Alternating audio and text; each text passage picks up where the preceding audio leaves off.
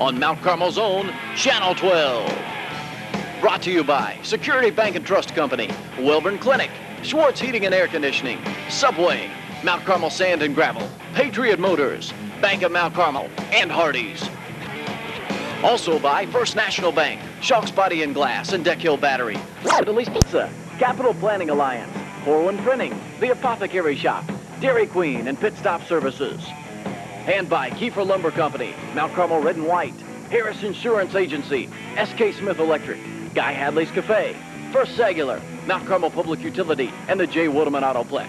And by KB Construction, Wabash General Hospital, Kiefer Brothers Construction, Gottman's Custom Jewelry, Robert Walter Furniture, Mundy Insurance, Denton Drugs, and Dersch Energies.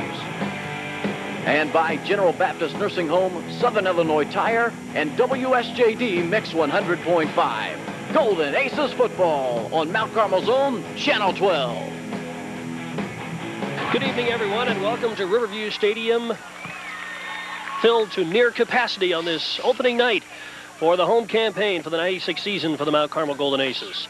The Red Hill Salukis and Bridgeport High School have combined never won a North Egypt Conference championship. They have finished second a couple of times in 1968 and 1988.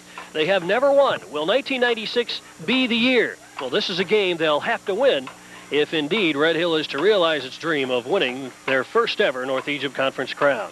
And with that, we greet you tonight for the North Egypt Conference battle between a pair of undefeated teams, 2-0 Red Hill and 2-0 Mount Carmel. Both are 1-0 in the league, and both are coming off easy conference openers. With me, as always, tonight, Rob Blackman and Rick Johnston up here, and Kevin Madden is on the sidelines. And gentlemen, we have ourselves, though it is only in week 3, an honest-to-goodness big game. This may be easily the biggest game of the year in the North Egypt Conference. The winner of this one has the inside track, Scott, to winning the conference as the Aces charge onto the field and bust through the banners. Mount Carmel and Red Hill, you talk about two very good football teams. Just looking at the statistical leaders, and every statistic, whether it be rushing, passing, or receiving, they all have leaders in the top 2, 3, or 4 in each category.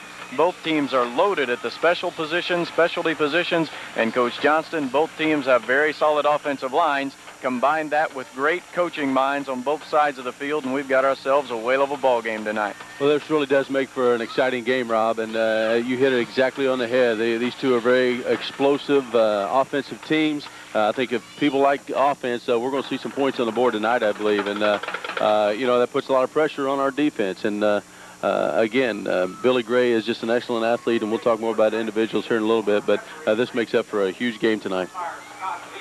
Well, Red Hill, of course, has for years been the doormat of the North Egypt Conference, for years, with very little success over the course of time.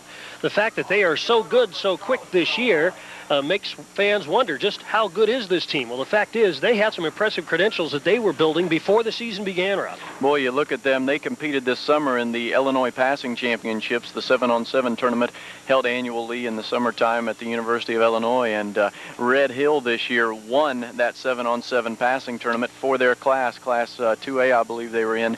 It's broken down into classes, but they're competing against all the other 2A, 3A, 4A, 5A schools in the state of Illinois. I mean, there are teams, hundreds of teams that compete in this in the summer, and Red Hill won the whole thing. They have got an outstanding quarterback in Billy Gray, who basically is a wild card. To me, he's the Brett Favre of high school football coach, because if the pocket breaks down, if the first receiver isn't open, no problem. He's going to make something happen. Well, you're right. Billy Gray's an excellent athlete, and unfortunately for Red Hill, the game's played with 11 players, not 7. Right. And again, it's going to be big tonight. Billy Gray is a player who can make a lot out of nothing. A couple things that really concern our staff is that his drops are very, very deep drops. He looks to really scramble around and throws the ball very deep on the run, Rob, even across his body. So those are things that he can really make a lot of things happen in a game. All right, we're getting set. It's the Red Hill Salukis and the Mount Carmel Golden Aces. We'll be back with the kickoff in just a moment. Security Bank says we're your bank for life. We mean it. No matter where you are in your life, we're ready to help. With a full spectrum of banking, investment, lending, and trust services, we can do a lot for you now and in the future. Plus, we can provide the resources and guidance that suit your particular financial needs and plan. It's no wonder so many people have been our valued customers for so many years. Because at Security Bank, we're committed to being your bank for life. You'll find us just up the road from the orchard. Can't miss us. Right across the street from the grade school. Or over on Washington Avenue, a stone's throw from Green River Road. We're Welborn Clinic, the Tri-State's finest personal physicians, working together to provide advanced, cost-efficient care. Right where you want us, right in your neighborhood, including the heart of downtown Evansville. Welborn Clinic, your total healthcare system. Our heating and air conditioning dealer is Dave Lennox. Actually, that's Glenn Swartz at Swartz Heating and Air Conditioning. People trust Dave to keep them comfortable. Glenn Swartz. It's not just that Dave has the best equipment. This is Dave. I'm Glenn. He also passed that Lennox quality dealer standard. Dave, Glenn. So if you've got a problem, call Dave. Or call Swartz Heating and Air Conditioning. Lennox, 5,000 independent dealers, 100 years of service. One less thing to worry about. Attaboy, Dave. Glenn. Hey, Aces fans, after the game, meet your friends at Subway, 809 Walnut Street in Mount Carmel for a delicious sub sandwich or salad. They're open until 2 a.m. on Friday and Saturdays and until midnight Sunday through Thursday. Subway offers over 14 different varieties of 6-inch or foot-long subs, and you can create your own special sub by choosing from 8 different veggies free of charge. All subs are made with fresh baked bread, and Subway has 6 subs that have 6 or less grams of fat. Any sub can also be made as a salad. Subway, 809 Walnut Street. Stadium, a long line of cars still wanting to get inside here, so the crowd, a late arriving crowd, still working its way into the stadium, and we're going to be at near capacity here not long into this ball game. Let's go to the sidelines now for Kevin Madden. Kevin, tell us about the field. This field is one that had a terrible off season. They've worked wonders to get it in as good a shape as they can here for opening night, though. Right, Scott, this field was a major concern about a month ago. Everyone was really concerned about this field being ready for maybe even the 3rd or 4th home game of the year, but it has responded very well. The field's in great condition considering all that went on during the off-season, so the field in good condition, shouldn't be any problem.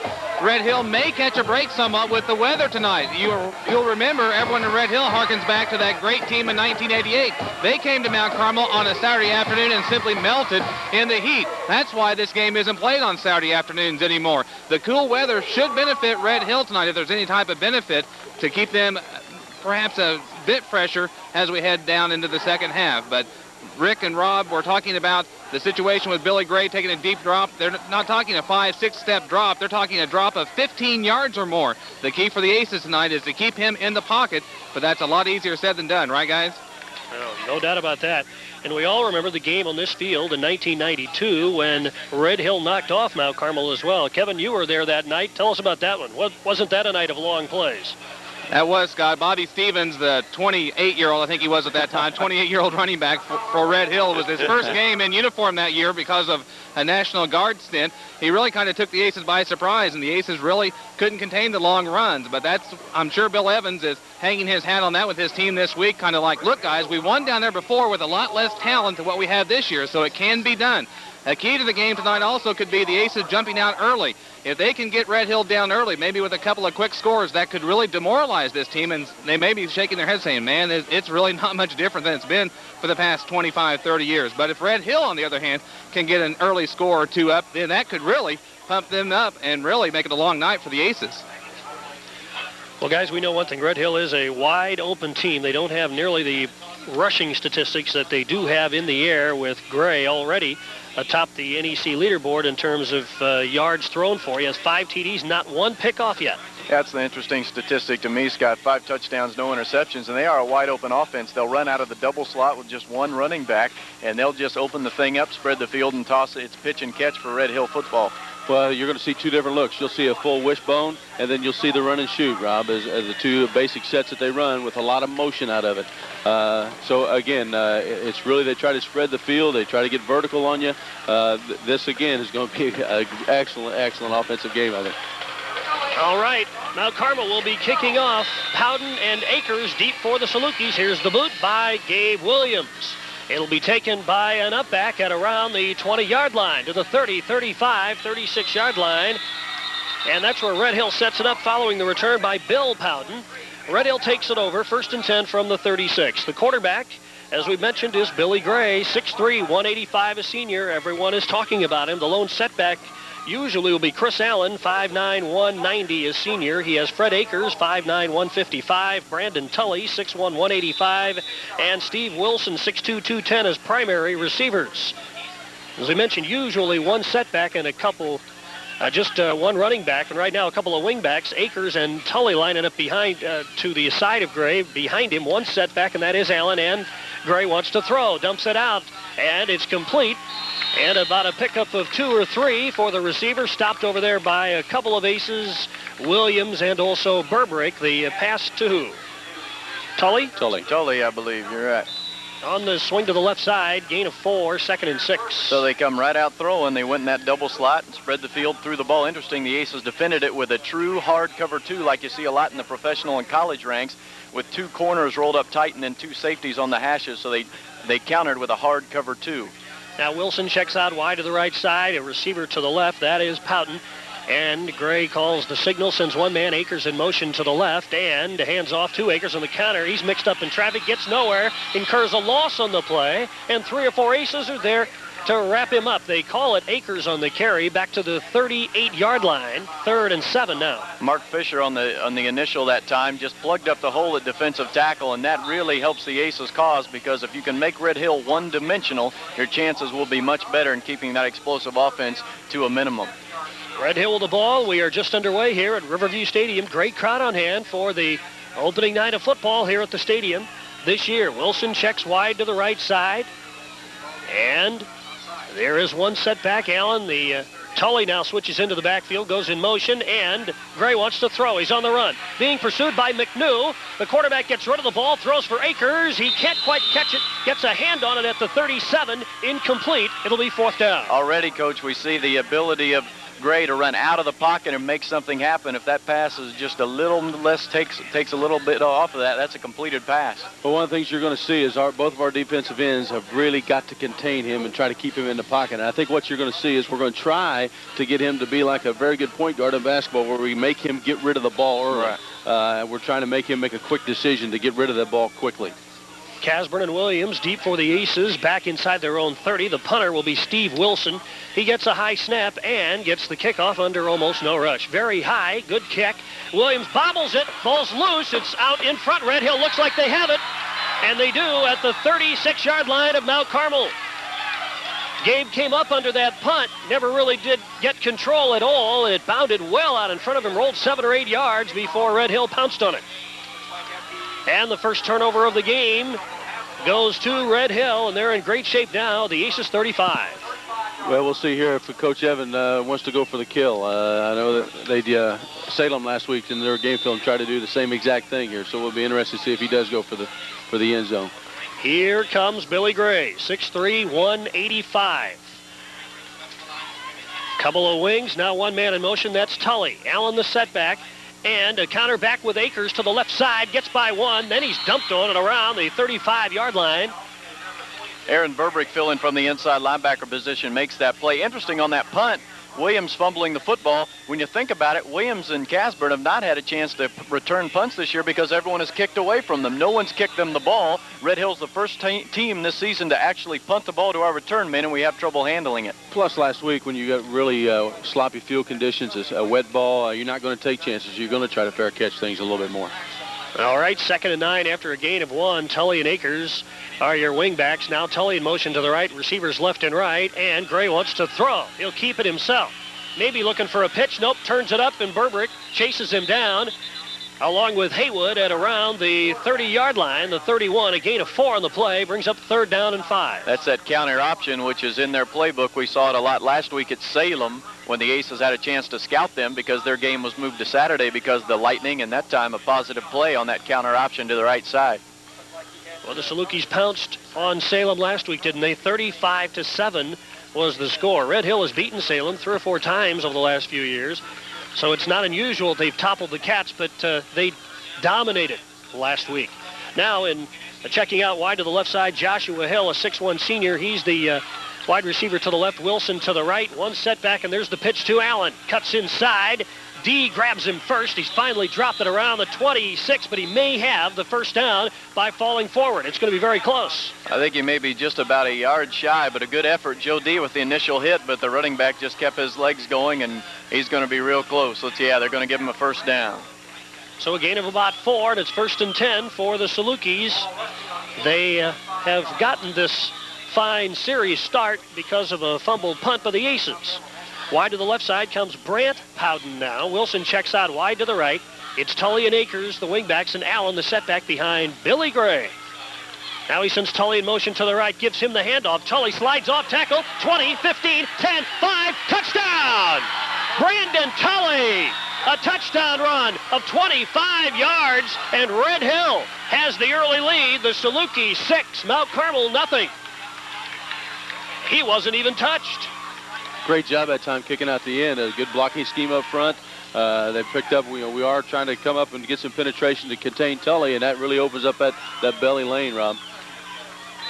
Yeah, you're exactly right, Rick. And Tully on the belly just went over the right side and able to make the play.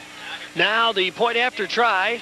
Here's the hold and the kick. It is good, and Red Hill lead. Nope, it was no good. 6-0 is the score. Mount Carmel leads Red Hill, and we'll be back in just a moment.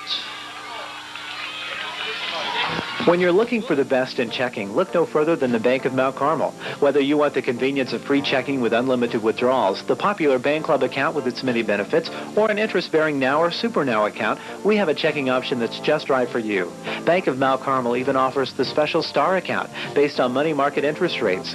When you need checking with the best flexibility and benefits, look for the sign of complete friendly banking services. Look for Bank of Mount Carmel, located at the corner of 6th and Market Street, Mount Carmel, Illinois. For over 70 years, Mount Carmel Sand and Gravel has served the Wabash Valley area with all grades of sand and gravel. Since starting in 1924, Mount Carmel Sand and Gravel has added concrete, oil and chip, and a variety of crushed stone to their product line.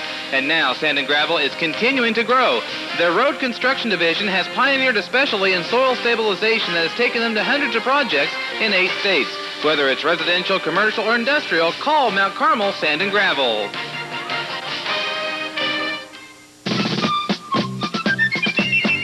Welcome to Patriot Motors, 'cause we've got America's wheels. Join the revolution in driving, and you'll get a Patriot deal. Patriot Motors, we've got America's wheels. The GM Superstore, Patriot Motors, Route 1 in Mount Carmel. Not long ago, 2 Hardee's employees were making a trip when, in a moment of inspiration, it hit them. A bacon cheeseburger with a mesquite taste. As they continued, inspiration struck again. Double cheeseburger. You won't find a quarter-pound double cheeseburger this good for just 99 cents. And a mesquite burger with a delicious smoky taste, it's only at Hardee's and also only 99 cents.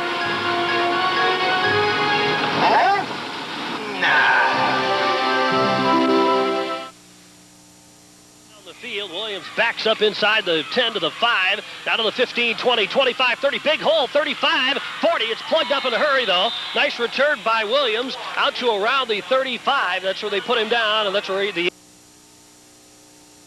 trailing now, 6-0. And a nice kick clear down to the 10-yard line, and Coach Hardy, they had scouted them, and they can kick it, Ken Young, inside the 5 consistently. So without good returns like that from Gabe, we may start in poor field position every time they kick off. A 25-yard run by Tully puts Red Hill ahead 6-0. They missed the extra point. We were breaking up coverage-wise here during a lot of that, but they missed the extra point. 6-0 Red Hill. Rafferty gives the pitch to Casburn, sweeps the right side, cuts inside, and is pushed forward across the 40 to around the 41-yard line.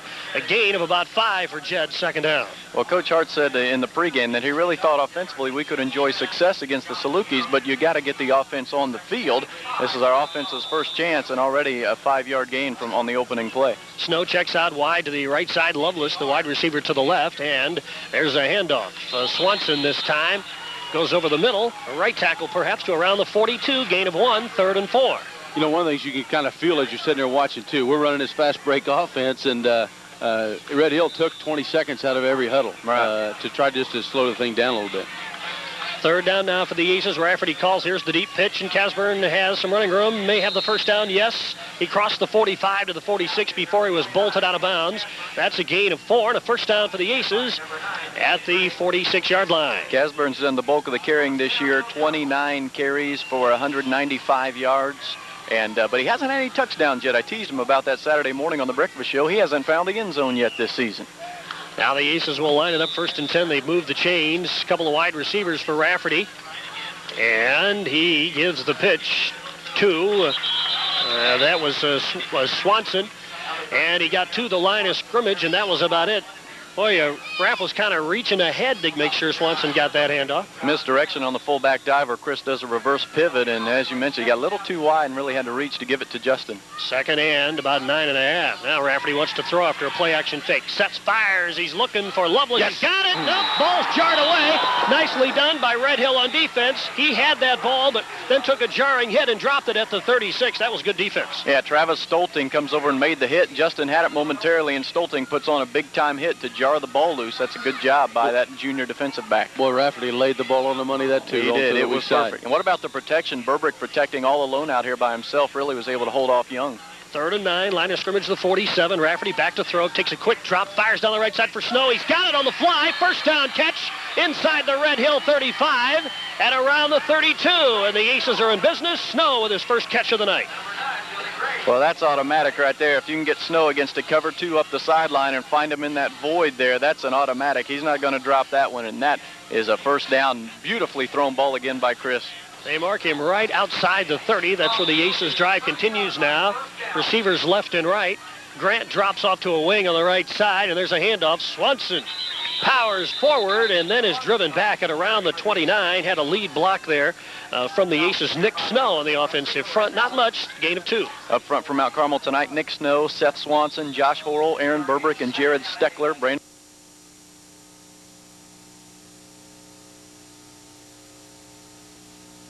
Grant drops off a little bit to the right. Here's a deep pitch to Casburn, who cuts it up. Nice block thrown over there, and Casburn gets inside the 25 down to the 23-yard line. It'll be 3rd down.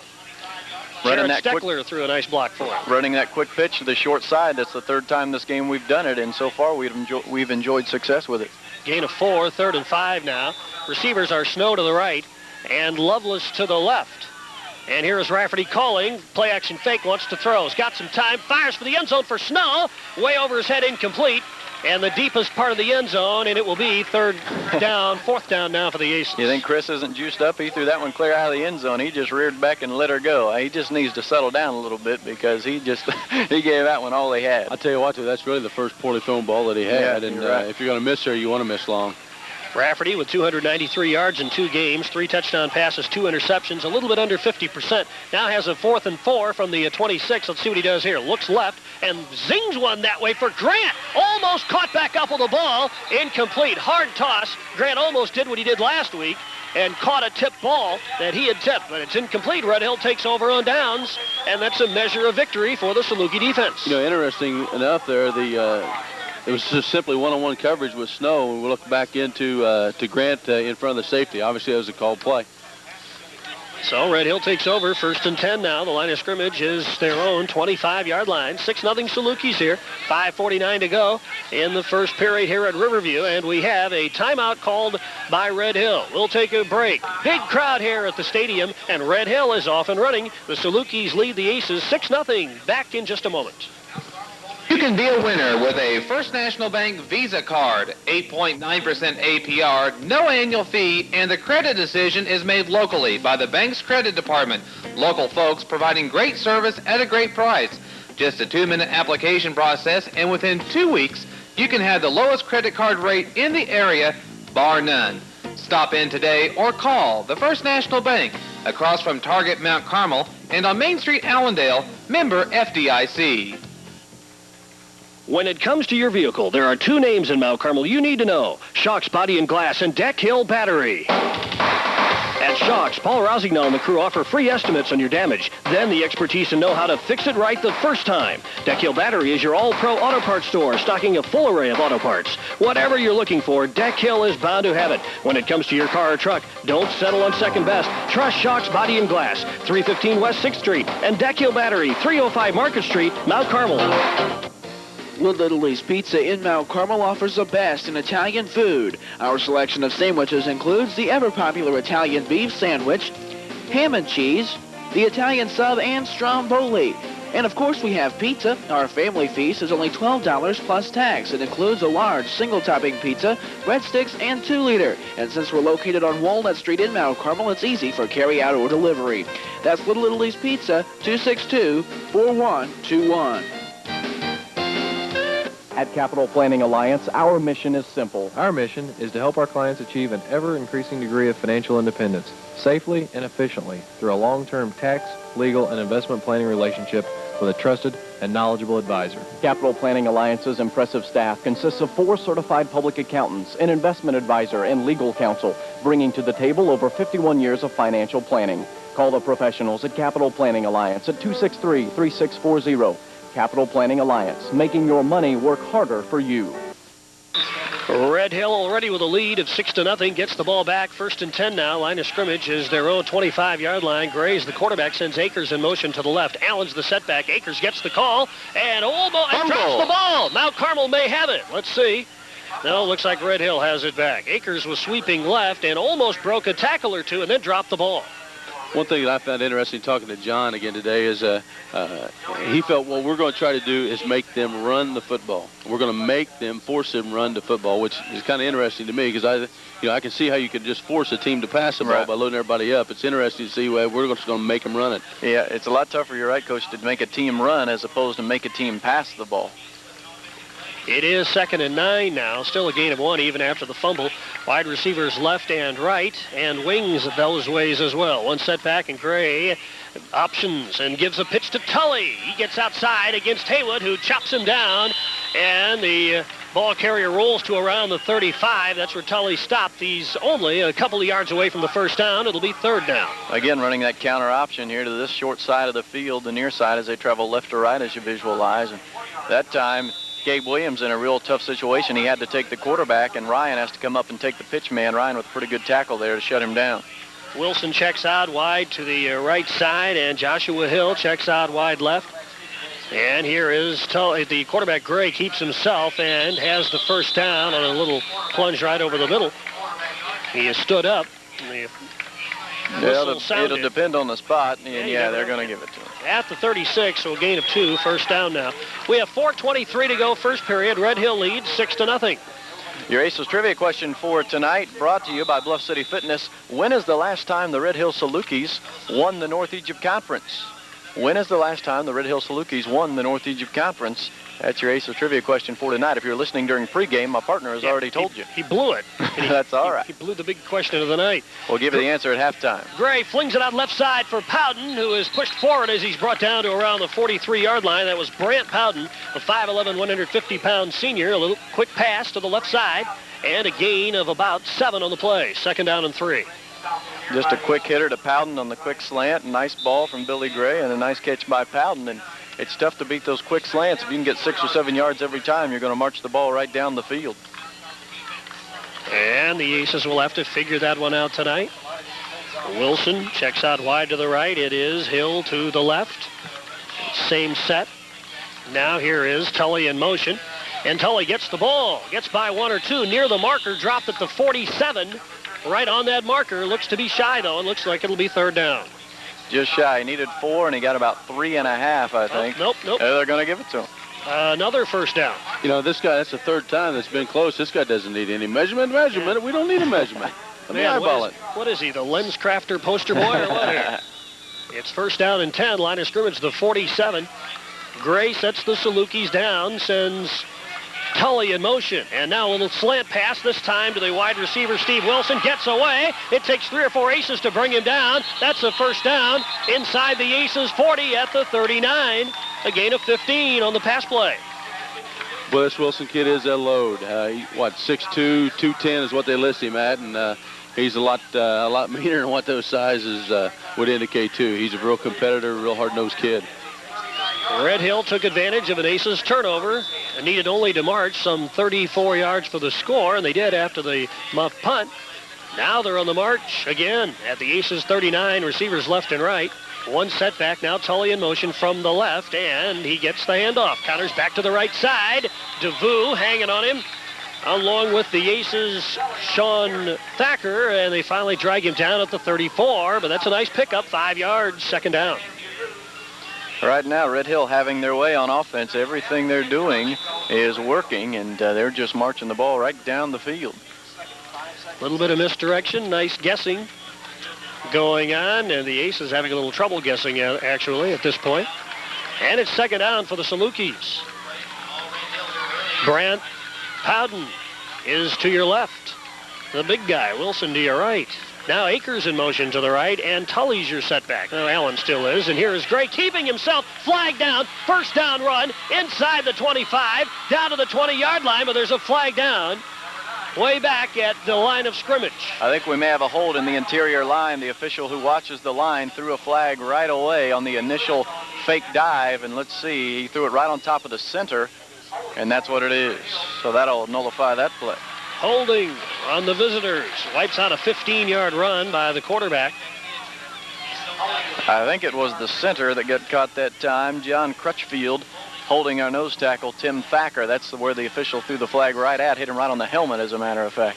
You know what's interesting, Rob? The Aces fans that haven't had a chance to watch any game film or seen this Red Hill Ball Club or seen Billy Gray play probably do not realize how explosive he is. Right. You know, they're doing everything from inside to the tackles and with a lot of misdirection, and they're really executing well up front. Now it's second down and 15. Line of scrimmage back at the 45 after the penalty walk-off. Tully in motion to the left. And in the end, they fake the handoff to him. Gray's now looking to run. He's chased out of the pocket and gets away. Burbrick slips off of him. And finally, tackled from behind is the elusive Gray at the 35. That's a gain of 10. Presents a 3rd and 5 now for the Salukis. Defensively, Rob, again, that's exactly what we want to do, is keep him in the pocket, make him come up front. He just slips a tackle there at the line of scrimmage and gets by for a gain of 5. Yeah, now it's just a matter of tackling. You're exactly right, Rick. We forced him to do what we wanted, run at the linebackers up the middle, and we just miss a tackle. And Aaron Burbrick, you're not going to see him miss very many tackles, but unfortunately that time he did miss one. We're down to 1:30 to go in the first period. Red Hill leads this one 6-0. Receivers left and right. This wide open Saluki attack lines up with Allen, the lone setback. Gray takes his time, and now under center, fakes the play action, now rolls, and is now throwing, and it is intercepted! Ryan Haywood! The Aces Haywood picks it off at the Mount Carmel 20-yard line, and one of the Salukis is down, looks to be injured on the player. He's had the wind knocked out of him, one or the other. Well, Billy Gray really was in a great position. He forced the strong safety to make him make a decision. He had a man in the flats and a man deep. He chose the man deep. I think if he goes for the flats, he's got a first down, but he decided to go for the big play, and Ryan Haywood then that allowed him to make his own big play. It is Tully on the sidelines. It was kind of hard to tell who he was throwing for. Really kind of threw in between a couple of zones, and Haywood was there to pick it off. Yeah, you're exactly right. He could have thrown short. He could have thrown long. He kind of threw in between the two, and Ryan Haywood was able to break on the ball and make that play. Now, on the flip side, if Brandon Tully is seriously hurt, which now they're helping him up, that's going to be a major blow to the Saluki offense, and he is really tender on that right leg, maybe an ankle or knee. And if he is able to walk it off and come on in, he'll be a little bit slower now the rest of the night, but looks like he will get back into the game. 1:11 to go in the first quarter now. You can see them all trying to react and come back to the ball, and Tully exerted a little bit too much force on his leg and lower leg muscles. And now Rafferty keeps, plunges forward near the 30-yard line to around the 28. Nice run by the Aces quarterback on first down. Gain of about 7 or 8 on the play. Second down. I think you're going to see Mount Carmel go back to what they do best, option football. That time a nice run by Chris kept it himself, and that's what Mount Carmel does best, the triple option. And the official now sets the play. Rafferty. And hands off. Nope, kept himself. Kept it himself, thought about a handoff to Swanson, but then thought twice about it. Actually took a loss in the play. That may be the better option, though. Third down. Loss on the play for Chris. Chris Rafferty this year, rushing-wise for Mount Carmel, 26 carries, 109 yards. Rafferty sets the club down 3rd and 2, and Rafferty keeps himself and gets to around the 35, 36-yard line.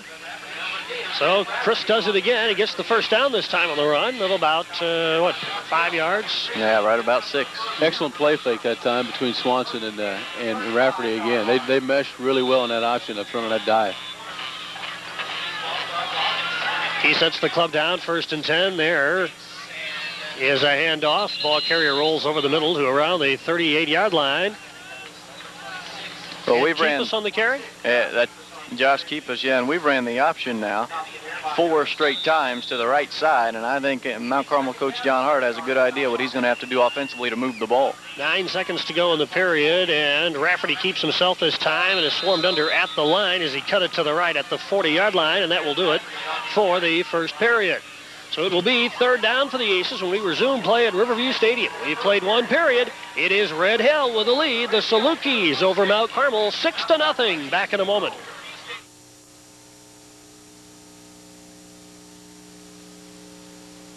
Your Mount Carmel Dairy Queen Razorbacks the Golden Aces all the way.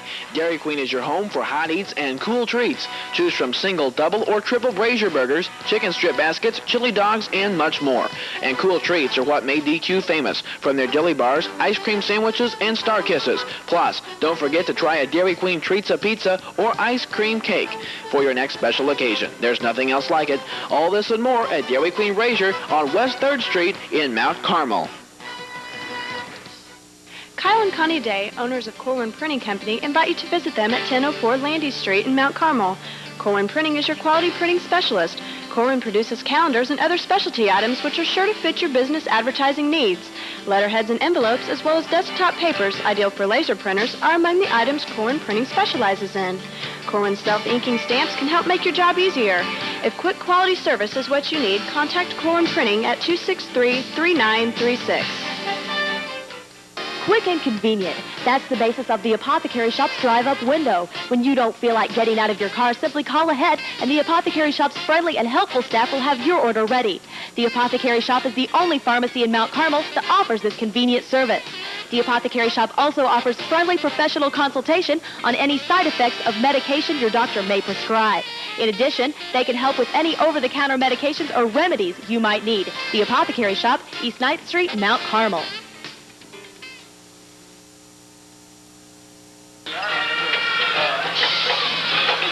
I think he drove the bus down too, Scott. Red Hill may have one of the best teams in the North Egypt Conference, but at Red Hill, the head coach still tapes. He's on the sideline taping up Brandon Tully, taping his right knee. Coach Evans is, and yeah, he's got to do the taping too. 3rd and 5. We begin the second quarter with the Aces with the ball at their own 40. Rafferty wings it for Snow down the left sideline. He's got it. Over the shoulder catch at the Red Hill 40, down to the 34-yard line, and that is a pass of 26 yards and a first down for the Aces. Craig Snow, 2 receptions for 50 yards tonight. Chris Rafferty, 2 of 5 for 50 yards. Of course, both of those going to the aforementioned.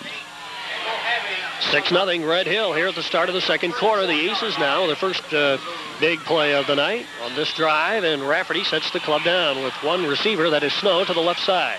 Here comes a deep pitch to Casburn, who tries to get some running over the left side. It does on the left sidelines, down to the 15, down to the 5, touchdown! Casburn sneaks his way down the left side and overruns the Red Hill defense and scores from 34 yards away, and this game is tied, 6-6. Great blocking along the left side that time. Craig Stowe came in on a crackback and really sealed it down. Our guard, I believe it was, Rob, I'm not sure there, but I think our guard pulled out. Nice block out on the perimeter. The second time that a team has scored following a turnover, so this game has now seen both teams take advantage of mistakes. Now Peter will hold. Well, you could see that play coming. We ran option, then a pass, and then all of a sudden right back to the quick pitch, which we started the game with, and boom, it was wide open. Great blocking, as Coach mentioned. Peter holds for Jesse Anderson, and here comes the point after try. The snap, the ball down, the kick is up, and it is no good. So we're left tied at 6-6 with 11:46 to go in the first half. Back to Riverview in just a moment. Okay. Security Bank is your bank for life, all your life, and for all your financial needs. And no matter how much your needs change, we'll always keep you moving in the right direction to get you safely where you want to be. We offer a full range of financial services, so we can do a lot for you now and in the future. From simple checking to good living loans for any reason, we're here to serve your financial needs every step of the way. Security Bank, your bank for life. For a decade now, Pit Stop Services has served area drivers with dedicated service. Whether it's Pit Stop's famous Quick Book Employee oil changes or Pit Stop's great deals on all-season radials from Michelin, Cooper, Remington, and others, Pit Stop Services has built its reputation on putting the customer first. Now Pit Stop is proud to offer ZZ Wheels. ZZ Wheels is the hottest look in wheels and features a patented interchangeable twist lock design to completely transform the look of your wheels in seconds. Drive a little, save a lot at Pit Stop Services. Casburn's 34-yard run ties the score. Now Williams dribbles one down the middle, taken by one of the upbacks, and that turned out to be Joshua Hill. He drops down at the 30-yard line. That's where Red Hill takes over. Second quarter, 11:44 to go in the half. And Red Hill back on the attack. Tully, after being taped, back in the game again here, Scott. That kid is one whale of a player, multi-sport standout. Very good athlete, leading the conference in a couple statistical categories. Or I should say in the top of the conference. He's 8th in rushing in the conference. 15 carries, 96 yards coming into tonight. All right, Billy Gray back to work. He has Hill wide to the left side and Wilson wide to the right. Now Akers in motion, handoff to Allen. He powers off the right side. D grabs him down and around the 31-yard line, so not much there for the ball carrier. Fred Akers just trying to sneak over the right side, and you're right, Joe D. They're running away from Aaron Burbrick, and Joe D, showing that he can play that position, makes a nice play from the linebacker. We are tied 6-6. You know, Joe D's a heck of a dancer, too, Scott. That's right. he put his talents on display last night on the coaches' show. Had a much better dance than the whole group had done. Kind of a Pee Wee Herman thing, I don't know, a variation of that. Second down and 9, and Gray sets the club down. Now sends Akers in motion to the left. And Gray wants to throw. Williams has got a beat on him, but he gets away. Now Gray is going to fire downfield. It is incomplete, tipped around. What a play by Ryan Peter.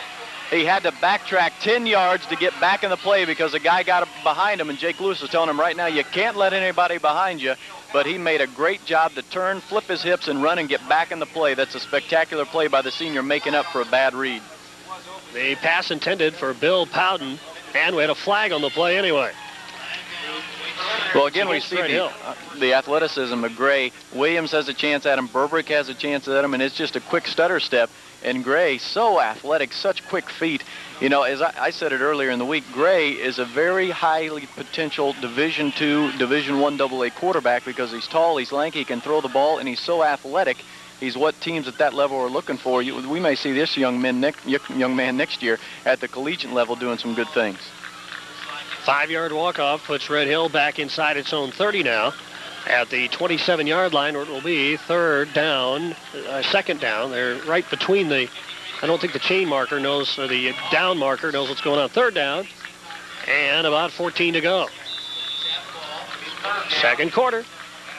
Red Hill 2-0. Beat Palestine on opening night and throttled Salem about as badly last week. Gray, does that mean Salem and Palestine are about equal? I think Scott Stewart would disagree with you, buddy. Here is Gray on the run. They're after him, gets rid of the ball. The pass is complete, and then the receiver, Powden, is jarred out of bounds by Lovelace, but it is a complete pass and nearly a first down. It'll be very close to the marker, depending on the spot. So they're going to mark it all the way up at the 40-yard line, a gain of about 13, and it's fourth down for Red Hill. Well, when you do see Lovelace in the game on defense, we put in a nickel package this week and rolled some things up. And so in definite passing situations, you'll see us in that situation, Ron. And now Red Hill back to do the punting, and that looks to be Steve Wilson. Takes a snap, gets a good kick off, nice punt, nobody back for the Aces. And it takes a huge Red Hill bounce all the way inside the 10. That's where Red Hill downs it at the 8-yard line. Is that right? Is that a 52-yard punt? It may have been inside the 5, partner. It's tough to see from here. He really booted that one. Oh, they did. That's 8. That's an 8-yard line. Okay, a 52-yard punt by Gray. I should say by Wilson.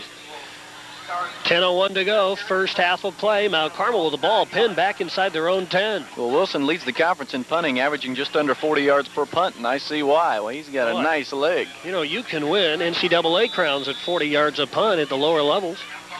Jeff Gossett now in the pros did when he was at Eastern years ago. First down, Rafferty. There's a pitch, and here comes Keepus on the left side. He's over the 10, over the 15 to around the 18-yard line.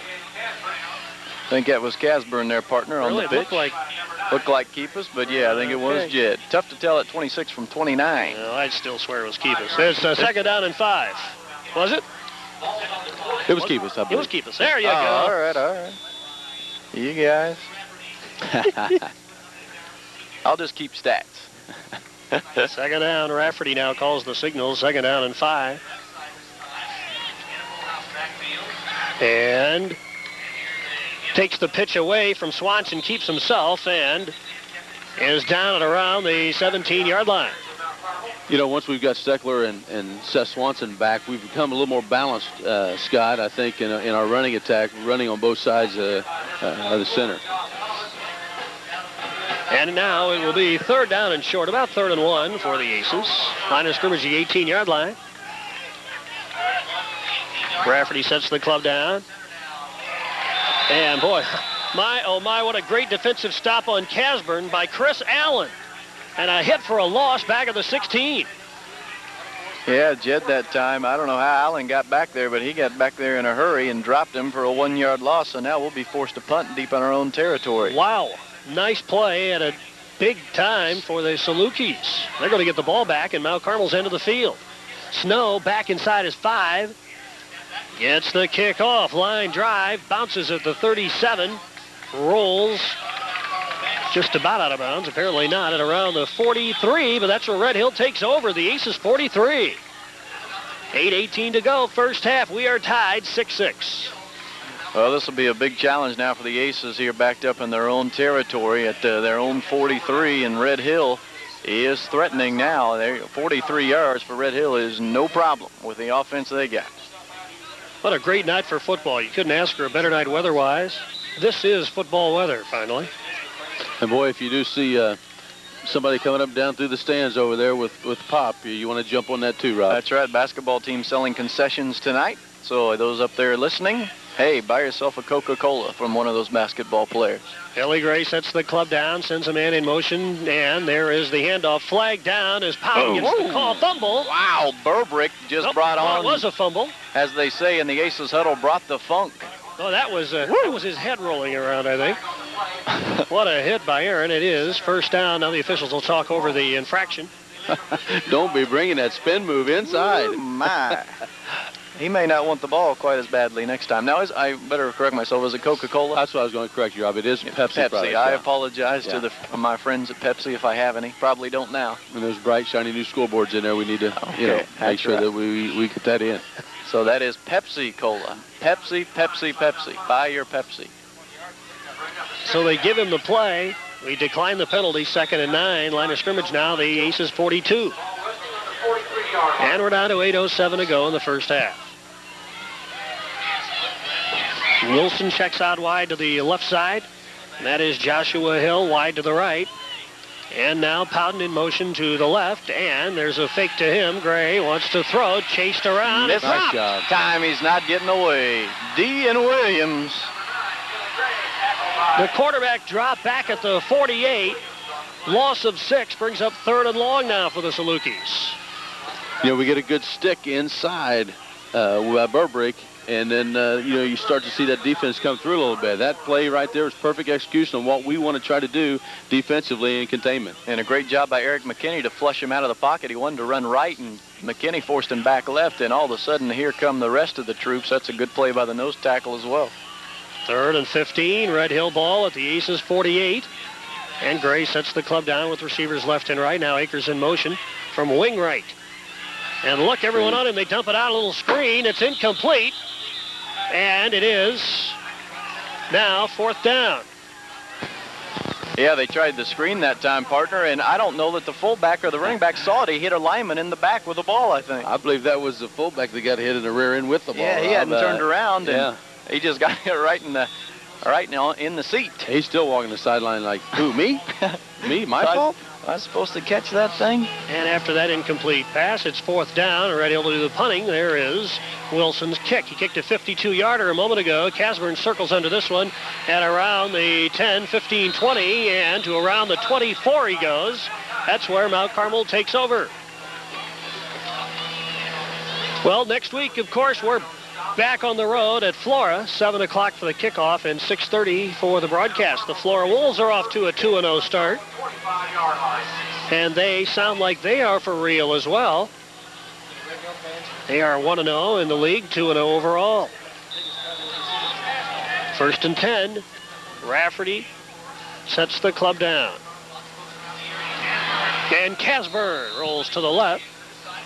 And out of bounds. Did he go out of bounds? Well, I believe he dropped the ball. Missed a pitch that time, and the ball did, fortunately for us, did go out of bounds. And it went out of bounds back at the 21-yard line.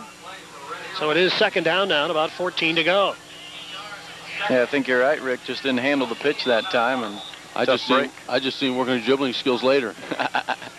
Rafferty sets the club down and now wants to throw. Gets away from 1-2. Now he's finally brought down and around the line of scrimmage after being chased out of the pocket. It'll be 3rd down and long now. And that's really only the 3rd time all season we've seen Rafferty have to run his feet to get out of trouble in the pocket. The protection this season's been super, but Red Hill able to get some pressure that time. Yeah, that was one of the big question marks going in, was where are we going to be able to give him time back there, and boy, our line is really shored up well.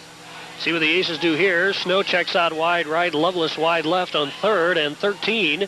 And play action fake. Rafferty back to throw, almost stumbles as he's chased out of the pocket. He's flung down at around the 21, the line of scrimmage, and it'll be 4th down now. And again, the Aces forced to punt deep in their own territory, so Red Hill's going to get great field position. You can't keep giving this dangerous offense this kind of field position, because eventually they're going to explode on you.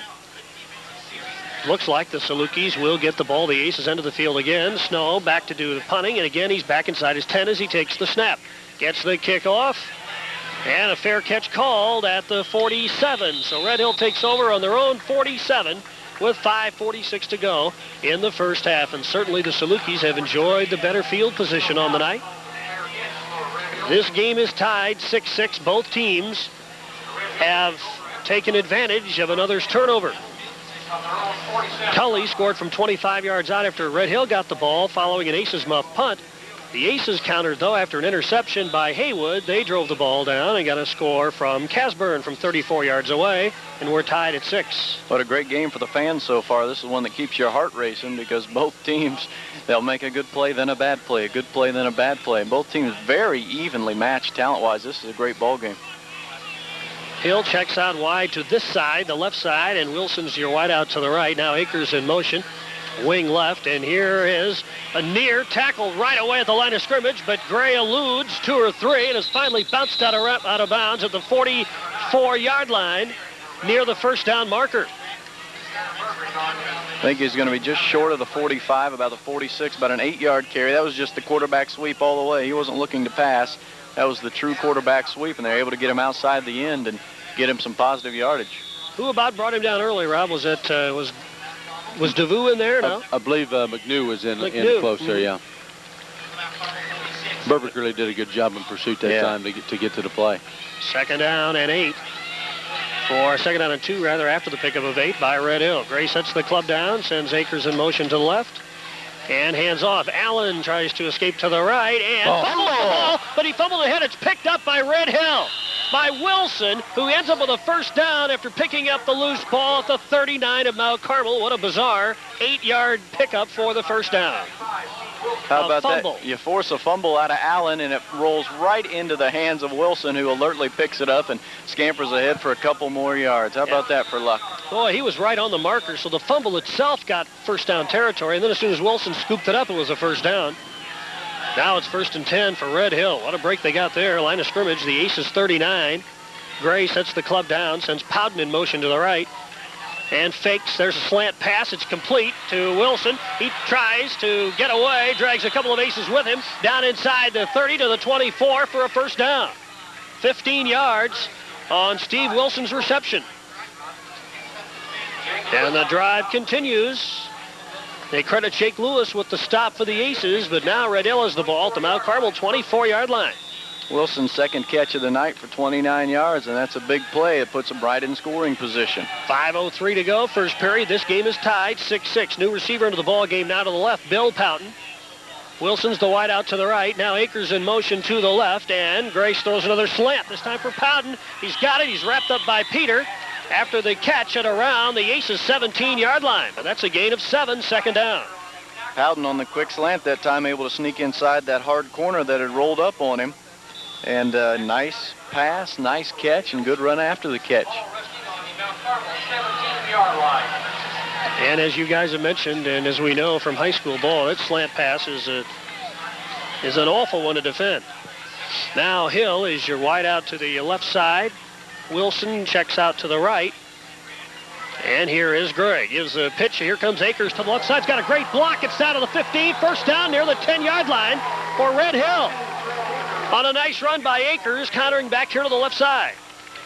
Well, I tell you, Aces fans who, again, Rob, I keep going back to seeing the videotape and everything in the coach's office this week, but we're making Red Hill do the second and third and fourth things in their offense.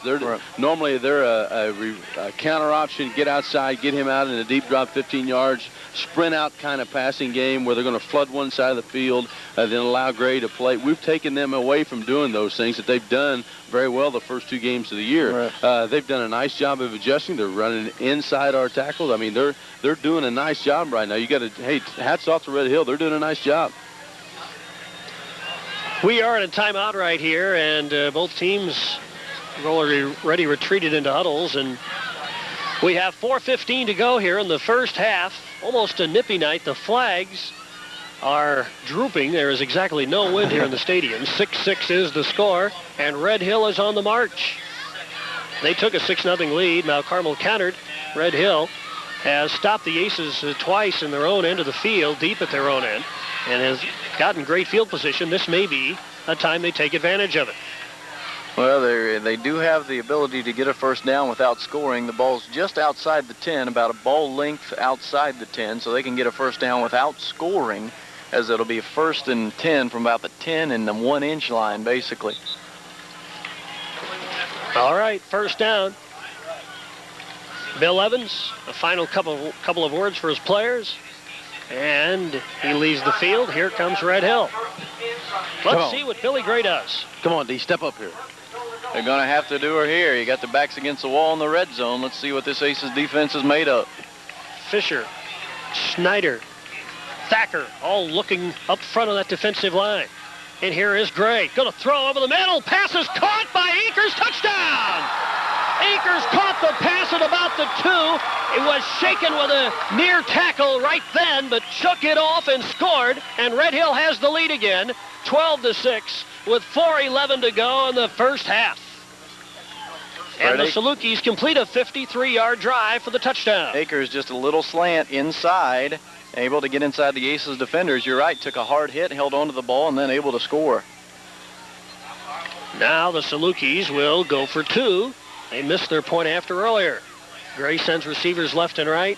Wings split as well. One setback now. Akers in motion. And Gray is going to run himself, trying to get in. Bounces off of a couple. Will he make it? No. He is stopped shy by a couple of yards. DeVue and Thacker and Peter and Burbrick over there. And the Salukis still get the lead, though. It's 12-6. The guys from Bridgeport are in front, and we'll be back to Riverview in just a moment. 4 minutes, 11 seconds. This is a serious commitment. I know, Dad. Well, what about the others? They don't compare. There's more to consider than just beauty. I know. There's inner qualities like warmth and strength. I know. And you'll have stormy days, too. I've thought about all that, Dad. Well, for 30 years, your mother and I have loved our Pella windows, and I know you'll be happy with yours. Thanks, Dad. Get your free idea booklet on Pella's remarkable shades between the glass. Call 800-64-PELLA. 24-hour-a-day, 7-day-a-week supermarket, Mount Carmel Red and White continues to be your full-service grocery store. Red and White makes your grocery shopping easier by now accepting Visa, MasterCard, and Discover, in addition to your bank ATM card. Need a money order? There's no need to go any further than Red and White.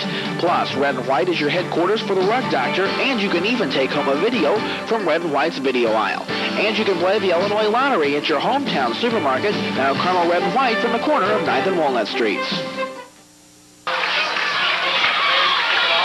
Red Hill leads, deep for the Aces, Casburn and Williams.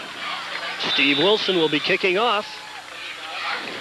And here it comes. A liner down the middle will be scooped up instead by the Aces' number 81, Matt Schnarry. He's hit hard and dropped out of bounds at around the 38-yard line. So first down for the Aces now, with 4:08 to go in the first half. Schnarry, no stranger to returning kicks. He's our leading kick returner this year, being that up back. He's had 3 returns for just 13 yards, but he's touched it more than anybody else back there. Tell you what, he's aggressive there. He picked it up, put his head down. Here we go. All right, here come the Aces now. Grant is your wing to the left. Snow is the wide receiver to the left. And Rafferty wants to throw that away. Grant almost caught up with the ball. Nice little slant pass inside Red Hill territory to the 47, but off his hands and incomplete. Second down. Quick slant that time to Brandon Grant. Deja vu Red Hill that time, and just couldn't hold on to the football. That would have been a first down. It is Lovelace, the wide receiver to the right side. Snow to the left. Swanson and Casburn are your setbacks. And there is a fake pitch, and Rafferty is caramba'd by Chris Allen, who was airborne and came down on top of him after Rafferty threw the fake. Big loss on the play all the way back to the 34-yard line. It's third down and 15. Red Hill came on the blitz that time. Nobody picked up the blitzing linebacker. He went untouched, left his feet to make the tackle, and Chris just couldn't slide underneath him. And now here are the Aces on third and long, and Rafferty sets the club down. And wants to throw, swings it to Casburn. Now some running room, maybe. He gets by 1 or 2, dives forward near the 39. That was a tough run after the catch by Casburn. He gained only about 4, and it's fourth down. We got to give it up again. With 3:15 to go in the half, so the Aces defense going to really need a stand here to keep Red Hill out of the end zone before the half comes to an end. Back to do the punting, Snow. 2 men deep for the Salukis, back at their own 30. And here is the punt. Red Hill won't touch it. Takes him out. Carmel bounce inside the 30 down to the 27-yard line. So a kick of 35 yards by Snow, and first down Red Hill. So again, the Salukis with a chance to put one in before half. The Aces really need a big defensive stand here. You hate to be 2 touchdowns down to start the second half. Well, as Aces fans are starting to notice, this Red Hill team is as good as everyone had heard. The team in 88 wilted in the afternoon sun, so it's hard to tell where this team stacks up against Red Hill's other good team of recent memory. And in 92, the year Red Hill beat Mount Carmel, that was an upset. To say the least. Now Gray sets the Salukis down. And rolls back to the right, fires on the run, and it's caught by Akers at the 49. He's in the middle of the field with some running room to the 45, to the 40, before he's finally brought down. What a run by Akers after the catch. And all the way down to the Mount Carmel 38-yard line. This wild Saluki bunch has a first down. Akers that time open deep along the right sideline. There's that arm strength of the quarterback, Billy Gray, making it happen again. Well, I'll tell you what, they do a nice job of, when he rolls that deep, Rob, as a defensive back, you get used to a certain amount of time that you're in your coverage. Right. And as he's scrambling around, those receivers just do a nice job getting the open area. And so the Saluki march continues. Line of scrimmage now, the 37 of Mount Carmel. There goes Powden in motion, and Gray wants to throw. Gets away from one, and throws on the run again. It is incomplete off of Akers' hands at the 25-yard line. Who is stamping here in the press box? They keep knocking our signal around. It is 2nd down and 10. I think it's a Saluki fan because every time Salukis make a bad play, that's when the stomps come. Would you want me to take care of that? Yeah, we're going to stomp some heads here. By golly. Quit stomping. 2nd down and 10. Line of scrimmage is the 37 of Mount Carmel, and Red Hill has 2 minutes, 18 seconds left in the half to try to pad their 12-6 lead. Wilson checks out wide to the right side, and Hill checks out wide to the left. One set back, Powden in motion to the right. And Gray, a little quick pop-up pass, hits the receiver, and the shoulder pads almost picked off by Lewis on defense, but incomplete. It'll be 3rd down. Great read by Billy Gray. He read the hot read because Burbrick blitzed, and the quarterback, Gray, picked it up immediately, threw to the right receiver, but the receiver did not pick up the hot read and know that it was a blitz, which means you're to immediately look for the ball, and it just hit him in the back of the shoulder pad as he was running up the field. Well, you don't always see that kind of reaction. You certainly don't see it for the average high school quarterback to read something like that even. Yeah, that's something you see in the pros, the blitz reads. Now 3rd and 10, and Gray fakes, sets, he'll get crunched. Schneider at the 43 brings him down for a loss of 4, and it'll be 4th down. So I think if you're Red Hill, do you punt and pin us deep with 1:59 to play, or do you go for it? It looks like they're going to bring the punt team on. Yep. They're going to make sure that with not much time left on the clock, we have a lot of yards to work with. Or will they? Wilson's talking it over with Travis Stolting. Is indeed he going to punt? And he takes the snap and gets it off. High sailing kick. That's a fair catch signal by Williams. It bounces in near the goal line and will be downed in the end zone, so it'll come out to the 20. Surprised Coach Evans didn't take a penalty on that, Rob, and right. maybe take the penalty and let the clock run all the way down, and then maybe try to pin us down. Gabe Williams playing with fire there. The ball is rolling slowly towards the goal line. At the last second, he decided not to pick it up and give it a chance to roll in. Luckily, it did roll to the goal line. Automatic touchback in high school football. So the Aces have it now. Boy, this would be debilitating for the Red Hill cause if Mount Carmel could score here.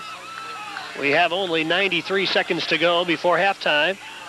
And Rafferty wants to throw. Swings it out for Casburn. Got some running room. Knocked out of bounds at around the 25-yard Oh, they still line. rolling the clock? Yeah, they said he stayed in bounds. Really? You know, I could reach over here and maybe stop that, too. Yeah. Tim Walks just took it away from And a gain of 4, 2nd down, and the clock running. We're down to 1:09. Rafferty backs up, wants to throw. Now it's chased out, Fledge to the right, looking for Lovelace. He's got it. Nice. And it's a 1st down catch. He's dragged down to the right sidelines at around the 37, 38-yard line. So that's a reception of about 12 yards for the 1st down.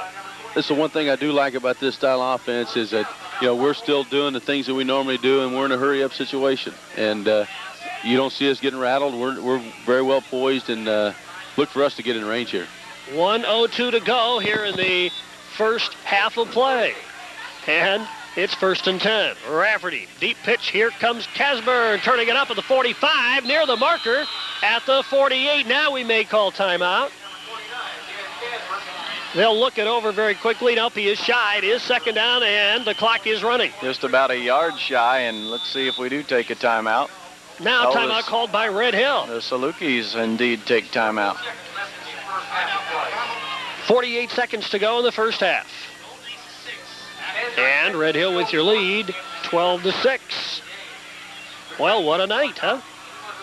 The Salukis, champions of the 7-on-7 competition over the summer at the University of Illinois, proving their worth here tonight. Yeah, any of our fans that may have doubted if Red Hill was for real, I think they've had their eyes open. This Saluki team is very much for real. If they get into the playoffs as a Class 2A football team, look for them to do some real damage. 3A, they'll be a contender, but 2A, I'll tell you what, I don't know of a lot of 2A teams that'll be able to play with this club, and maybe until the quarterfinals.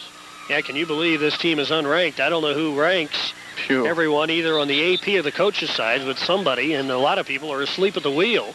Even before this week, you thought, based on 35-7 over a 4A school, Salem, that you would have thought Red Hill would have gotten some support.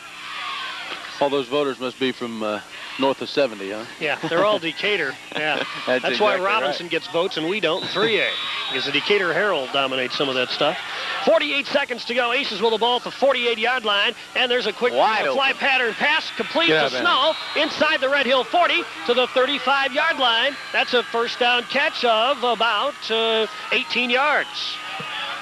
He got out of bounds, or they're just moving the chains, right? Did he get out of bounds? They'll be signaling to start the clock here as soon as they get it set, I believe. Yep, 43 seconds to go. They haven't started the clock yet. The Aces are ready to take the snap. Snow to the left, Lovelace to the right. And we're at the Saluki 34. Deep pitch to Casburn. Works to the left. He'll try to block down. Did you see Jared Steckler leading the way from guard? Holy mackerel, what a block he had. Really turned him inside, didn't he? Wow. Nice job. And Casburn all the way down to the 21-yard line, to the 20 for a first down. 14 yards. 33 seconds to go. And they'll set the markers and start the clock. The Aces are ready to go again. Remember where this drive started now. Wide receivers left and right. Rafferty wants to throw, fires over the middle. It's picked off by Allen, who stepped in front of Grant. The 20, 25-yard line, and Red Hill snuffs out the Aces drive with 27 seconds to go in the first half. The Salukis have stopped the Aces in every way. And that was a tough interception loss there. The loss of the drive by the Aces looked like it might produce points before halftime. Great play by Allen. Just stepped in front of the ball, made the play, and I'm sure if Chris had that one back, boy, he'd love to have that one to do all over again because he really threw it right to Chris Allen. Red Hill, now with a 12-6 lead, should enjoy a lead at halftime. And here is the quarterback, Billy Gray. He lines the club up. Is he content with the 12-6 lead? Yes, he is. He'll kneel down at the 22 and let the clock run out. And that will do it for the first half of play. Well, the Red Hill Salukis have certainly looked impressive in the first half. And they lead the Aces 12-6 as the clock counts down. A couple players have their helmets off. That'll be it for the first half. And the Aces will have to do a little regrouping here at intermission at Riverview Stadium. That's the end of the first half here. And a lot of Bridgeport faithful love what they have seen so far. Red Hill, undefeated Red Hill, leading Mount Carmel at halftime, 12-6. And we'll be back with a summary in just a moment. Keeping your community strong is a responsibility for all who live there, whether it's through teamwork or working together to build a better town. Your Pekin agent will be there for friendly, reliable service when you need help and can't wait. Meet someone in your neighborhood who knows his customers. Depend on your hometown professional, your independent Pekin insurance agent. Pekin Insurance. Your Pekin insurance agent in Mount Carmel is Mike Harris of Harris Insurance Agency. For the professional electrical service that you deserve, call S.K. Smith Electrical Contractors. S.K. Smith has been providing the Wabash Valley region with commercial, residential, and industrial lighting for over 10 years. S.K. Smith also provides electrical service for farms and oil fields. Our trained and courteous technicians are always there for minor electrical repairs, troubleshooting, or even industrial wiring. Don't trust the safety of your family or co-workers to just anyone. Call S.K. Smith today. S.K. Electric, your fully bonded electrical contractors.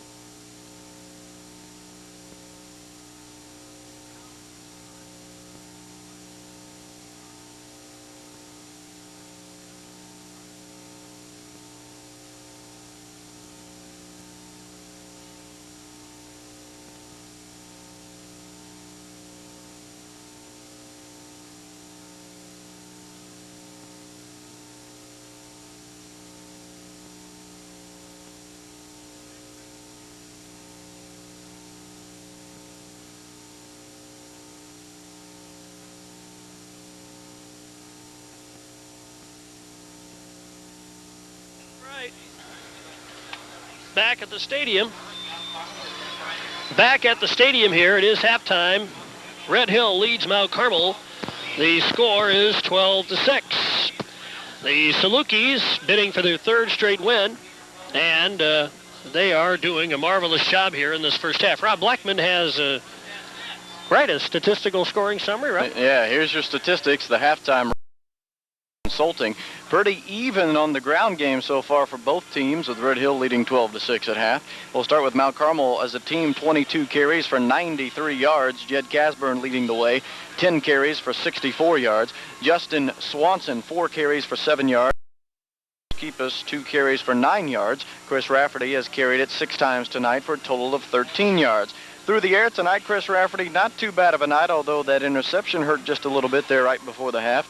Chris, so far on this evening, is 7 of 11. Yes, 6 of 11. I missed one there. Chris, 6 of 11 for 90 yards and 1 interception, no touchdowns here in the first half. Receiving-wise, Craig Snow, 3 catches, 67 yards.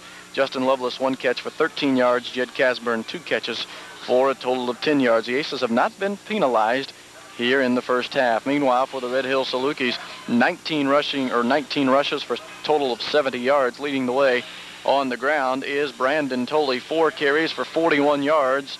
Billy Gray, 7 carries for 11 yards. Fred Akers, 6 carries for 10 yards. Travis Allen, 1 carry for 5 yards. And Wilson picked up a fumble and ran it for a few yards. He had 1 carry for 7 yards, did Mr. Wilson. Meanwhile, passing-wise tonight, Billy Gray having a marvelous night through the air thus far. He is on the evening total-wise 7. Mark that, I missed a couple there. Make that 6 of 13 for 113 yards, 1 touchdown, and 1 interception. Jed Wilson has caught 2 passes for carries, 28 yards. Fred Akers, 2 catches, 47 yards, and a touchdown. And Brandon Tolley, 1 catch for 4 yards. Penalties for the Salukis, 2 penalties for only a total of 15 yards in this ball game. The scoring summary, the way it started, Red Hill struck first. Tolley, a 25-yard scamper with 8 minutes, 10 seconds remaining in the first quarter. The ensuing extra point kick failed, 6-0 Red Hill. Second quarter, Jed Casburn, 34-yard run. The kick failed. We're tied at 6s. That was with 11:46 to go in the second quarter. Then in the second quarter, with 4:11 remaining in the half, Fred Akers, a 10-yard pass reception from Billy Gray. The 2-point conversion failed, leaving the score at 12-6 at halftime, which is where we sit right now. It's 12-6. Red Hill leads Mount Carmel. That's been your halftime wrap, brought to you by Dallas Consulting. Stay with us. When we come back, we'll give you the answer to tonight's Acer trivia question next. Since 1917, the place to be has been Guy Hadley's Cafe, uptown Mount Carmel. Hadley's lunch and dinner buffet always has something great to eat. Plus, Hadley's menu is packed with dozens and dozens of sandwich platters, full dinners, and appetizers. And while at Hadley's, be sure to try a slice of one of Dot's famous pies. For nearly 80 years now, there's been one constant in Mount Carmel, and that one constant is Guy Hadley's Cafe, where friends meet friends. Hadley's Cafe, 416 Market. Choosing a cellular company can get confusing, but First Cellular of Southern Illinois makes your choice clear. First Cellular is the only individual cellular company to provide all 24 counties in Southern Illinois as true home coverage. At First Cellular, you'll receive value-added benefits at no additional charge, like 9-cent long distance, the lowest extended roaming rates, and 24-hour customer care. Plus, First Cellular is 100% locally owned and operated, so your money stays here in Southern Illinois. Visit First Cellular's Mount Carmel store today. All right. Looks like Joshua Young has changed to 24. He was number 77, right? So that has something to do with Tully? Yeah, it could be. They'll give Young the ball now, or at least put him in a position where he can carry the ball wearing a number in the 20s now. So a numerical change for the Salukis. Now Carmel reemerges from their new halftime digs. The brand new multi-purpose building here. See if that building has any luck. The Aces get a chance to meet undercover at halftime for the first time in who knows how many years. You know, I wonder if, because they're so close to the concession stand and young kids, if John and the coaches have to behave now when they talk to those players. They can't get on them, can they? They can't cuss and swear anyway. Of course, they coaches they don't do that anyway. That's right. They don't do that anyway. It's 12-6. The Salukis have the advantage here. at Riverview Stadium, so I guess we can talk about the fact that they've learned to adapt to life here at Riverview. Of course, in the NEC, it's not that as big of a deal as it is in the playoffs because these kids have been here in junior league and they've come through in freshman and sophomore ball and they played here varsity. So sometimes these kids have played 4 or 5 games here, even opposing teams in the conference. That's something we didn't mention at the outset. This Red Hill senior class has enjoyed success over our senior class in the junior high ranks, 8th grade. Now, I don't have the score in front of me, but Red Hill really put it on us when this same group of kids were 8th graders, and they've also enjoyed success against us of the same class here at the freshman and sophomore levels. So this Red Hill team that's playing us tonight, the class of 97 it would be, they are not afraid of Mount Carmel because they've enjoyed success in the past against them. Well, I'll tell you, these kids, this is a great athletic group. I mean, they in basketball, they took the same basic skill position players they've got here in Young and quarterback and so on, and they went to Vincennes and won the whole camp there. So they've got some athletes that coming through right now, and these kids can play. And of course, when you think of the coach, Bill Evans, who has donned windbreaker for the second half here, you notice that here's a guy who has taken an awful lot of abuse over the years and has had not much talent to work with. Red Hill finishing 7th or 8th more than 1st or 2nd over the last 30 years, and he's been there through all of that. And so from that angle, you feel for a guy who's had as many losses as Bill Evans. In fact, a couple times he's tried to quit and hasn't even been able to do that. Right. So he continues to be the coach, and by golly, he certainly deserves much more than he's gotten in Bridgeport. And it's sort of like Northwestern, where if Red Hill were to be good for the next 30 years, it wouldn't be even yet. Of course, I'm rooting for Northwestern to be good for the next 30 years. Well, good and news about 30 years from now, then we can start rooting for Illinois for another. Hey, there you go. All right, we're set for the second half. Red Hill will be kicking off to Mount Carmel. The Aces will get the ball first. It'll be Jed Casburn and Gabe Williams deepest for the Aces. Bridgeport fans all wound up. Aces fans haven't made a lot of noise yet tonight. Key for the Aces. Get off. Yeah, key to the Aces. Get off to a quick start. Have another sustained drive like they did at the end of the half, only this time put it in the end zone. To do the kicking will be Steve Wilson, and he delivers it right down the middle of the field, and it'll be taken by Schnarry, who had his knee down at the 29-yard line to the 28.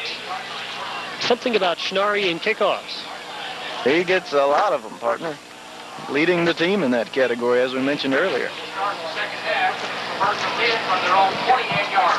Probably picked that one up a little prematurely, but now the Aces take over 1st and 10 at the 28-yard line. Rafferty brings the club out, has Snow wide to the left side. Brandon Grant, the tight end, to the right. And Casburn is the wing left.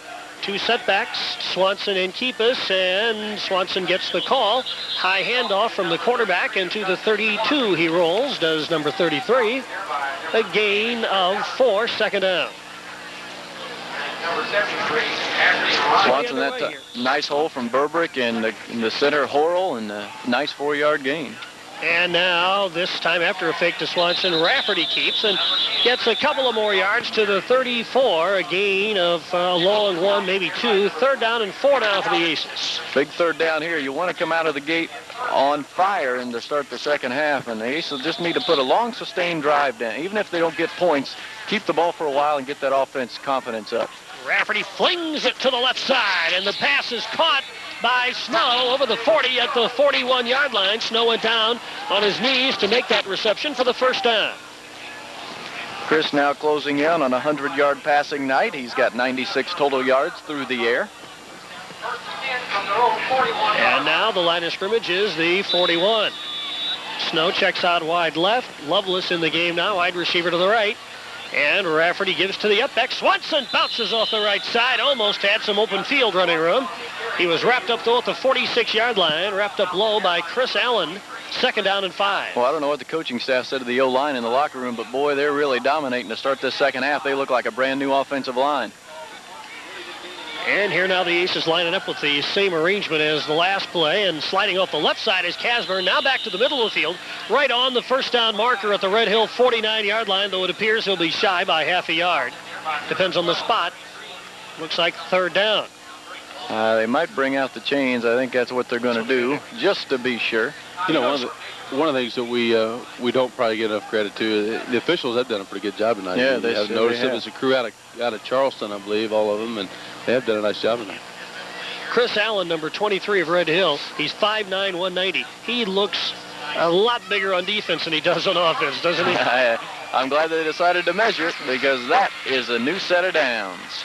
First down, Mount Carmel, line of scrimmage, the Red Hill 49-yard line. 10:41 to go in the third quarter. Mount Carmel trails Red Hill 12-6. Snow wide out to the left, and it is Lovelace to the right.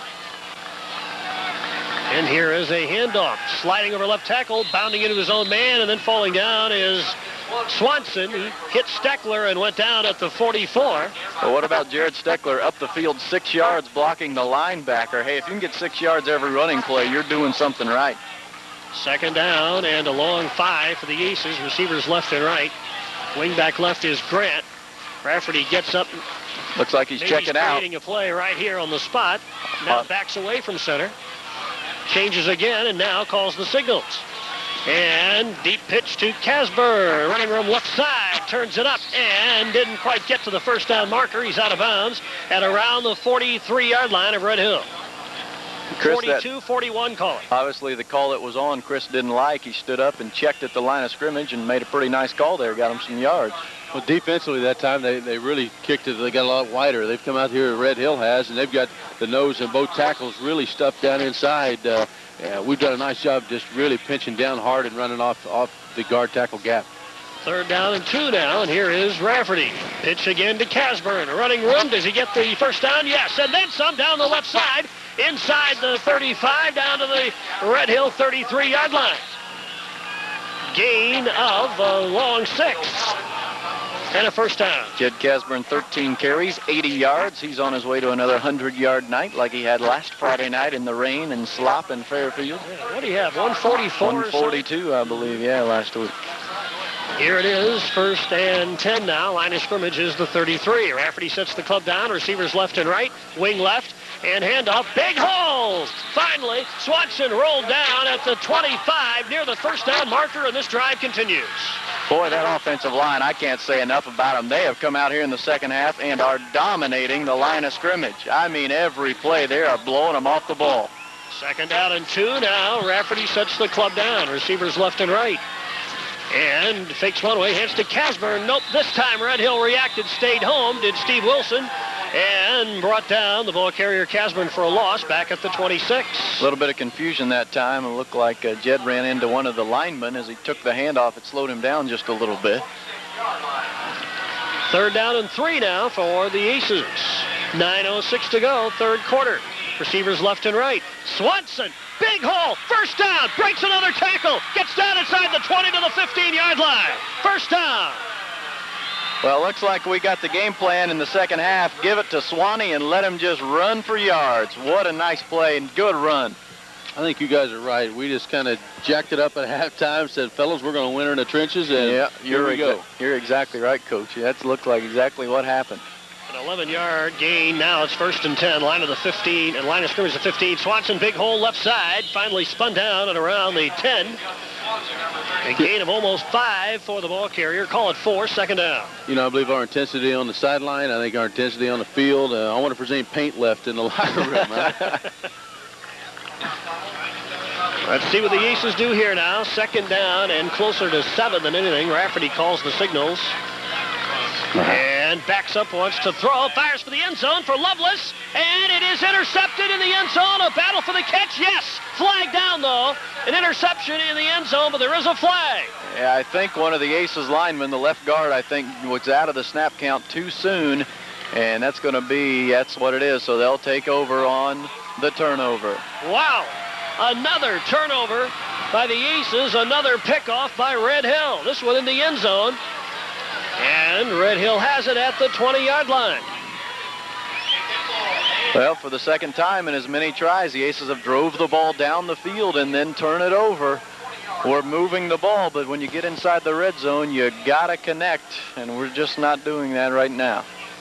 Harrisburg couldn't stop the Aces like this. Fairfield couldn't stop the Aces like this, but Red Hill is getting it done.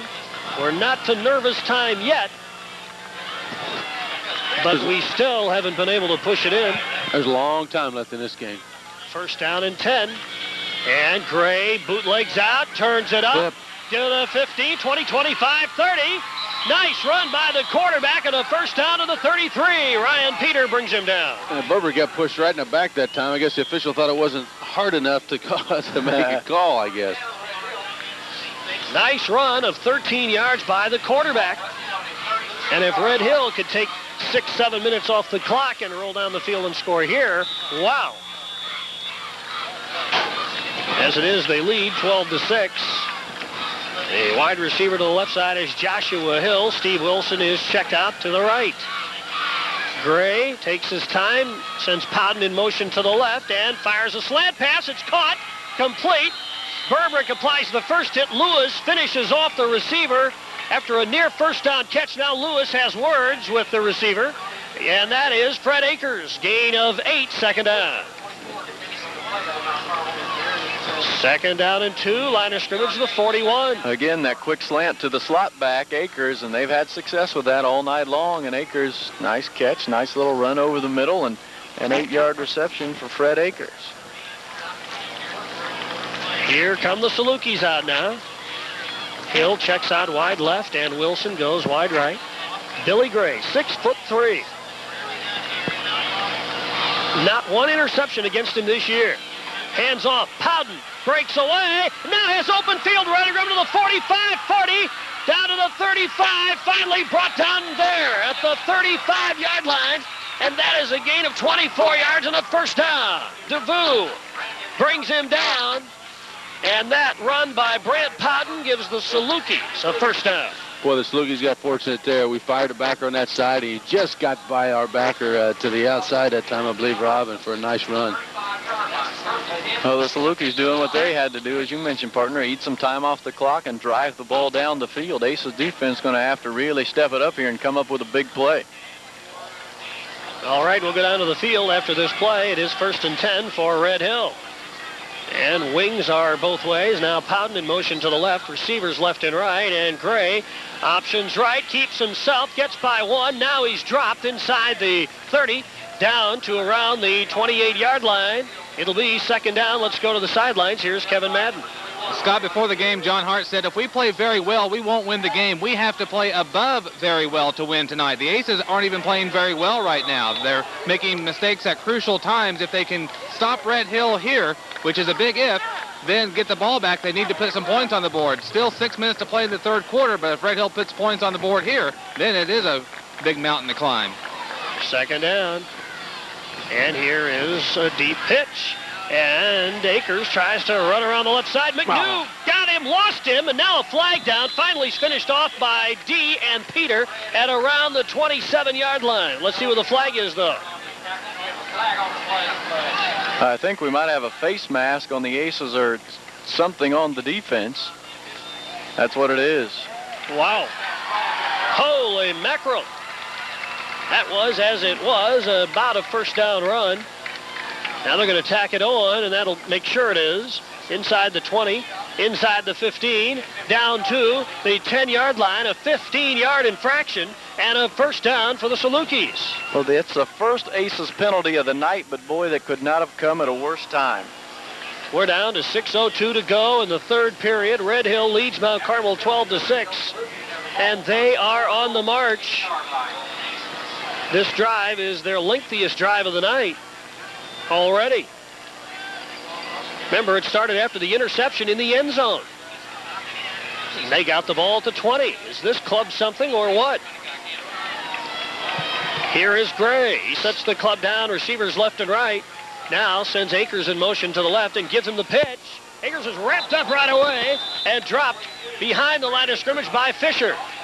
Mark Fisher just got those big claws on him, and Bear hugged him down to the ground. Well, Akers must be a jar, right? He's talking to everybody. Yeah, a couple times he probably could hold his own in that fight. I don't know if I'd take on Fisher. I don't think I would, not if I'm the size of Akers. Second down and 11. But with a name like Fred Akers, you know, how can you go wrong? Got the right game, doesn't he?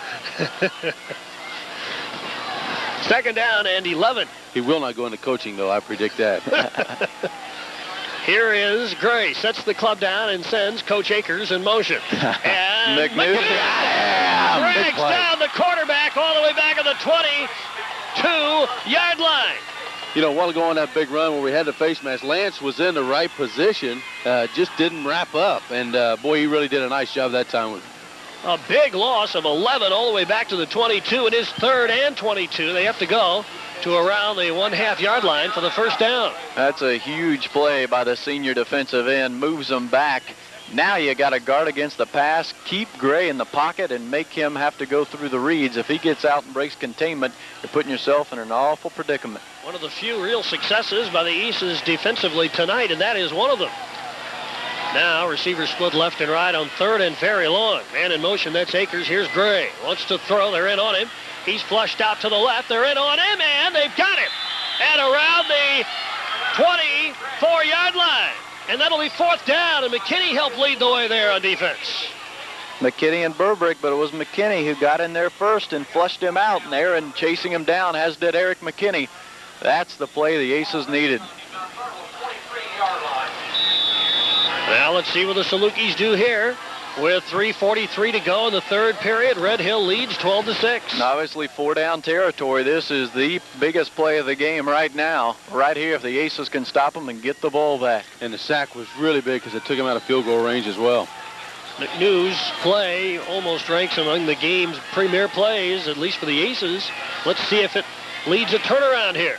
Shotgun. Out of the shotgun. Gray takes the snap with one hand and now is on the run again. McKinney, D. He's almost tripped up, gets away, still on his feet. He's to the 10, down to the 8-yard line, still running. Lewis brings him down, but it will still be first down. What a run by Gray. He got down to around the 10-yard line and still not enough for the first down, but what a scary moment that was. He was in open field. Boy, if Jake Lewis does not make that tackle, that is a touchdown. He saved a touchdown and got us the ball back. Holy mackerel, we're happy just to be at our own 10-yard line right now. Let's go to the field. Kevin Madden has this report. Well, throughout the week, John Hart has compared Gray to Jim Harbaugh or John Elway. He looked more like Randall Cunningham on that run. Now 1st and 10, and Rafferty hands off. Ball carrier is the fullback Swanson. He gets a couple to around the 12, 2nd down and 8. They'll call it 2nd and 7.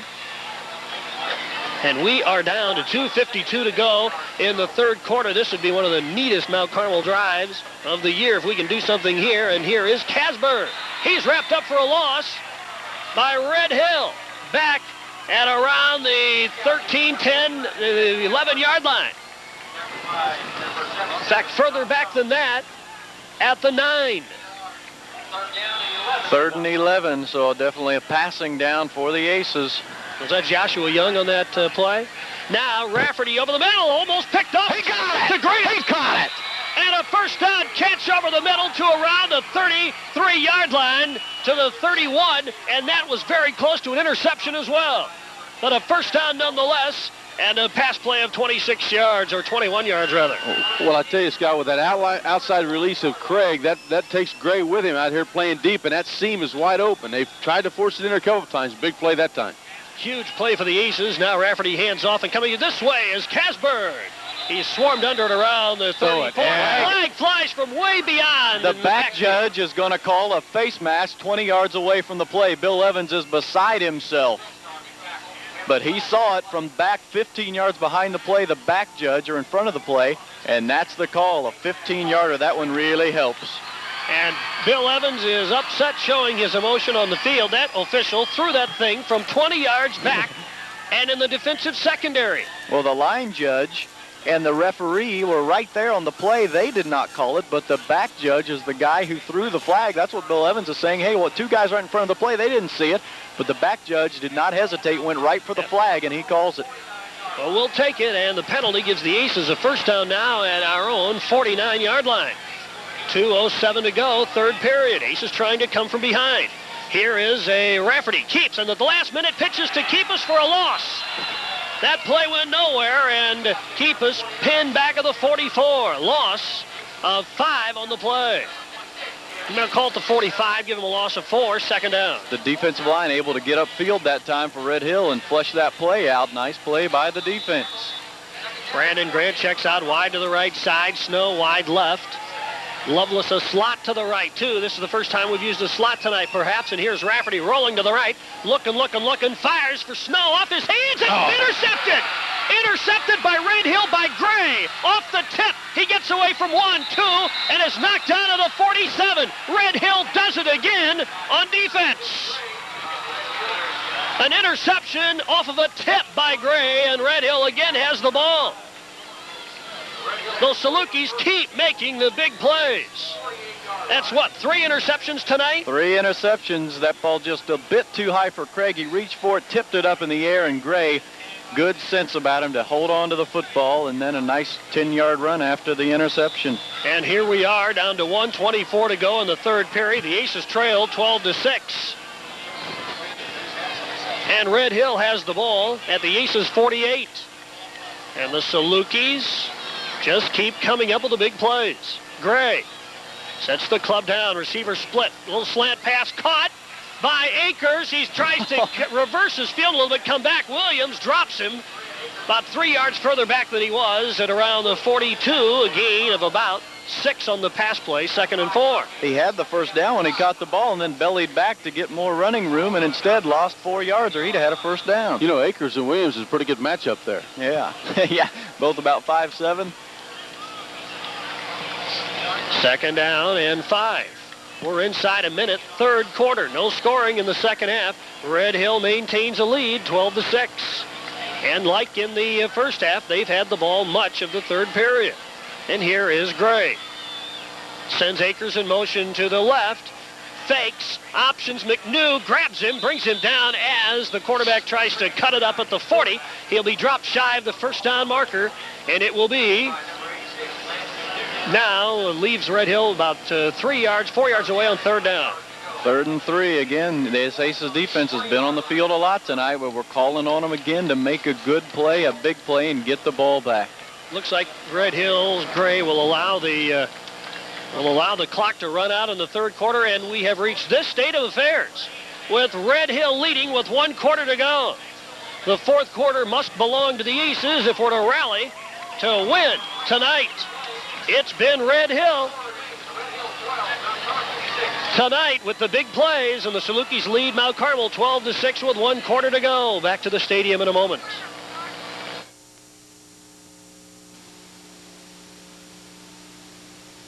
Electric wires are too high to touch.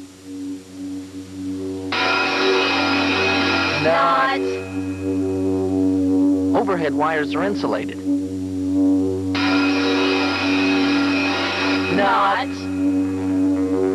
Wood does not conduct electricity. Not. What you don't know can hurt you. Take care around electricity. Why do so many folks visit us at the J. Woodman Autoplex? Maybe it's our big selection of Fords, Lincolns, and Mercurys, Chryslers, Plymouths, and Dodges. Maybe it's our great low prices and friendly, no-hassle selling philosophy. And we're real proud of our award-winning service department. At the J. Woodman Autoplex, we're working hard to earn your business. Come see us for your next car or truck. The J. Woodman Autoplex, Route 15 in Mount Carmel. If you're thinking of replacing windows, there's one name you can always depend on. For over 50 years, Simonton has taken pride in handcrafted quality, building unmatched beauty, exclusive design features, and trouble-free maintenance into every window they make. So if you're looking at replacing windows, look no further, because one name says it all. Simonton, building windows for life.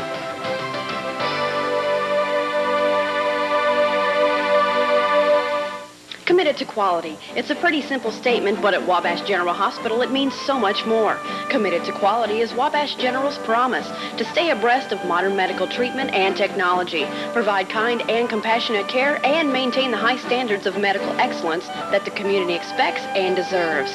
Wabash General provides modern medical technology, a highly skilled staff, and a commitment to our community to offer quality, compassionate care close to home. That's Wabash General Hospital, Mount Carmel. We begin the fourth quarter. Red Hill trying to knock off Mount Carmel tonight in a pair of unbeaten teams here in the North Egypt Conference. Red Hill 12, Mount Carmel 6.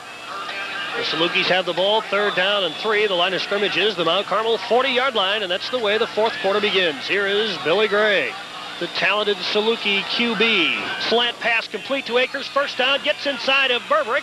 Now Lewis brings him down at around the 30-yard line. And that is a completion of 10 yards for the first down. Quick slant. You knew they were going to come with it, and that's exactly what they did. They're really putting pressure on our linebackers there to make a decision. Are you going to stay up inside and play that run, which they had success earlier, or are we going to get out and cover that quick slant? It really puts our linebackers in a tough situation, Rob. So 1st and 10 now. Line of scrimmage is the 30-yard line. We're seconds into the fourth quarter.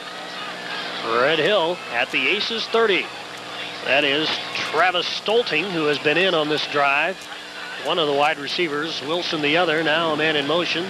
That is Powden. And here is Gray handing off back to the left side. Comes Akers. Tries to get away from Berberick, who's hanging on for dear life on the jersey. Finally, he is gathered in by other Aces at around the 23-yard line, but a nice run by Mr. Akers. Gain of 6. 7, 2nd down. Again, we keep bringing it up. The Aces have to stop them one more time. Another score here in the fourth quarter for Red Hill would really make it tough for Mount Carmel to come back. So the defense going to have to come up with a big play and keep them out of the end zone. And much like the situation before they finally scored the second time, again we say, how many times can we expect to keep them out? It's been Red Hill with all the scoring opportunities in the game tonight. The Aces have made some darn good plays to be only down by 6. And here is, it looks like confusion. Finally, Akers gets the pitch, tries to make the most, may have the first down on a spin. That play was looks like a busted play, and it looks like they have a first down out of it. And again, the counter option, we're right there ready in the right spots, Rob. Just don't make the play. Got to make the tackles. And to the 18-yard line goes the running back for the first down, and Red Hill's drive continues. Football's a simple game. You have to block and you have to tackle, and it's been missed tackles tonight that have put the Aces in tough situations. Now Stolting checks out wide to the left side, and Wilson is wide right. Gray sets the club down. Sends Powden in motion to the right, and wants to throw slant and pass. Akers somehow came up with that ball. He caught it, and down at the 15, they'll call it more of the 17 is where he's brought down.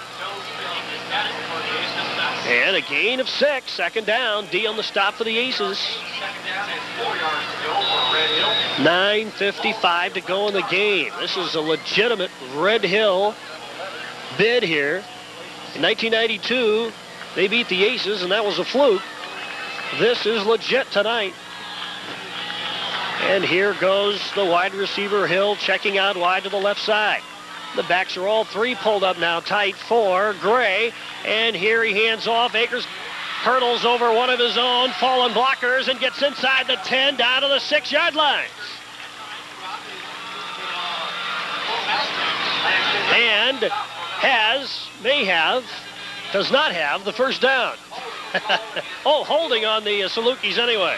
Well, that's good. The Aces need something to take old momentum out of the Red Hill Salukis. That really helps there. Well, this great kid really has a lot of poise under center and controlling the offense and controlling game tempo. He's done an excellent job tonight. You know, Red Hill won that 7-on-7 camp, and you tend to believe, okay, that's 7. What about the other 4? The fact is, Red Hill ain't bad 11-on-11. That's right. They are a very legit football team. This team is for real. Well, you don't beat Salem as badly as what they did last week without being for real. And Salem was right there in the preseason picks. Of course, sports people. Yeah, I know. Those are those riders. We don't pick those, you know. Yeah. Second down and 15 for Red Hill. Line of scrimmage, the Aces 24. Here's Akers trying to look for some running room. Ball! They have it. DeVoe and Burbrick have it. Knocked it loose. That way. Burbrick gave him the jar, and the ball popped loose, and the Aces have it now at their own 26-yard line. Attaboy, Burb. Big hit that time. Whoa, not jarred the fumble, knocked the ball loose, and what a heads-up play by DeVoe to fall on it. And now the Aces have it. Now, Red Hill's inability to score on the many opportunities they've had may come back to haunt them. And Rafferty hands off. Is that Casburn to the right? Keep us. It was to keep us, and he's down at the 29. Gain of 3, second down and 7. 8 minutes and 45 seconds to go in the game. A huge fumble recovery by the Aces.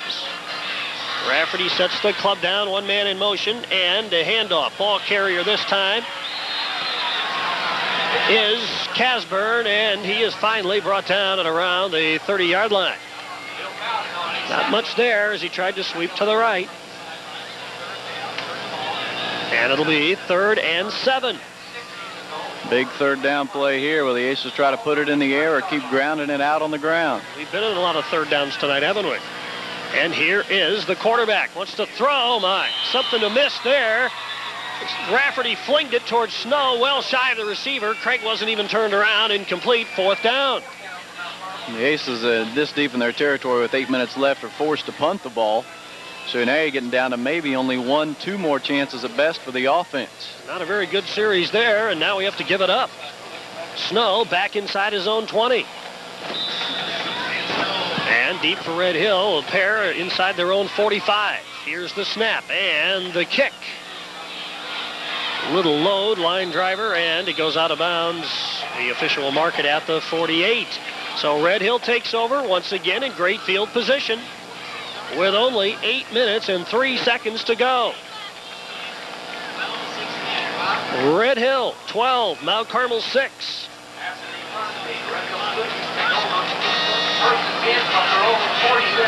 Once again, that Aces defense on the field. They've been on the field a lot tonight. Will conditioning be a factor? We'll have to wait and see. Well, the Salukis had the weather they were hoping for. Nice cool night that might not have an effect on their number of two-way players. And it has not so far. Here's Powden in motion to the right, and Gray fakes his way now. Fakes a pass and is dropped by McNew for a loss back of the 36-yard line. An 11-yard sack. Well, they'll mark him up a little bit towards the 38, so a 9-yard sack. They tried to go to the slot that time, and I noticed we had him covered with 3 guys. He was triple covered. The slot man, the first read was open. And if there's one part of Billy Gray's game that suffers, it's his ability to check off when the first read is covered. That time he couldn't find that second receiver, and by then Lance McNew had his grips on him. We're down to 7:25 to go in the game. Wilson checks out wide right, receiver wide left. Wingbacks that away, and now that is Powden in motion to the right, and Gray. McNew's in on him. He dumps it out of his middle screen again. This time he caught the ball, and at the 50, 45, 40, first down by Allen, down to the 39 of Mount Carmel. What a reception and a run. That's good for 22 yards and a first down. And they're off the hook again, those Salukis are. Have they made the big plays when they've needed to, or what? That time they were able to complete the middle screen, and the Aces practiced against that all week, preparing for it, but that time just didn't get the job done. If you remember last year up there, Rob, they tried that play 4 or 5 times. And, but again, surprising first down call. I thought maybe we could try to keep it on the ground a little bit here, up 6. Now here are the Salukis. Line of scrimmage, the Aces 39. Powden's in motion to the right. And Gray pops up, flings it long for Wilson. He's got it! Oh, what a catch by Wilson at the 20. He just outmaneuvered Haywood for that catch. Haywood did a great job on defense. Wilson just pulled it down for the first down. Ball is right on the money as 2, Scott. You couldn't throw it any better than that. at the 19-yard line. First down, Red Hill. And really good coverage by Ryan Haywood. Just the taller Wilson able to go up above him and take it away from him. 6:39 to go in the game. Wilson checks out wide right, and Stolting is wide left. Here is Gray sending Akers in motion. Fakes. Now quarterback draw, and did he drop the ball? Pick it up? No, I don't believe so. He almost did. He's down at the 10. DeVue drags him down. Well, how fortunate can you be? He drops the ball, goes right back into his hands. A 9-yard pickup, 2nd and 1 at the 10 of Mount Carmel. All they need to do is try to find somebody to kick the ball at this point in the game. They missed an extra point earlier. 6:02 to go in the contest. And Red Hill,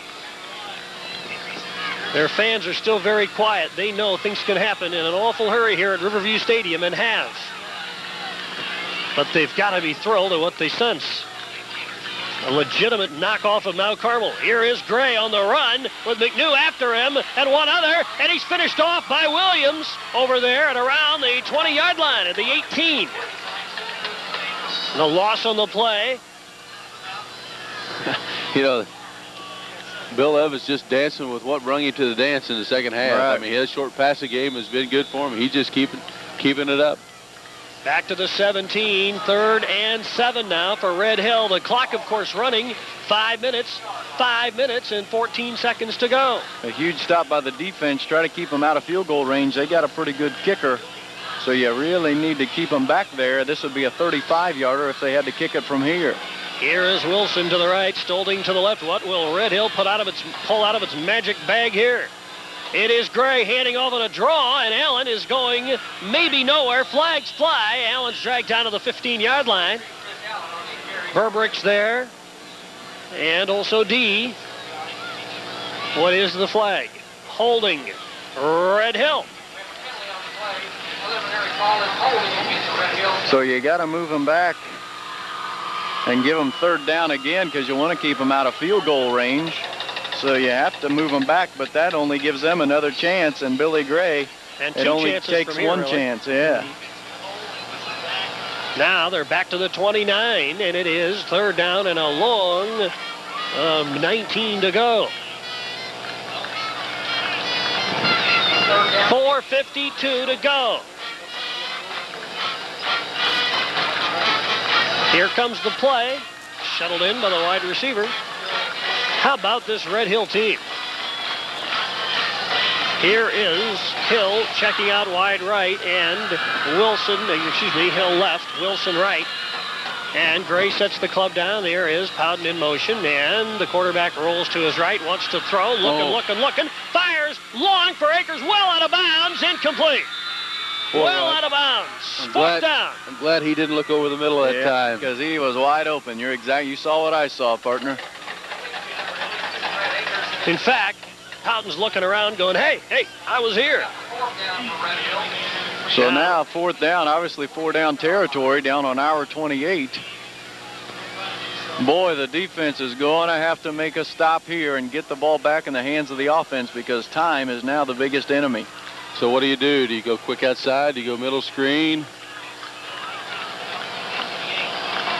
We'll see what Bill Evans is thinking. Hey, Akers hobbles out. I was just about to say get the ball in Akers' hands, but he's hobbling out now. Maybe he's cramping up, it looks like. He's not available for this play.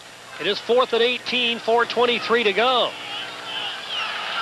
And Red Hill is going to line it up. Allen, the lone setback. Receivers left and right. Big play here, right? Here is Gray. Back to throw. He's chased out of the pocket. McNew's in on him. He lets it go. It's caught. Oh, my God. My. It's caught. It won't be enough for the first down. But he's not going to have enough for the first down. Holy mackerel. The catch made by Billy Poughton, but he's dropped inside the 15 at the 13-yard line. And it's 1st down Aces with 87 yards to go. Boy, this looks like the old pickup games we used to play on Sunday afternoons at home. I mean, you go down the corner, turn left, and and I'll hit you, come across the middle as I roll right. It's wow. Gray had somebody hanging all over him, and he still was able to have enough arm strength to get that ball down the field. All right. Now we know where the game falls now. Mount Carmel must produce. Here we go, fellas. first and 10. Aces ball at their own 13-yard line with 4:10 to go in the game. Rafferty hands off. Swanson stacked up with 4-1 over the left side. To the 14 he goes. The clock is running. Gain of 1. 2nd and 9. Now under 4 minutes. We're now 86 yards away. 3:51 to go. We sure are taking a lot of time for a no-huddle team here. Here is Rafferty setting the club down. And deep pitch to Casper. He's cut down. Oh, what a play by Red Hill. Oh, my. Casper cut down for a big loss back at the 10. Boy, the Salukis look more like the Aces, making the big plays when they have to. 3:30 to go, and the clock is running, and we're down to 3rd and 14. And we are getting whooped, plain and simple, and yet we've still got a chance to win the game. Though we are a long way away from the end zone. Back near our own 9. Rafferty's going to throw. Intended for Casper. 40! 50! 45! 40! Casper! Can you believe it? To the 20! 10! 5! Touchdown! Oh, my God! Unbelievable! 91! Holy mackerel! Touchdown Aces! A 91-yard catch! Wow! Can you believe it? Everybody in the place, including us, thought the ball was going to go to Snow. Jed comes out, gets the seam, and that's the same play Johnny Joe Lang had last year, if you remember that, time after time. Holy mackerel! The patented kind of Aces miracle we have come to expect over the years, and it has happened here tonight when it was least expected. A 91-yard touchdown catch by Casburn, who was in open field and headed for the score 40 yards away. Unbelievable. Holy mackerel. 2:57 to go. I can't remember the last time we pulled a play out like that. Can you believe it? And what a catch by Casburn. It was a bit overthrown. He really had to reach and extend as far as, bless his heart, his little old arms would reach. And he somehow hauled that one in. And you know when it was a track meet, there was nobody about to catch that young man. Look at Red Hill. Players stunned. They're still leading by 6. The Aces sidelines went simply nuts when that play happened. That's one of the biggest plays that we've seen in a conference game in a long, long time. Oh, my. Now what a play this two-point conversion is going to be. Or do we kick it? Jesse Anderson is on the field to kick the ball. Yeah. If we kick it. Well, that's right. We kick it. Remember, we have the fake. We used it last week. If Red Hill chooses to rush hard from the outside, don't be surprised to see Ryan Peter pick it up and run. Looks like they're going to defend the outside. Ryan Peter is going to hold for Jesse Anderson, who missed one earlier. This could be the game winner right here. Here comes the snap. Oh, Red Hill. And they're offsides. Oh, my. Red Hill jumped. Now we're down to the 1.5-yard line. Great discipline on the line that time. Now what do we call timeout? Or are we going to send a new batch of players in because half the team's running off the field? The kicker ran off the field, Jesse Anderson. Well, we've only got 6 players left. I think we need a few more out there. Are we going to call timeout or what? The offense I see is huddling on the sideline. Now, here we go.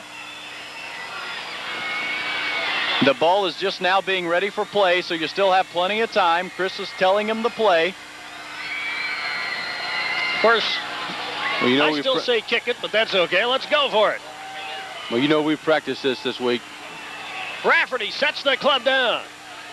1.5 yards away. Swanson! He did it! Aces lead! Swanson, 2-point conversion is good! Off the right side, and Mount Carmel leads 14-12 with 2:57 to go. Amazing what has happened here at Riverview Stadium. Simply incredible, and we'll be back in a moment. In Wabash County, people know where to go for first-class banking. The Bank of Mount Carmel, an independent, community-owned institution with a time-honored tradition of excellent service. People know the Bank of Mount Carmel is a full-service bank, offering its customers the best and flexible loans, free checking, even trust services. And visiting Bank of Mount Carmel is always a pleasure because their employees are knowledgeable and courteous. If you haven't already, you should get to know the friendly folks at Bank of Mount Carmel at the corner of 6th and Market Street, Mount Carmel, Illinois. Since being very young, you faced the unexpected, never concerned, knowing your security came from those who loved you most. Soon you took on more risks and started making decisions on your own. Now you're being counted on to help build a secure future, to protect you and your family from the unexpected. Depend on your hometown professional, your independent Pekin insurance agent. Pekin Insurance. Your Pekin Insurance agent in Mount Carmel is Mike Harris of Harris Insurance Agency. Kiefer Brothers Construction is proud to announce they are now a Star Building System dealer. If you're planning on building a new building, plan on talking to Kiefer Brothers Construction. They have beautiful solutions to your building problems, like helping you choose the Star Building System that will give your building the distinctive image you're looking for, from colonial to contemporary, with brick, glass, stone, or other accent materials. A building system that will meet your exact requirements. They can put your business in business fast. Call Kiefer Brothers Construction today at 262-5108. Mount Carmel High School students, you don't have to go deep for the best selection and savings on class rings. Just march down the field to Gottman's Custom Jewelry, 422 Market. Gottman sells exclusive art-carved class rings with dozens of classic styles and modern designs. Personalize your ring with hundreds of options at no extra cost. Plus, check out Gottman's selection on gold change and Seiko and Citizens watches. So don't wait for the 2-minute warning. Get to Gottman's Jewelry for your art-carved class ring, gold and diamond jewelry, watches, and giftware today. Gottman's Custom Jewelry, 422 Market Street, Mount Carmel. That's Hodson. Williams with a kick. Taken by Red Hill and dropped. Now the return man is brought to, finally swarmed under at around the 26. The kick by Williams, the return man for Red Hill, swarmed under at the 26. It is 1st and 10. Kevin Madden's on the sidelines. Kevin, can you believe what you just saw? It's got everyone on the Aces side, the stands, everyone hanging their head thinking, 3 minutes to play, there's no way we'll pull this one out. The big pass played to Casburn, and like you guys said, once it was a track meet, you knew Jed was going to finish in the front of that track meet. You talked about the last time something like this has happened. The only thing I can think of is when Matt Fowler caught the long pass at Effingham in the playoff game back in the late 80s. Yeah, this may be the single greatest play of the 90s that we have seen right there. That 91-yard rallying touchdown catch by Casburn. But don't forget, they've got Billy Gray, and that makes them awful tough here in the last 2 minutes, 51 seconds. And the line of scrimmage is the 26-yard line. That's where Red Hill starts. 1st and 10, and Gray options right, and DeVoux's got him! DeVoux got him first, finished off by Fisher, and McNew way back at the 17-yard line. Let's see where they mark him, closer to the 20. And a big loss on the play, and Red Hill will stop the clock with 2:34 to go. Do we need to take a break at this point? No, we can keep it here. We're okay. Let's go back to the sidelines. Here's Kevin Madden. Scott, that was the first play all night long that Billy Gray looked tentative. All night long, he just been letting it loose, just letting it go whatever direction it went, no problem. He looked tight that time. He looked tentative. If he chokes now, then the Salukis are done, but yet he could just come out of this huddle in the next play, and they could nail one for 80 yards for a touchdown, then it could be the Aces hanging their heads. But that could be a good sign for Mount Carmel, because I thought, at least on this side, Gray looked tentative on that play. Longtime Aces fans, and you got to say this is in its moment of ecstasy, the play like this that Casper makes, it is simply nothing more than another Aces miracle, and we've seen so many of them. And not to downplay it at all, of course. It is simply one of the greatest plays we've ever seen at this point of any ball game. But Aces fans, if they didn't look worried, if you didn't look too concerned, we're used to seeing these kind of heroics out of our kids, and certainly we saw it tonight. Now we've got to hang on. Aces defense needs to rise to the occasion.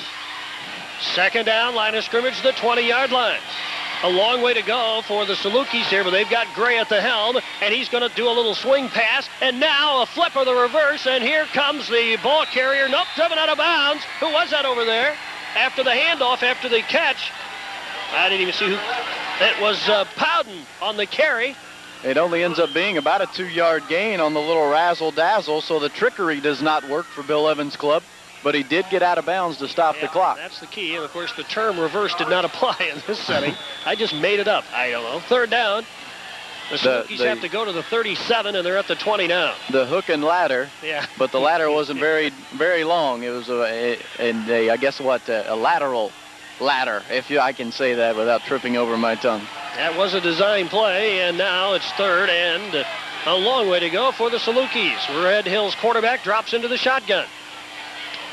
And let's see what Gray does here.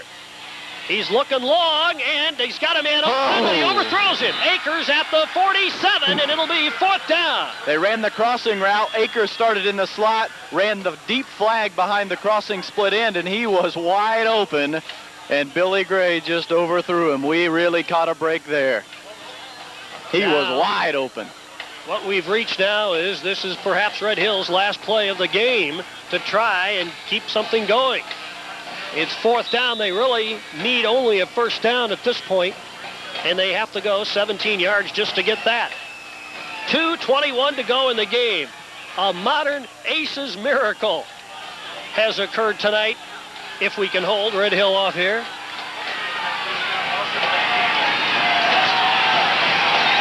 Here is Gray in the shotgun. 4th down.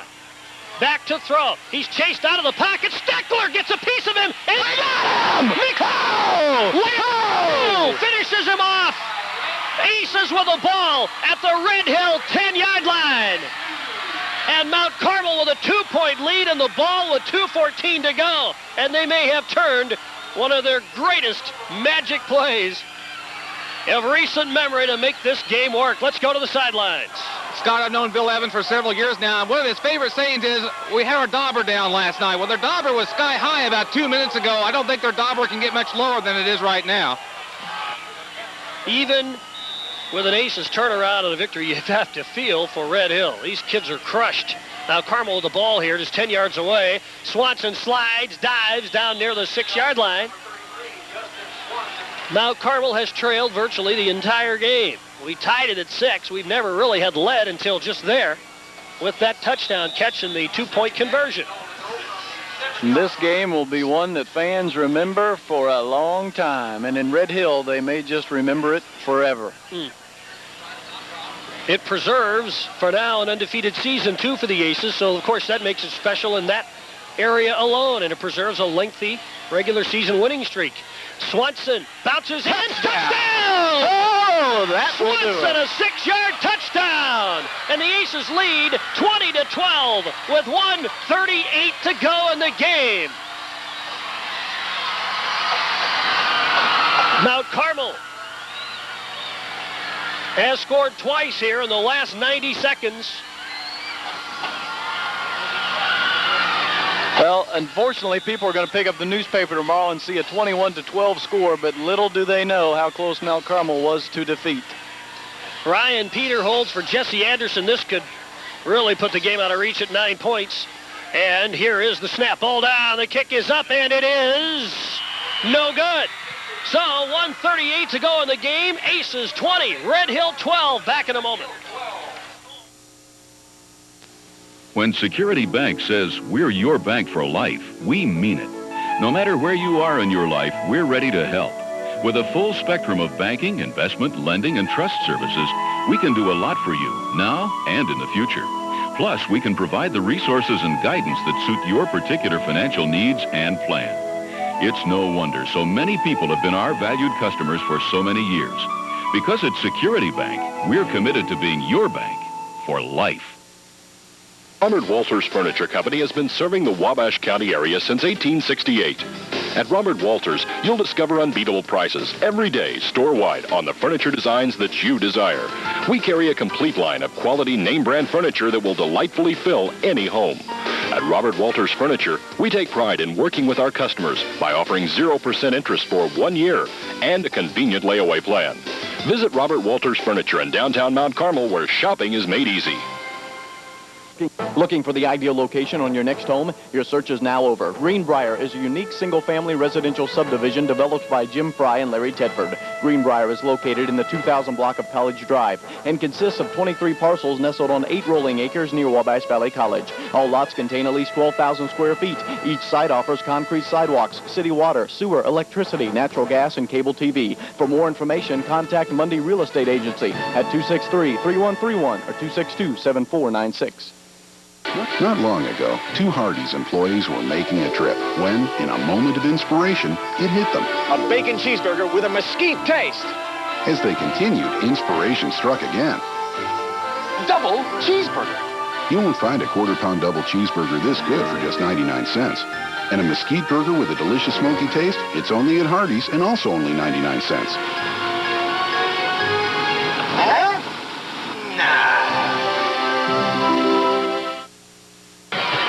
Fred Akers of Red Hill, who was injured earlier, now is assisted off the field, so he is done for the night after being injured. 1:38 to go in the game. Wow, what a game this has been. Anyone who has moved to Mount Carmel, who is new to Aces football over the last few years, hasn't seen a play like that. As electrifying as this, perhaps this decade, and yet those longtime Aces fans have seen 7, 8, 9, 10 of these kind of miracles. It's simply amazing. Casburn becomes the latest. He and Rafferty combine to etch their names into that magical bit of Aces lore. And Mount Carmel now leads it 20-12 with 1:38 to go. There is Gabe Williams kicking it off, bobbled by the Salukis return man, and he's dropped it around the 27. Again, we must emphasize that Red Hill has 1:33 to go. They're capable of as much lightning as Mount Carmel has, and they are only down by 8. They could still force an overtime. You're exactly right, Scott. That's what you have to defend against. A touchdown and a 2-point conversion in this game is in OT just like that. And here comes the man that can do it, Billy Gray.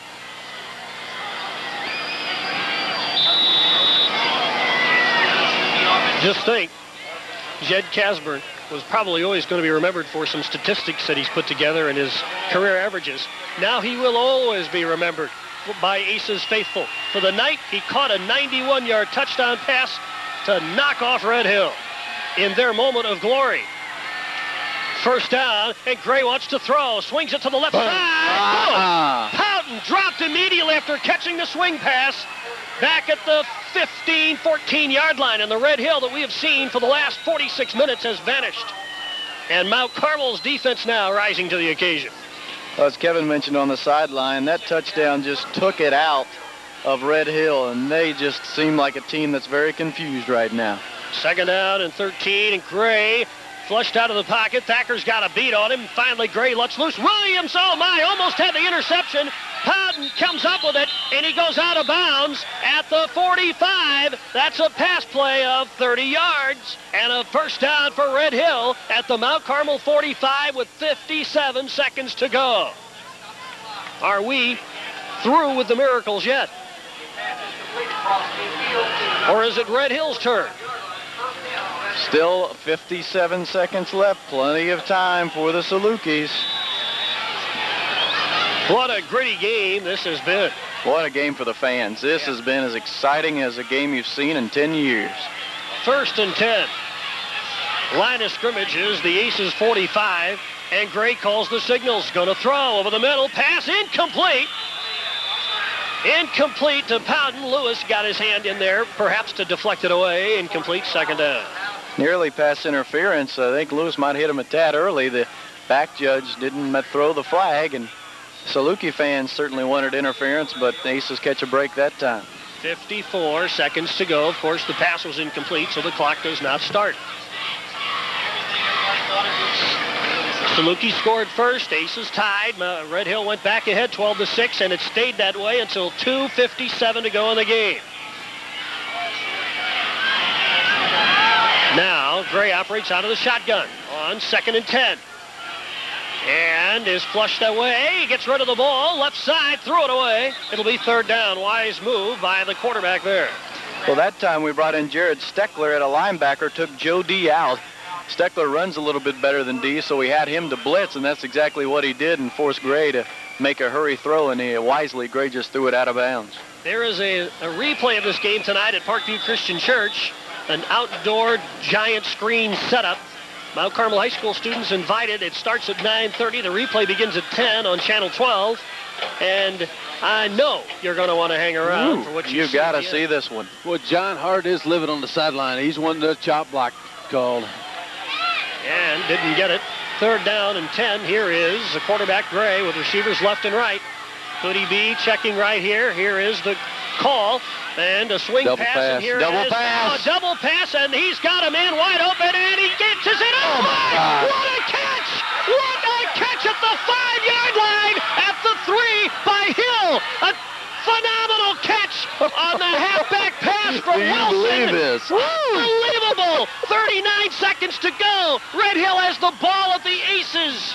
Where are they? At the 4-yard line? What a pass. He just threw that thing 50 yards in the air. And Hill, what a catch to dive and make the reception. What a game. Holy mackerel. That is one of the greatest catches we've ever seen by Red Hill. And now the Salukis can punch it in. They're 4 yards away. Here is the quarterback over the middle. It's tipped away and incomplete. Tipped away in the end zone and incomplete. 23 seconds to go. It'll be second down. Wow, man. That is simply one of the greatest catches we've ever seen. Had to dive out, sacrifice his body, reached as far as he could, and somehow caught that ball. What a play by Hill. What a game. Woo, my. Boy, if you didn't get your money's worth tonight. Second down. 4 to go. Eric McKinney and Joe D back in on defense now. 23 seconds to go. Red Hill down by 8. They can still tie this one up. Here is Gray. He's going to try to keep himself, and he is close. Lay on him. Lay on him. At around the 2. Timeout, Red Hill. 16 seconds to go, and they're at about the Aces' 2 or 3 yard line. Holy mackerel. Gray just kept it himself. The quarterback power over the left side that time. Holy mackerel. I'll tell you what, that is one of the greatest plays we've ever seen against a Mount Carmel team. I mean to tell you, the quarterback flipped it to the wide receiver. That was Steve Wilson. He proceeded to uncork a pass that you couldn't have played any better angle. He threw it back to the middle of the field, and Hill raced to catch up with it. As soon as he threw, the first thing that went through my mind is he's thrown it too far. He overthrew him, and Hill somehow caught up to that ball. Oh, yeah, my. And Ryan Peters there on the play. I mean, it's not like he was totally sucked in and didn't play. I mean, we're there. Oh, yeah, if he doesn't catch it, I mean, he could go in for a touchdown. Now, here's the situation. 16 seconds to go in the game. Red Hill has the ball. 3rd down and goal at the Aces 3. Rob, I don't know. Does Red Hill have another timeout?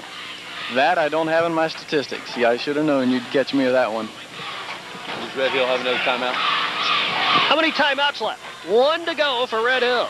That's what we're hearing. Our official scores up here think Red Hill does have 1 timeout left. And they will need to use it if they don't score here. 20-12, Mount Carmel leads Red Hill. The Salukis need a touchdown and the 2-point conversion to force an overtime. They are 3 yards away. What are they going to do? Gray sets the club down. The crowd is roaring. A marvelous finish to this one. Here's the pitch. Oh, he's got it! It's over. We're going to win the game. They dropped the ball, and it's Joseph D. who recovered it. Mount Carmel is going to win the game. 13 seconds to go.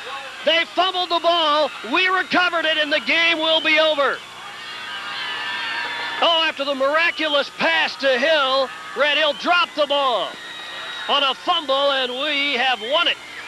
Now, I'll tell you, fellas, a game like this is a game that can really propel you to the next level down the road. Oh, what a game. Boy, was that worth the price of admission tonight or what? Hey, fans would have paid $20 a ticket for this one. Holy mackerel. Holy mackerel. Now the Aces will simply fall on the ball, and that will be that. And Rafferty does that, and this one will be over. A wild finish. The Aces score with 2:57 to go. Red Hill gets within 3 yards of countering, and we have won the big showdown. Yes! Mount Carmel with a 20-12 win over the Red Hill Salukis in one of the best conference games we've seen here in a long time. The Aces, lucky to be 3-0, but they made some marvelous plays at the end of the game. Red Hill falls to 2-1, and that was nothing short of a classic at Riverview. The Aces, with one of those kind of miracle finishes we've come to expect, did it again tonight. 20-12 the final. Back with a summary in just a moment. You can be a winner with a First National Bank Visa card, 8.9% APR, no annual fee, and the credit decision is made locally by the bank's credit department.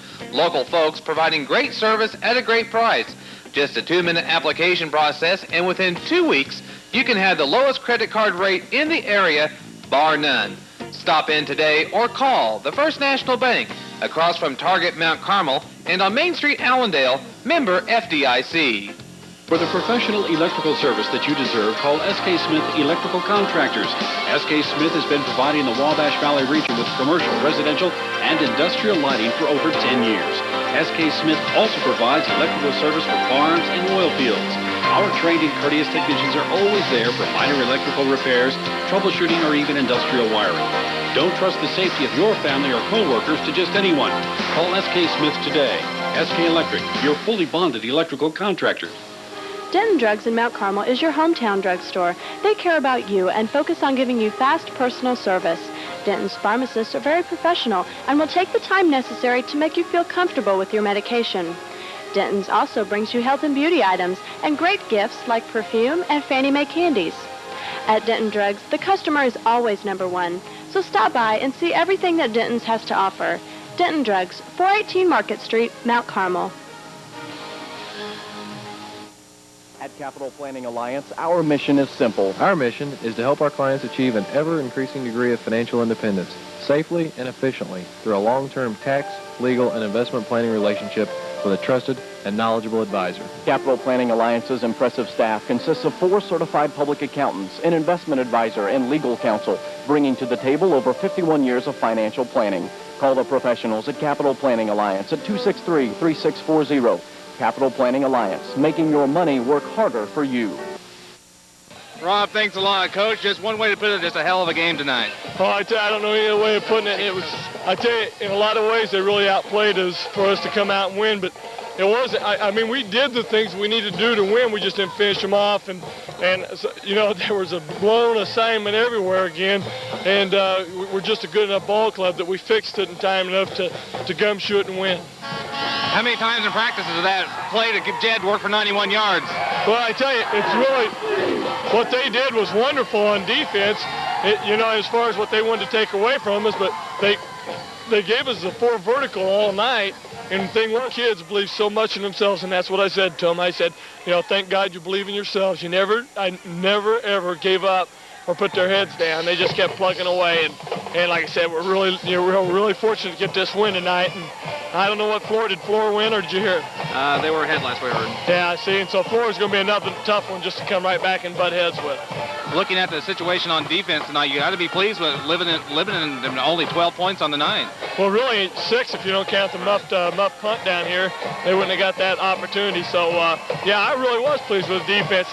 You know, Billy Gray did a lot of great things. He's got some great receivers. I thought they made some catches in traffic and stuff that was really tough. And my hat's off to Bill Evans. I know he's really upset right now, but you know, every time we switched defenses, between him and Billy, they found where we were allowing them to throw. So you know, like I said, my hat's off to them, and you know, I may be able to take a nap tonight, I think. Looking at the situation in the halftime, what adjustments were made along the offensive line? Because they really seemed to come out fired up in the second half, really came off the ball well.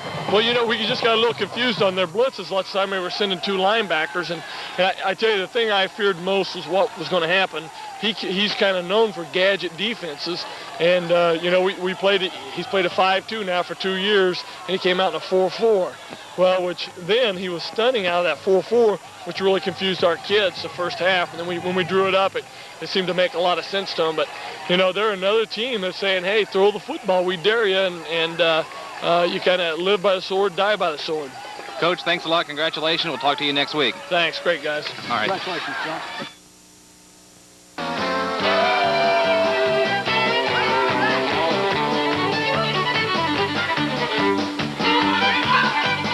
Last year, we introduced Formula Shell gasoline. It's nice to see so many folks getting a kick out of it. Shell, the world's best-selling gasoline. We know that evaluating and selecting nursing care is confusing to most people.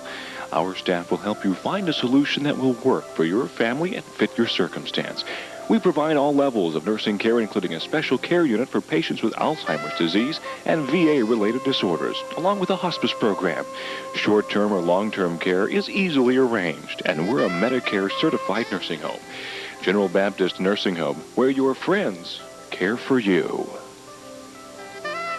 For a decade now, Pit Stop Services has served area drivers with dedicated service. Whether it's Pit Stop's famous Quick McEmployee oil changes or Pit Stop's great deals on all-season radials from Michelin, Cooper, Remington, and others, Pit Stop Services has built its reputation on putting the customer first. Now Pit Stop is proud to offer ZZ Wheels.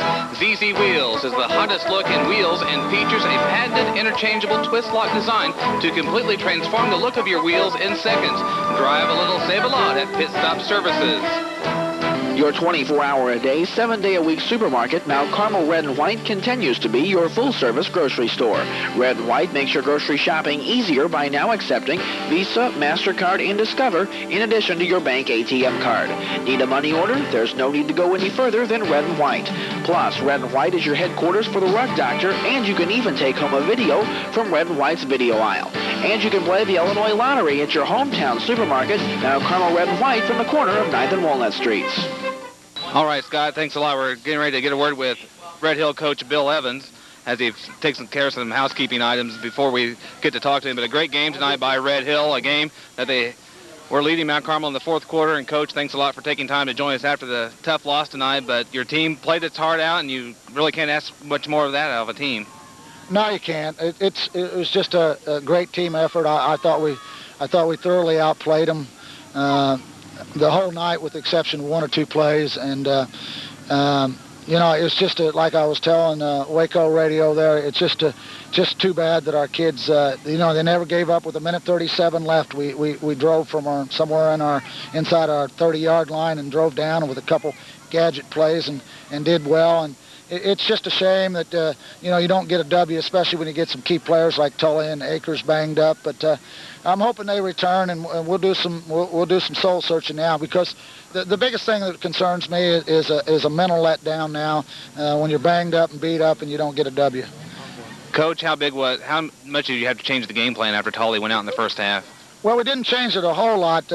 We practiced what we thought they would do against us, and that was they were going to blitz the corners, and they blitzed the corners just like Salem did and shut our run down the second half. And we put in 2 plays this week that just worked to a T, just excellent patterns, and the kids that were catching the ball. And you know, I think that mentally it didn't hurt us a lot, because we have a lot of seniors, and they stepped in and did a real good job. I'm just hoping his injury's not too serious. Coach, looking at the change in defense heading into Mount Carmel this week, kind of caught the Aces by surprise in the first half. Just talk about your thinking of that. Well, when we beat them in 92 here, we played a 4-4 stack defense and stunted the heck out of it. It worked real well till they went to Fairfield's offense, that slot machine, started pitching the ball to Casburn. We'd practiced against that this week, too. We just didn't have Tully in there, who was supposed to be out there to stop that slot machine.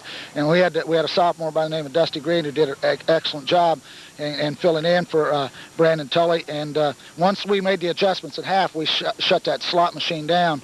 And, of course, 2 weeks we'll have to play Fairfield, and they'll be running that same type of offense. So we got some good practice against it tonight.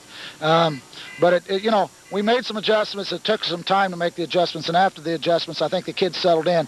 I thought some key plays was the two flags, the 2 holding calls when we were inside, once the 5 and once inside the 10. And maybe they are. We'll check the films. Maybe they were holding, but for some reason that we just couldn't get back in the end zone. Coach, again, congratulations on the great team effort tonight, and good luck the rest of the year. Well, thank you very much.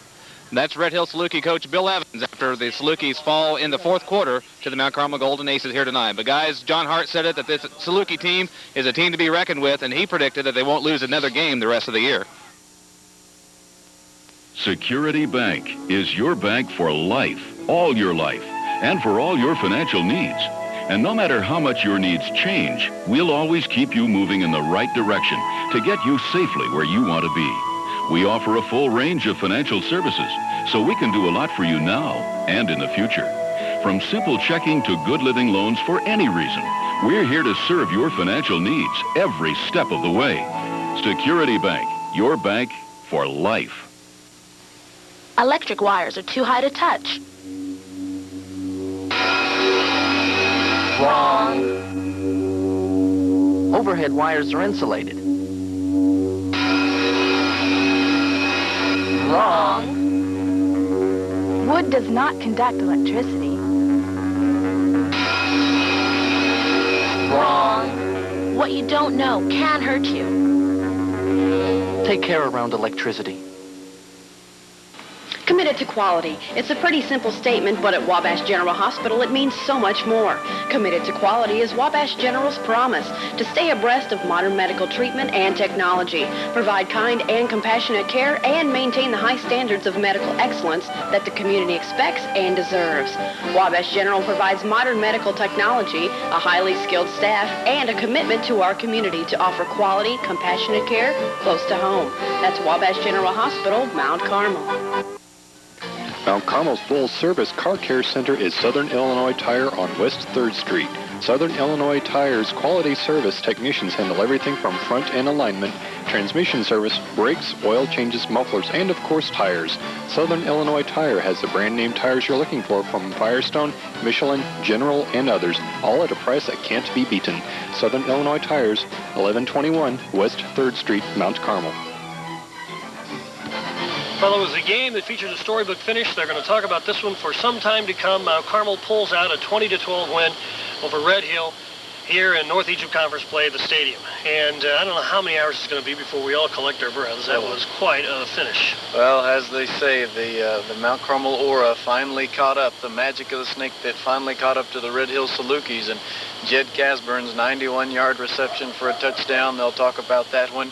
As we said here in Mount Carmel, for 5 to 10 years. In Red Hill, they'll probably talk about it till the end of time. What a great play and what a great finish to this ball game.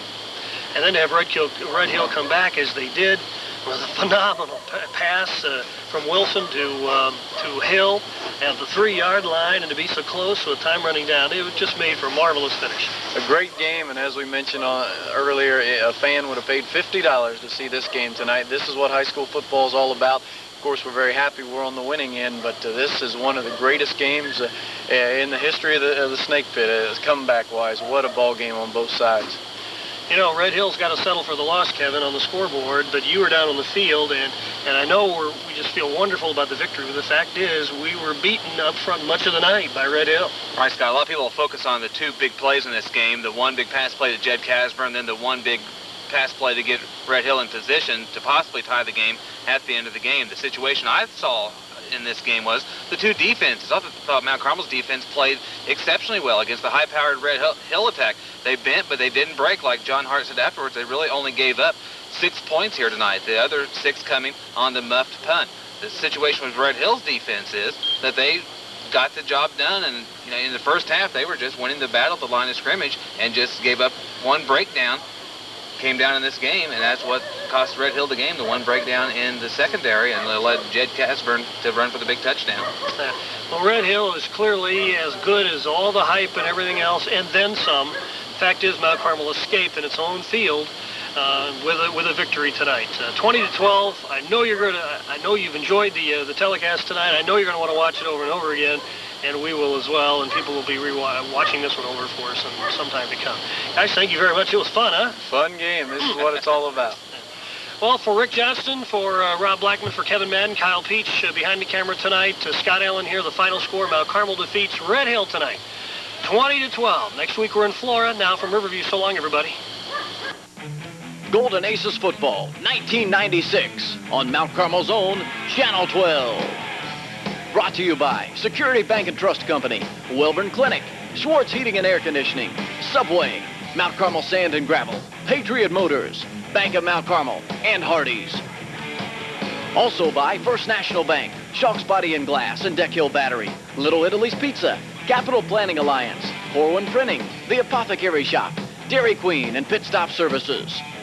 And by Kiefer Lumber Company, Mount Carmel Red and White, Harris Insurance Agency, SK Smith Electric, Guy Hadley's Cafe, First Cellular, Mount Carmel Public Utility, and the J. Woodman Autoplex. And by KB Construction, Wabash General Hospital, Kiefer Brothers Construction, Gottman's Custom Jewelry, Robert Walter Furniture, Mundy Insurance, Denton Drugs, and Dersch Energies.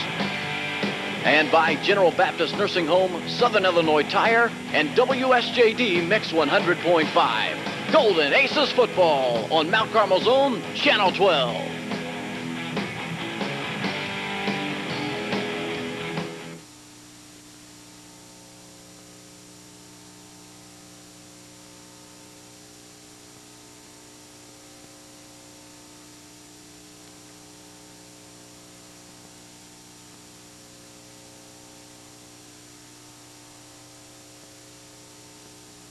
Not right now. We are now. Yes or no? That's an soon. Do me a favor. Talk into that, will you? Yes. We got Weed Eater City. Okay, talking to that. I want to be Rob Blackman. Okay, good. Here we go. We're rolling. Can I leave my glasses on? Yes. Here we go. Coach's Corner, first show for 1996. And 3, 2, starting at 13 after. 1. Hi, everybody, and good evening. Welcome to our 1996 inaugural edition of Coach's Corner. Here. You want me to shut that thing off? What thing? With the weed blower. Oh, you want me to be able to hear it? Okay. You won't be able to hear it. Okay, I'm sorry. Okay, false cue. Here we go. Again, in 3, 2, 1. Hi, everybody, and good evening. Welcome to the 1996 inaugural edition of Coach's Corner here on this Thursday night. Although, as you can see, it's during the middle of the day. I'm Rob Blackman alongside Aces head coach John Hart. And today, okay, so we taped it early. We're a day early. It's a Wednesday afternoon. The sun is shining, and some work going on up above us here, Coach, is some of the folks donating some time and effort to get Riverview Stadium ready here for the 96 season. Yeah, they've got a construction crew, the school district hired a construction crew to fix the stadium, a lot of broken steps and stuff, and slowly but surely this whole facility with what the city has done on the side and what all the volunteers of Carl Burbrick and his crew that did at the building, and you know, we've had a lot of people work on the football field. Carl and a bunch of guys put the goalposts together. This it's really starting to turn out to be a facility. Yeah, the new building that has been built down here, the all-purpose building, the work that you mentioned on Riverview Stadium, new grass has been planted in the middle of the field. I guess it's maybe been, if there was ever a knock on Mount Carmel football, maybe the facilities weren't up to some of the other schools. We've always had the great tradition on the field, but now off the field we're beginning to look at first class, if not the first class program in the southern half of the state. Yeah, and it doesn't take a whole bunch of money. It takes just a lot of pride. Right. And when you start throwing things together a little bit, it sure really it makes things so much more pleasant to be at and stuff. And it was much, much needed. And people no longer will have to hike 160 stadium steps to go to the restroom. They can go right down the track here, and the Mothers for Football have a concession stand in there. So it's really nice. Coach, let's get on to football. First of all, welcome back for yet another season of Aces football and Coach's Corner. We bring you Coach's Corner every Thursday night at 7 o'clock, so you can make sure to set your VCRs if you aren't going to be around on Thursday nights during football season. As we prepare for 96, let's begin with the obvious question. How has preseason camp and the off-season weights and the camps and all that went for your team this summer? How, I guess, was off-season and preseason leading up to Friday night's opener? Well, I tell you what, it's a lot of mixed reactions, almost kind of reminds you of a fruit cocktail almost, you know, where if you pick out the really good things, there's a lot of really good things, but there's some things you just wouldn't eat. You got that right. Well, there's a lot of things. There's a few things that, you know, you wished, you know, you wouldn't have to go through as a team, but it's typical that you go through those things. And this team's different, a lot different than last groups, and it doesn't mean that they won't be as good or even better, but they've got a long ways to go. You know, that team proved for 11 weeks they were as good as anybody in the state of Illinois, maybe anybody that stepped on that football field out there, which is a rich, rich tradition, as we both know, but they proved a lot of things. So to compare this team to it wouldn't be fair to this team nor the team that played last year. Folks, stay with us. We're going to take our first break, and when we come back, we're going to look in depth at the 96 Aces. We'll look on both sides of the football, offense and defense. We'll discuss the kicking game, and we'll look forward to those Harrisburg Bulldogs on Friday night. That's all when we come back on Coach's Corner. Stay with us. Hey. Nice little 4-minute segment. Okay, talking to that sucker again for me, just to make sure we're doing okay. I'm here. This is Dr. Deep Throat. Nobody's saying that. Okay, here we go, brother. There's nothing wrong with that. I know. I know. Here we go in segment 2 in 3, 2, 1. Welcome back to Coach's Corner. Let us take a quick second to say thanks to all of our sponsors who you'll see during the various commercial breaks who help bring Coach's Corner your way. Also, Coach, I didn't tell you, immediately following Coach's Corner all season long, the Lou Tepper Show.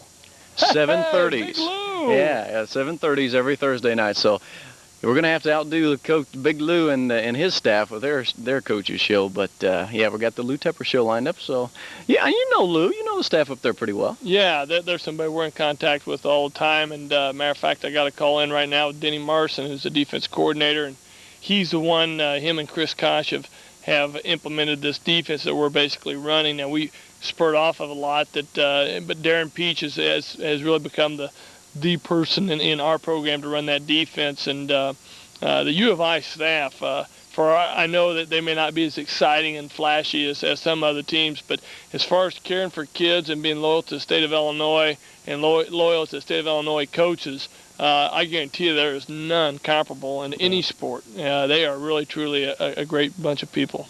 So that's something you can look forward to, the Lou Tepper Show, every Thursday night following our own Coach's Corner. Tonight, this Thursday night, we should remind viewers that a 1-hour special on a U of I football follows Coach's Corner here tonight. It's a U of I preseason special. So I'm telling you, I've been working hard this offseason, Coach. You're doing the right things, and I tell you what, I got to throw out something here because Coach Colvin's going to go one of those, kissing up to Tepper, all right?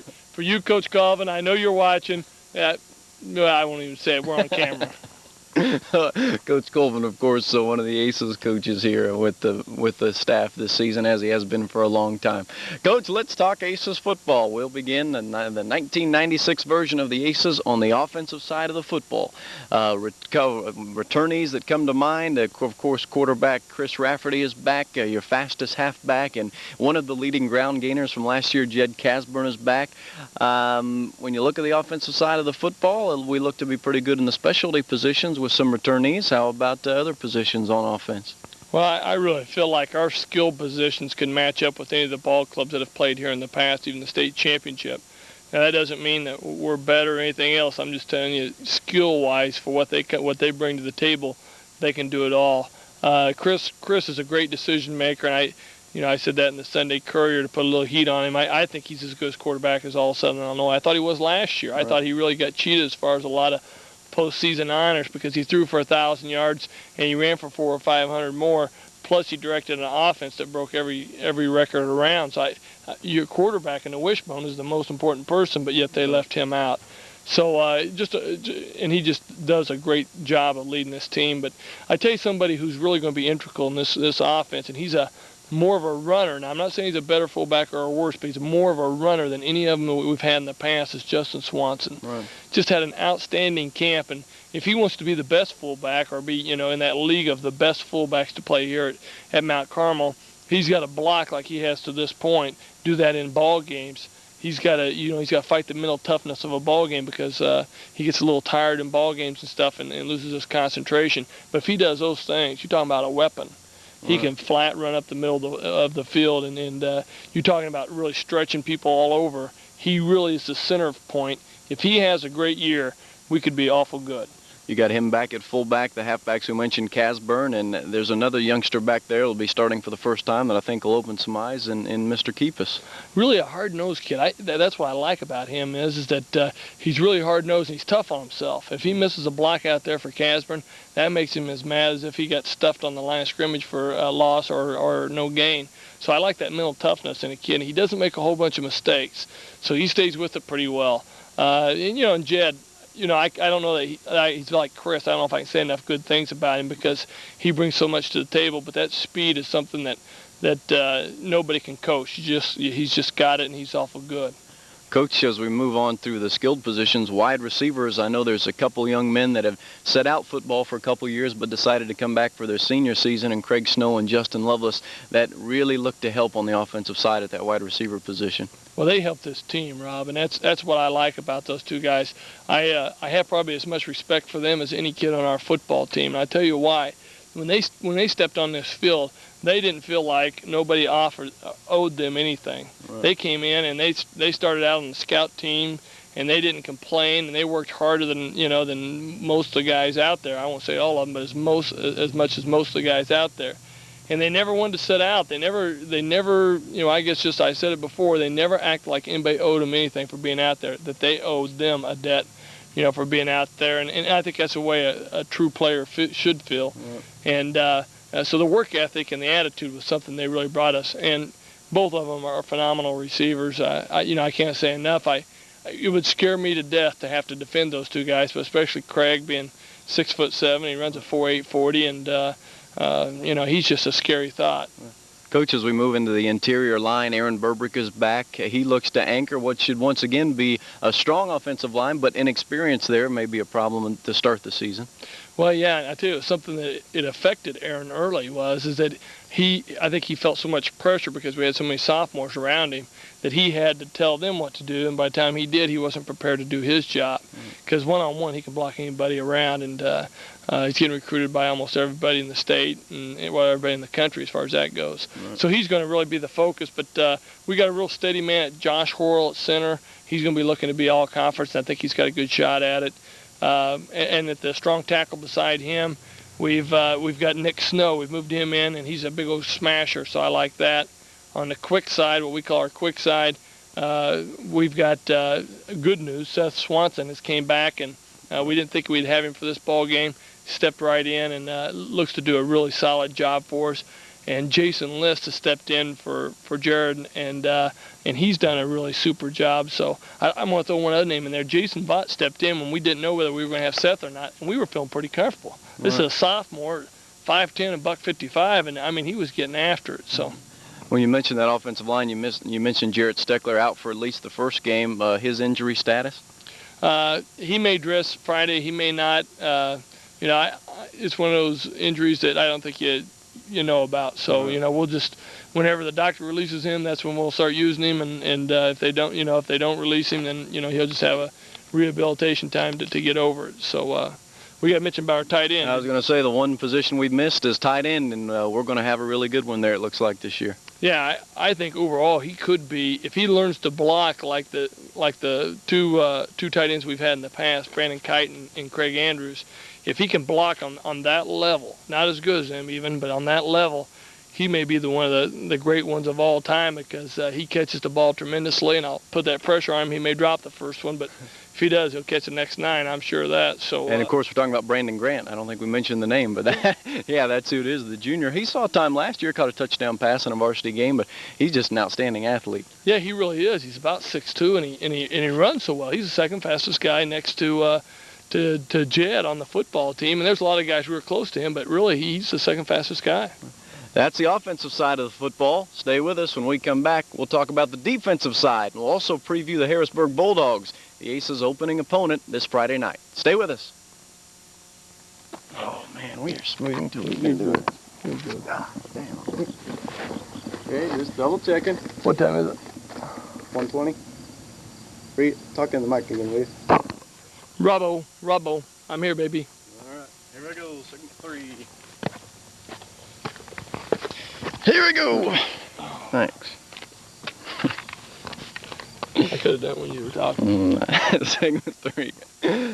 Going down in 3, 2, 1.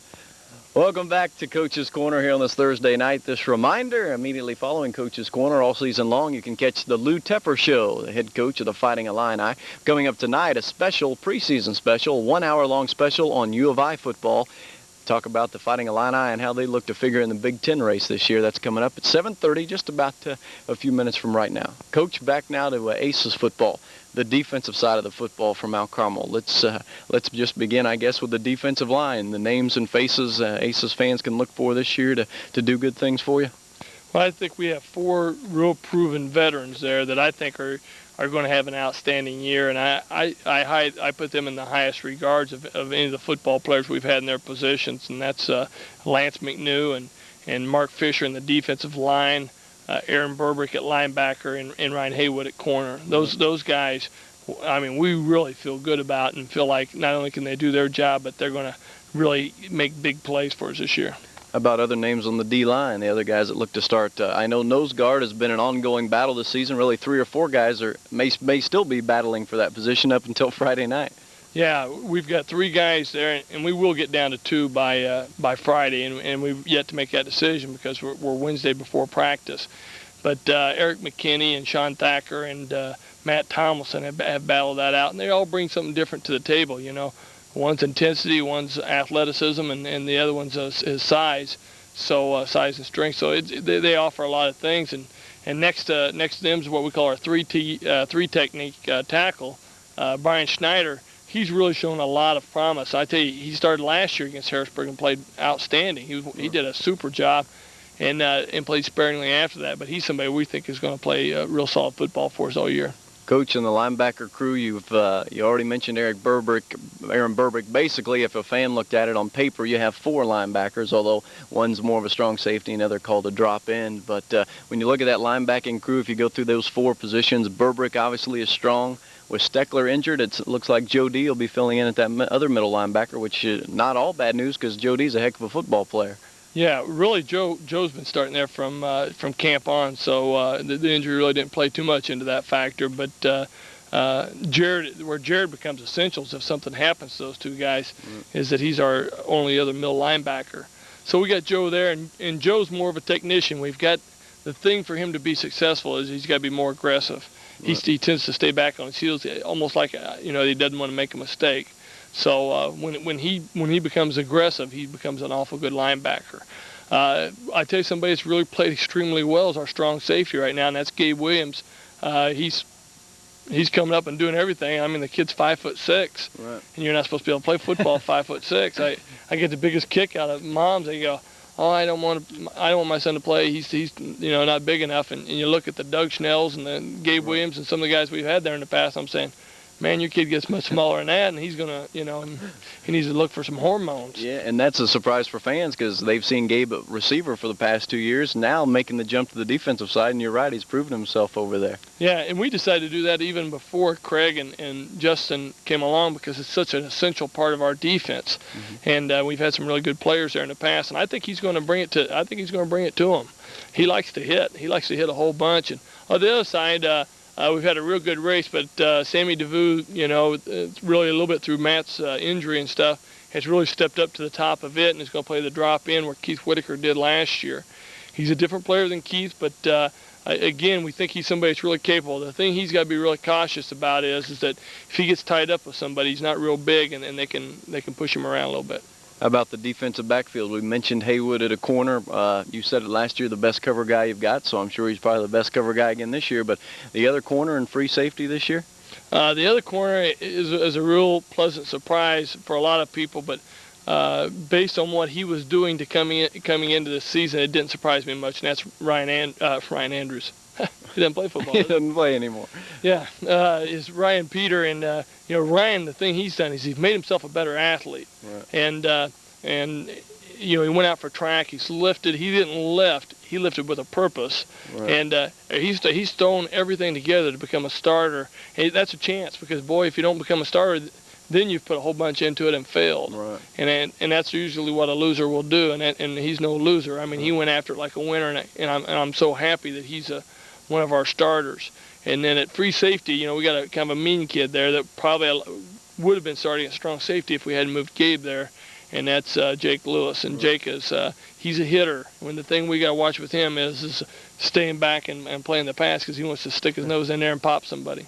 And it's interesting, in our defensive philosophy at Mount Carmel, basically the free safety is another linebacker. A lot of times you move him right up there in the linebacking core, and boy, he's as hard-nosed as they come. He might as well be a linebacker, really. Yeah, he's ornery. He's just kind of ornery. I don't know how else you call it. We're going to talk about kickers and punters? Yeah, we're going to talk about the kicking game. I'll tell you what, we can do that right now. We're on time here. Let's move to, we'll start with the punting game. Do you have a punter, I guess? Johnny Joe's gone. Who's the punter penciled in for this year? Johnny Joe, it was Jake. Oh, yeah, Jake. Sorry. Yeah. Sorry. Well, that's well, it's a long season. He's I tell you what we're looking for is another Jake Newkirk. Somebody's going to catch the ball well and all that kind of stuff. Right. And if he can punt the sucker, that's almost a bonus. Right. And right now, I would say it's dead heat between Shane Rumsey and Craig Snow. And Shane's really out-punted him to this point, but Craig catches the ball so well, and he's such a good athlete back there that we always know we're going to get the punt off. Kicking, we're really pleased with Jesse Anderson.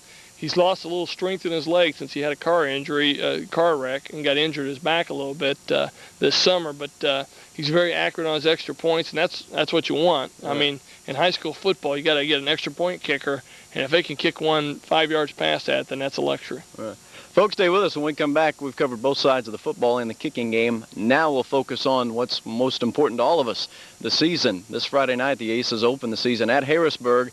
Always, probably, in my mind, the best game in the southern half of the state to open the season. We're going to talk about those Bulldogs when we come back next here on Channel 12 in Coach's Corner. Stay with us. Hey, all right, getting ready for the last segment already. Now, crap to doing you. I'm sitting here screwing with you. Man, he is. Fuck you. You don't believe the shit I got to do. Talk to me that one more time. You don't believe what I got to do. Robbie called me a bad name. I'm about 10% ready for Friday night. You have nothing to do. All those commercials and... You talked to Al yet? Nope. I probably won't talk to him until Friday. I might not even talk to him. I don't know. He won't tell you nothing? Oh, I know it. Here we go, final segment. It should take about 5 minutes, Coach. In 3, 2, 1. All right, welcome back to Coach's Corner. Rob Blackman and John Hart set to wrap it up in our final segment here tonight. This reminder, you can catch Coach's Corner every Thursday night at 7 o'clock. Also, the Lou Tepper Show follows every night at 7:30 every Thursday night. Blue. Those Fighting Illini who open the season this Saturday against, you'll have to help me, Coach. It's Michigan, that's right. I should have known that. Immediately following our program here tonight, we'll have the Illini preseason special. It's an hour-long special, so we hope you join us for that. They'll talk about those Michigan Wolverines. You just said go Big Blue. Are you rooting for Michigan? The blue and orange. Oh, yeah, right. Hey, where we're at it, a lot of people know this, and a lot of people have been very, very kind to my family, but my wife had an operation on her tonsils, and big people aren't supposed to have that done. It hurts a lot, and I wish her all the luck while she's sitting there watching. You know she's watching us. Yeah, well, we do wish you, Janet, good health and a quick recovery. Did she get my get well letter? She did, and it was just big old smile on her face. I'm a heck of a guy. You are a heck of a guy, and I'm a lucky guy, all right? Oh, you're a very lucky guy. I'll give you that. Hey, the coach, let's talk about Harrisburg here in these last couple of minutes. The Harrisburg Bulldogs, boy, I guess there for a few years, or a few long years, we've kind of had some tough luck with them, but as of about the past 2 to 3 seasons, we've been having a little bit better luck with Harrisburg, at least on our home field. Your thoughts on the Bulldogs this season? I know last year we got them pretty good, although when you go back and look at film, as you were telling me earlier, we maybe didn't get them as good as the score indicated last year. Well, it's just obvious. We've outcoached them the last couple of years, and it had nothing to do with the players. I'll tell Al that when I see him Friday. Seriously, yeah, a lot of people have forgot how close that ball game was last year. It's the only ball game we trailed in, I believe, until the DeCoin ball game. But we were down 19-13 in the last few minutes of the third quarter. I mean, it was right at the edge-cutting time. So they really played as good, and they're a lot better ball club this year. There's no doubt they're a better ball club. They've got a big fullback, 6'2", 220 pounds, and all the alumni that have played them in the past, when they have that type of athlete at fullback, is bad news for the opposition. Go ahead, Coach. I was just going to mention maybe if we know all the names of the kids with it being the first game of the season, but numbers. I know you got a chance to see their inter-squad scrimmage Friday. I think you mentioned the number 23 at halfback is a heck of a player. The fullback can play a little. They got great team speed. I do know that much. Yeah, and I'm horrible with numbers and names and stuff, but you're right. 23, I think, played the right halfback and has great speed. Looks like Jed Casburn out there running. I know last year against our freshmen and our sophomores, we couldn't hardly even look at the guy. He was a blurry so fast. So that'll be interesting. They've got 3 quarterbacks, and at press time, I don't think they had mentioned him yet who it was going to be. So that'll be interesting. But they're huge up front. They've got a bunch of 250-pound, 6-foot guys, and maybe a little bit that looked like Nick Snow before he lost a lot of weight. Nick's lost a lot of weight. He's not quite the wide body he used to be, but that's what they look like. They got stuff hanging over their belt, and and then they just come up and smack you in the mouth, and and get after it. So this is a scary ball club because they've got exactly what they want. They got white bodies up front. They've got great athletes in the backfield. They don't care if they have a quarterback or not. All they got to do is surprise you every once in a while and throw a bootleg for about 50 yards and kill you. Coach, when you look at the game Friday, what do we, as the Golden Aces, have to do to be successful and get out of there with a victory? I know it's been a long time since we came from Harrisburg with a W. Boy, thanks. Oh, I'm sorry to bring it up. Well, last 2 times we've been there, it's been a little tough going. We're going to break that. And how do we break that? How do we break that? Not to put you on the spot here, but well, I tell you, I think it's assignment football on defense. I think our inside guys got to play the traps, and if we play the traps really well with our inside guys, we take that away from them. Right. If our outside guys take away the pitches and the options, then I think we beat this ball club, and I think we beat them on defense by assignments. If we blow those assignments, and then we're in a lot of trouble. Coach, on offense, you've been saying it could be air Mount Carmel this season. Are we going to see Chris Rafferty airing it out this Friday night? Well, the thing is, we threw about 14 times a game last year, especially until the last couple of games, and Chris's arm was really, we were having problems with his arm as far as it hurting and stuff, so he got tired. But he's been on a strength program, and he's throwing the ball so much stronger and harder now. I don't know that we'll throw it over 15 times per se, but I'm hoping and believe that our accuracy is going to go up from about 48% to about 60%. And those runs after the catches, instead of being, tackled after he catches the ball, it's going to break it away and have a lot of big runs. I wouldn't be surprised at all if he doesn't, if we can play 13 games, which would take us to the state championship, I would think he'd have an excellent chance of throwing for 2,000 yards. He threw for 1,000 last year. Let's hope we can get to 2,000 this year. That'd be a nice little memento, I guess, for Chris Rafferty's senior year. We got a dentist on our show, don't we? Then Dr. Miller. Yeah, Dr. Miller, You hear him in the background. He's warming up. My kids had 3 cavities and 2 cavities, and look at him. He's warming up. Now you're going to get a bunch of donations in your mail. Help pay for your kids' teeth. That's going to do it for the Coach's Corner on this Thursday. It's always a lot of fun. It will be. We hope you join us every Thursday night at 7 o'clock.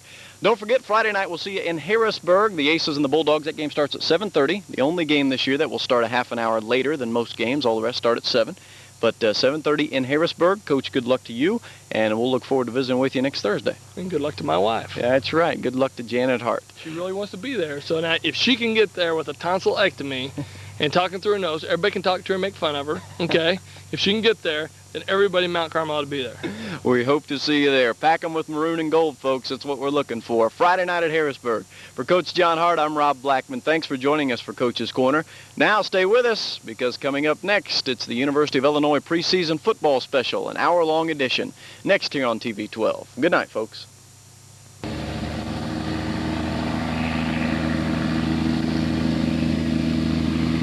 All right, let's rock and roll.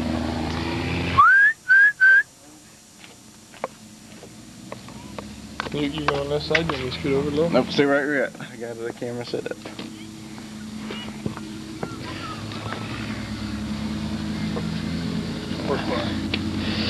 Okay, Coach's Corner for the Fairfield game, coming down in 3, 2, 1. Hi, everybody, and good evening. It's a Thursday night here in the city of Mount Carmel, and we are all smiles. The reason the Golden Aces football team is 1-0 after last Friday night's 20-13 victory over Harrisburg in Harrisburg, and it's time now for Coach's Corner on this Thursday. You can catch Coach's Corner with myself and Aces coach John Hart every Thursday night at 7 o'clock here on Channel 12. And who follows? And the Lou Tepper Show follows, although not this week. No? Lou starts next week, next Thursday. Oh. That's all right. Hey, we had to preempt Lou this Thursday, but beginning next Thursday at 7:30, the Lou Tepper Show. I should have forewarned you. Sorry. Anyway, I should be sorry. Anyway, no one's sorry. We're 1-0. What are we sorry about? The Aces winners over Harrisburg last Friday night, and this ugly guy beside me, John Hart, the head coach of the Aces, joins me. Coach, a good win last Friday in Harrisburg, although after you go back and look at the film and you've kind of had a chance to grade and evaluate, kind of an ugly win as far as execution goes, but nonetheless a victory in Harrisburg. Yeah, it was, and that's the key. When you're early in the season, you have to win ball games, and football, and like all the rest of the sports, if you don't win, you don't get a chance in the playoffs. So if you're saying you're building for the end, and Harrisburg's got the heat on, as a matter of fact, I think that's what the Courier's headlines was. The pressure's on because now they have to turn around and beat DuQuoin. Otherwise, they start out with 2 losses and can't afford another loss. So that's a scary thing about high school football, and also an exciting thing.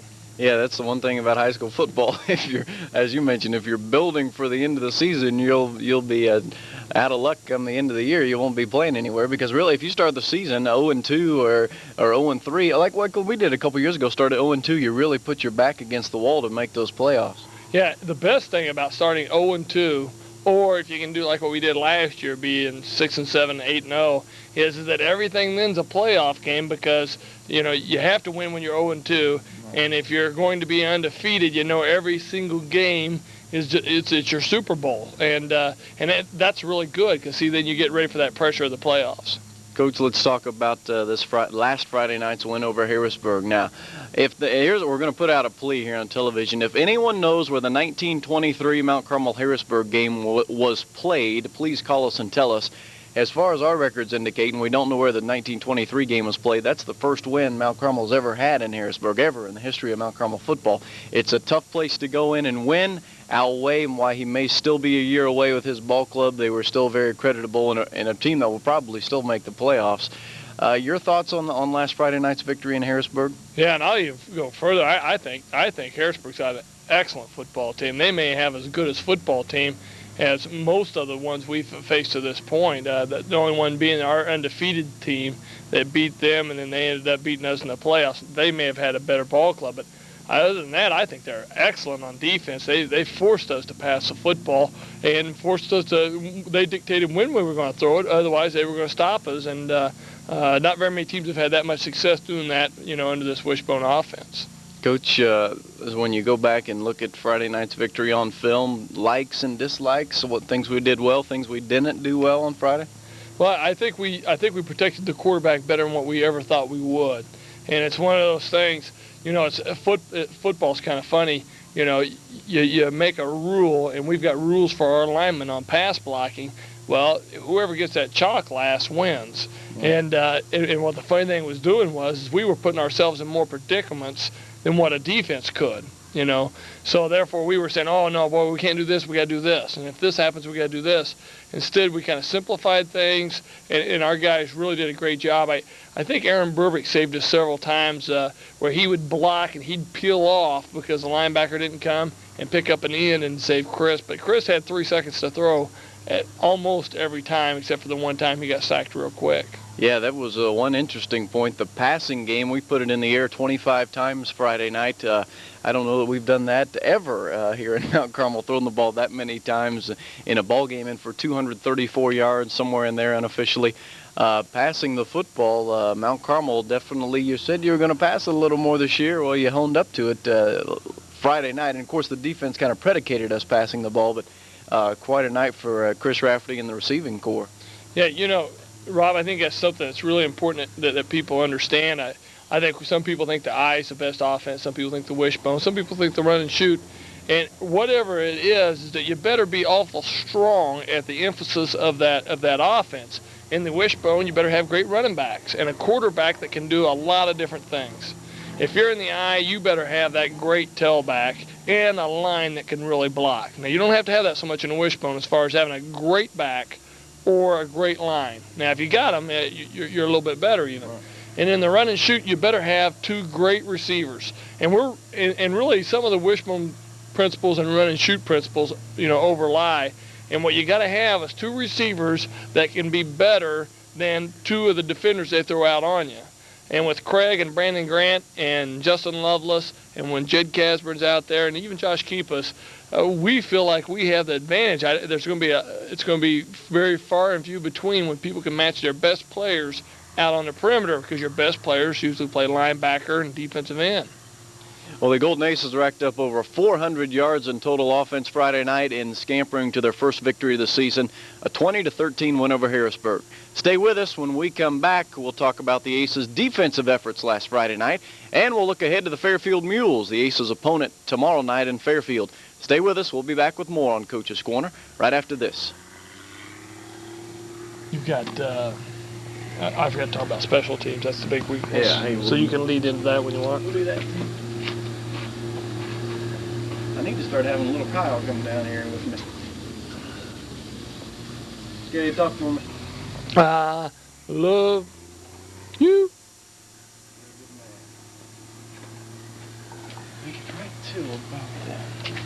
Segment 2. I'm just counting that loud in my head. Coming down in 3, 2, 1. Welcome back to Coach's Corner on this Thursday night. Rob Blackman alongside John Hart. I guess we failed to mention where we're at here on this Thursday evening. It's actually a Wednesday afternoon. We are in front of the brand new multi-purpose building. There's a lot of people's efforts, whether it be back-breaking efforts in building this thing or the monetary efforts that help this thing all come together. But what a fine addition to the Mount Carmel football program this multi-purpose building is. Well, we finally got our facilities, and we're building to get our facilities as good as our program is. And when we do that, that's just going to make our program that much better. But the building and then the goalposts that Carl put up and stuff, we've really we've progressed so much in a year. And the city came in and cleaned out so much of the hill that it looks so much nicer. And next year we're talking about a scoreboard, and we need new lights, and it's been kind of abandoned and taken it granted for so many years. I think we're trying to catch up in a hurry.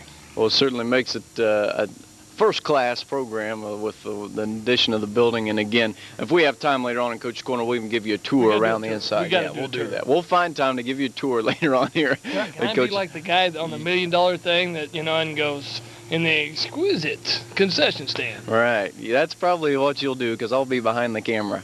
At TV 12, we're a little short-staffed, so we kind of got to do it all here. I'll be your cameraman here in a minute.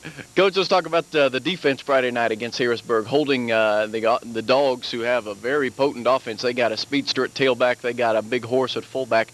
Held them to just over 100 yards in total offense, right around 160 or so. 40 of that coming through the air, passing the football. Defensively, your assessment of the Aces on the defensive side?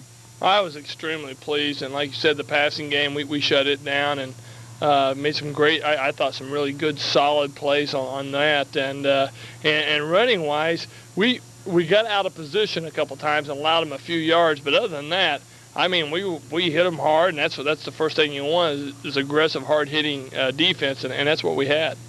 Coach, when you look at the defensive side of the ball, and we talked about this on our radio morning show last Saturday with Darren Peach, some names that were untested, some young men we didn't know how they'd play because they'd never been put in that varsity position, really stepped up. And I'm going to miss some names here, but Eric McKinney, Sam DeVue, Jake Lewis, Joe D, Gabe Williams, and I know I'm going to miss a couple, but man, some guys that have been untested looked Friday night as if they've been doing that all their life.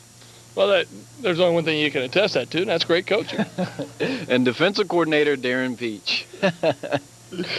Oh, I stepped into that one, didn't I? Right, you exactly did. But really, a great job. Well, yeah, and that comes back to Mount Carmel type football, and I think Scott Stewart made that comment. It's not a fair one because it doesn't show the appreciation of what the kids have to do to become that type of player. But he said, you can graduate everybody, including the water boy, and Mount Carmel's going to come back and be a really good football team. And it sounds like we take things for granted. And I don't think he does either, but it takes a lot. It takes a lot of years to, Eric McKay's played football a long time. Now he gets his shot at varsity, and he's done a super job. Sam DeVue, one of the things he had to do was get in the weight room and get stronger. We knew he could compete if we just physically could compete, and now he's shown he can. And I was really pleased with Gabe Williams. I thought him and Brian Schneider played if I could have picked two guys out on defense that consistently did their job the best, I'd say those two guys. Coach, before we get on to the special teams, I just want to kind of revisit last Friday night, the final quarter. Harrisburg scores late in the game. They get the ball back when we fumble deep in our own territory, or deep in Harrisburg territory, I should say. And the Bulldogs begin to drive the ball at the end. Your thoughts from the Aces coaching standpoint as they made that final drive late in the ball game before, of course, we got the big turnover? Well, I tell you, I never felt like we were threatened to get beat. I mean, I knew we could if we made a mistake, but I really didn't ever feel threatened.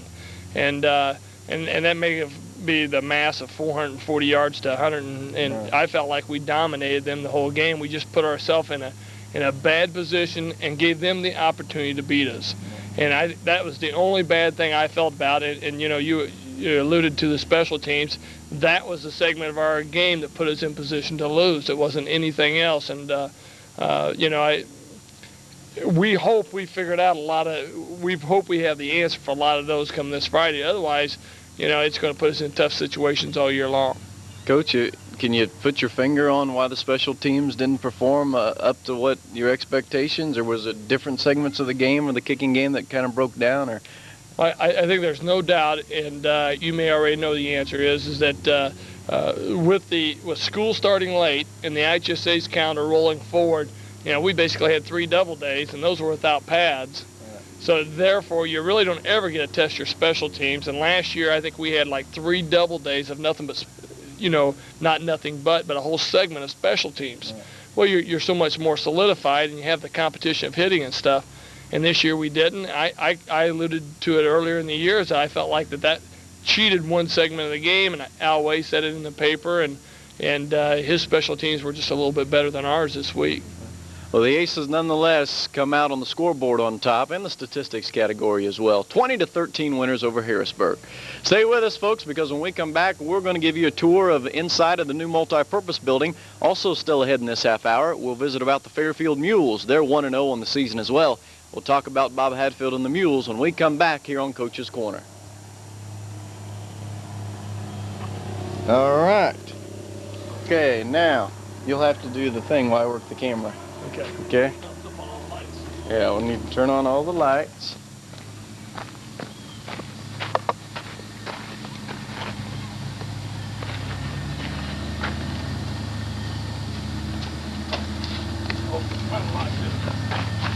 We're rolling. Give a countdown, and then we'll be back to the Okay. 3, 2, 1. Welcome back, everybody. Hey, we're inside the fine concession stand, restroom facility, meeting room. Maybe we could just call it a complex down here at the bottom of the stadium. As you look around, Rob will shoot some pictures. Everything in here has been donated. Of course, Pepsi machine has not been donated. We have to pay for that. But everything else has been donated. All the cabinets, all the work inside the building, the painting, which mostly was done by Roscoe Brashears. He's got something like 18,000 hours in here. And as you can see, even refrigerators and the machines and stuff that are in here were donated by different people so that we could have an outstanding facility. And boy, it is really something. Now you're going to follow me. Oh, hey, there I am. Hey, we're going to follow in. And this first room here, it looks a little bit like a closet, is where we're going to put the officials because we don't like them. Okay, we're going to stick them in a closet. But no, seriously, we fixed this room up, and we're going to put some, we're going to make them clean the floors while they're in here. We're going to come in here, and they're going to meet so they can get out of the shelter. And then the room in here that you're following me into is our meeting room. This is where we'll meet at halftime. We have a stall over there for a restroom and a water fountain. And we don't have a lot of things painted up in here other than just the base colors, but truly a beautiful facility here. We're going to walk on outside here. Are you following me, Rob? Come with me, baby. We're going to walk on outside here and take maybe like a little shot of the outside of the building. And several people, again, donated so much of this. Gokenhauer's with the garage doors helped us out there. Of course, Carl, being our main contractor, did a ton of things. But even like Linson's with the guttering up on top. The Smith brothers, I think, put that up on top, construction. So we had a lot of different people, along with, of course, Steve K. Smith with the electrical, and Speth Plumbing were huge in the plumbing. One was electrical, one was plumbing. Now we're going to walk on back to the restrooms.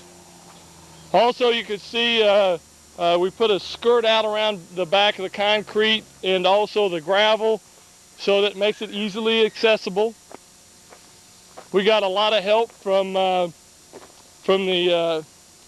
electrical company for putting up outside lights so that it can be so we don't have problems with vandalism and things like that. So again, it's really nice. And then on the back side here, where a lot of you will spend your half times of the restrooms.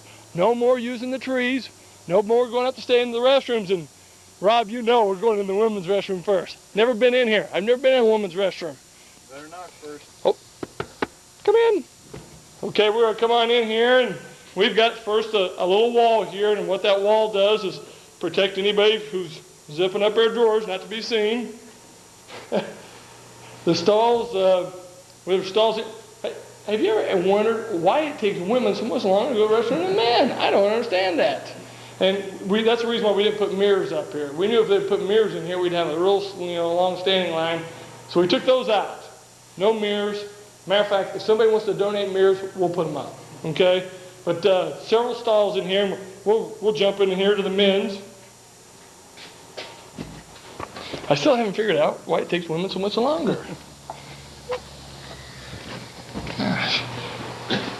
I know why. Maybe I do know why, Rob. You know why? Why? Because there's no newspapers in here. That's the reason why the men can get out of here pretty quick.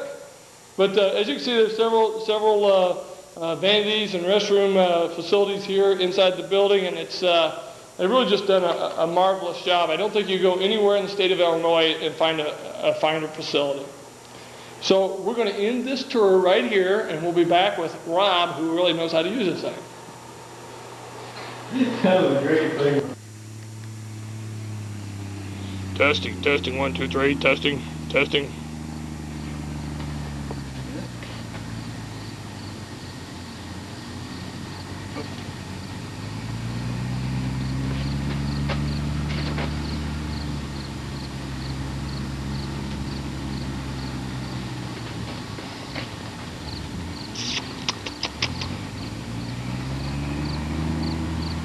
Okay, here we go. Final segment. I gotta get back. In 3, 2, 1. All right, welcome back to Coach's Corner. You know, Bob Vila didn't have anything on you. Hey, you took us through that tour. Perfect. Like a pro. Thanks. I tell you what, it's if I ever get out of coaching, I want your job. Well, my job, you should be in carpentry, or at least explaining carpentry. Hey, maybe that's it. Yeah. Maybe that's it. You know, matter of fact, you know, Tim, the tool time guy, I work a lot like he does. You know, whatever I go to fix, it takes like 3 people to fix after I do it. It costs twice as much. So I am extremely dangerous around any type of mechanical material. Remember that if you're looking for help this summer, next summer, to do any home improvements. Anyway, the facilities here are perfect, and as we joke about it, I mean, this is really a nice place and I think the visiting teams will appreciate it as much as the home fans getting to go inside to use an indoor warm restroom on a cold November playoff day. Yes, well, I won't even say anything. I'll just We'll just move on to Fairfield. Bob Hatfield and the Mules are 1-0. In case you didn't know, they blasted Edwards County last Friday night, 42-0, I believe, the final score there. Fairfield, not the same caliber ball club they've been in the past 2 seasons, but they've got a couple young men that can play the game. The quarterback, John Warren, and bless you, Coach, the halfback, Denny Hesterly, is also quite a player. And as you alluded to earlier at Boosters, this may be an actually physically tougher football team in Fairfield than they've seen in the past. Yeah, I think last year, even though they were an excellent football team, they weren't as tough and mean as what this group is. I think this team will, get you down and bite the meat right off your leg, where last year's team had a lot of talent and they were an excellent football team, but they didn't have that real nasty streak in them. I think these guys do, and they're a team that as the game goes along, as the closer they stay, or if they get ahead of us, the more and more confidence they're going to build and the tougher they'll be to beat. Coach, one thing you alluded to also earlier today when we were talking off camera, the ACES scouting report for this week says something to the effect of 36-0. Wouldn't that make you kind of mad? Kind of alluding to the way we beat them pretty good here last year at our place. So in the back of the minds, the Mules are thinking about last year's loss. And Bob Hatfield, there may be no better motivator than Bob Hatfield in our conference. So they're going to be ready to play us. Yeah, I respect Bob Hatfield and like him too. I hate to be on camera and say that, but I like him as well as anybody in Southern Illinois. Because I respect him so much. I mean, he demands the same type of things out of kids, and his program is what I feel like I try to. So, yeah, you know the motivation for this ball game is much like the year before was for us. Fairfield had beaten us and really embarrassed us a little bit. And, we were really motivated. And I don't know how much I had to motivate our kids in that circumstances or how much he's going to have to motivate, but they're going to be ready to play. Well, as we wrap it up here tonight, Coach, a couple of keys, I guess, to the game for Mount Carmel to be successful Friday night? Well, I think we have to become more assignment-oriented. We have to know what they're going to do out of certain sets. And, there's always going to be wrinkles. I mean, he threw in wrinkles last year, just like we did. So we're going to have to be assignment-oriented and concentrate on our assignments and not get caught up in the whole hoopla of the ball game. Right. Well, it ought to be a good one. This reminder, fans, the game starts at 7 o'clock Friday night in Fairfield. You need to get there early to get you a seat. Should be a full house for the Mules and the Aces. Coach, good luck to you Friday night, and we'll talk to you next week. All right. We hope my wife will be fully rehabilitated. Fully recovered. We're wishing. Well, that's all right. You've never been much on grammar. Hey, Janet, we hope you get better, and we hope we see you Friday night. Is it well or good? Hope she gets well or good? Hope she gets well. Yeah. Why do they use that? I don't know. We'll talk grammar next segment. Thanks for being with us on your Thursday night. For Coach John Hart, I'm Rob Blackman. We hope to see all of you in Fairfield Friday night. Now, for all of us at TV 12, good night, everybody. Hey, man, perfect.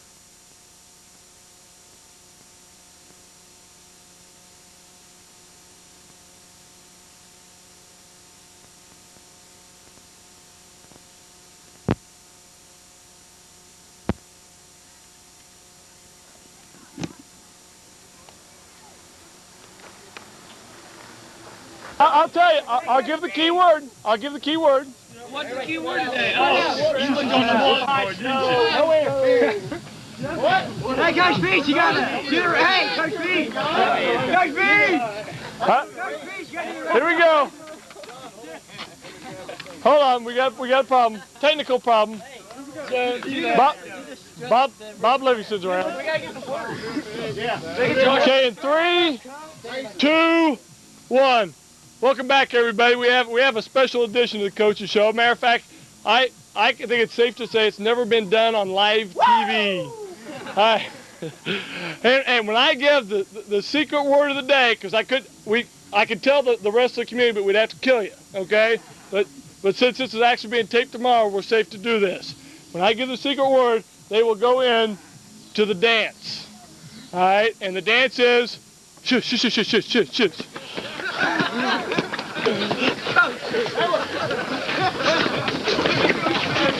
Coach!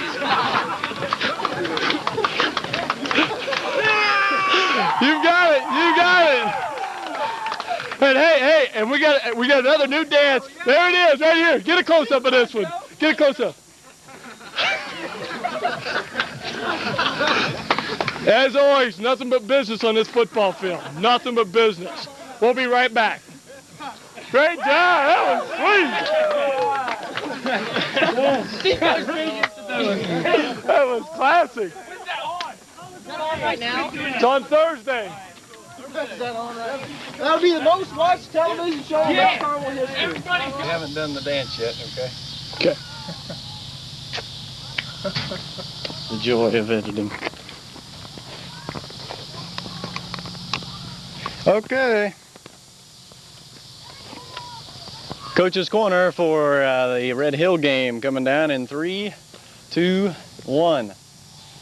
Hi there and good evening, everyone. Welcome to another edition of Coach's Corner. It's a Thursday night, one night away from what looks to be the premier game of the year in the North Egypt Conference. My name is Rob Blackman, joined alongside by Aces head coach John Hart. As always, we welcome you to Coach's Corner here on your Thursday night. And as I said, Coach, the game I think everyone in the NEC has been looking forward to. I know especially folks in Bridgeport have been for a couple of years now.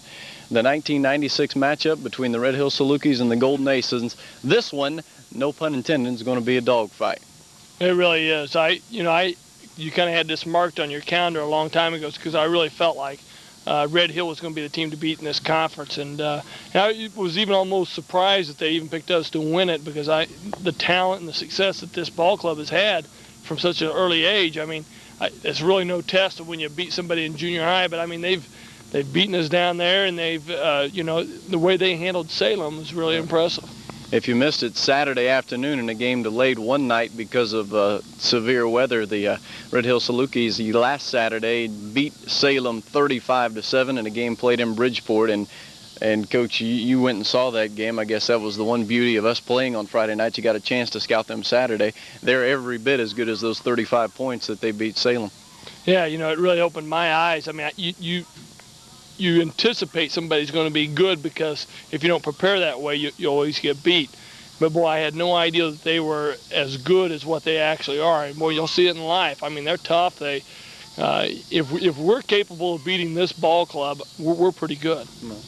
Well, folks, we got a lot to talk about tonight in this half hour. Our defensive coordinator, Darren Peach, will join us. We'll revisit the Fairfield ball game. We'll talk about the Red Hill Salukis, which, of course, is on the top of everyone's minds this week. And also, very special, we made the request or challenge the community Saturday morning on the radio show that if we could get 100 callers into the TV and radio station, we would have the young men and the assistant coaches do the dance. That's the only thing I know to call it. And believe it or not, Coach, now it just happened yesterday. We got callers number 98, 99, and 100.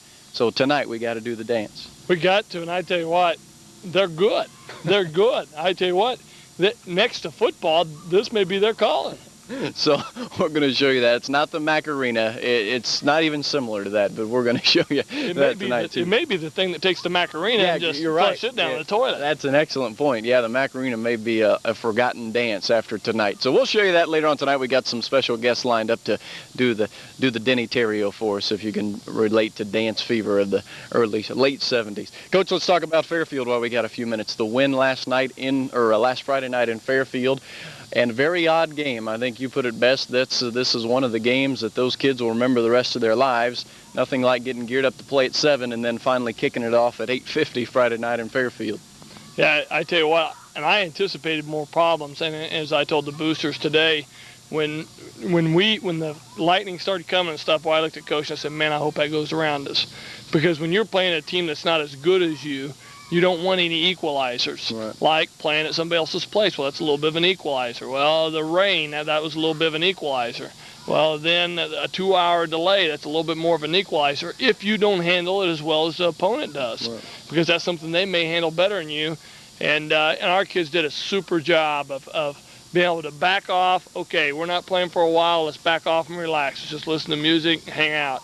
And then when it's football time, let's play. All right, and that's kind of was the approach, wasn't it, for the coaching staff? Let the kids get a little loosey-goosey before the game, and during that delay time, I should say, and then before the game, turn back up the intensity. Yeah, and that's exactly what I try to do. And I tell you, everybody tries to make, football is hard work. I mean, I don't know any other way to say it, but, if you're playing sandlot football, it's fun, but you're working really hard. Right. And if you're playing high school football, you work really hard for a long period of time to create consistency. And, anybody that thinks that it's just giggles, it's not. But anybody that thinks it's just work, it's not. Right. And I tell you, if you ever meet somebody that's really, really successful at what they do, it's because they love doing it. Right. And that's what we try to do. I have a hard time going out and getting all mad every single day and disliking what I do, because I love what I'm doing, and that's what we try to spill over the kids.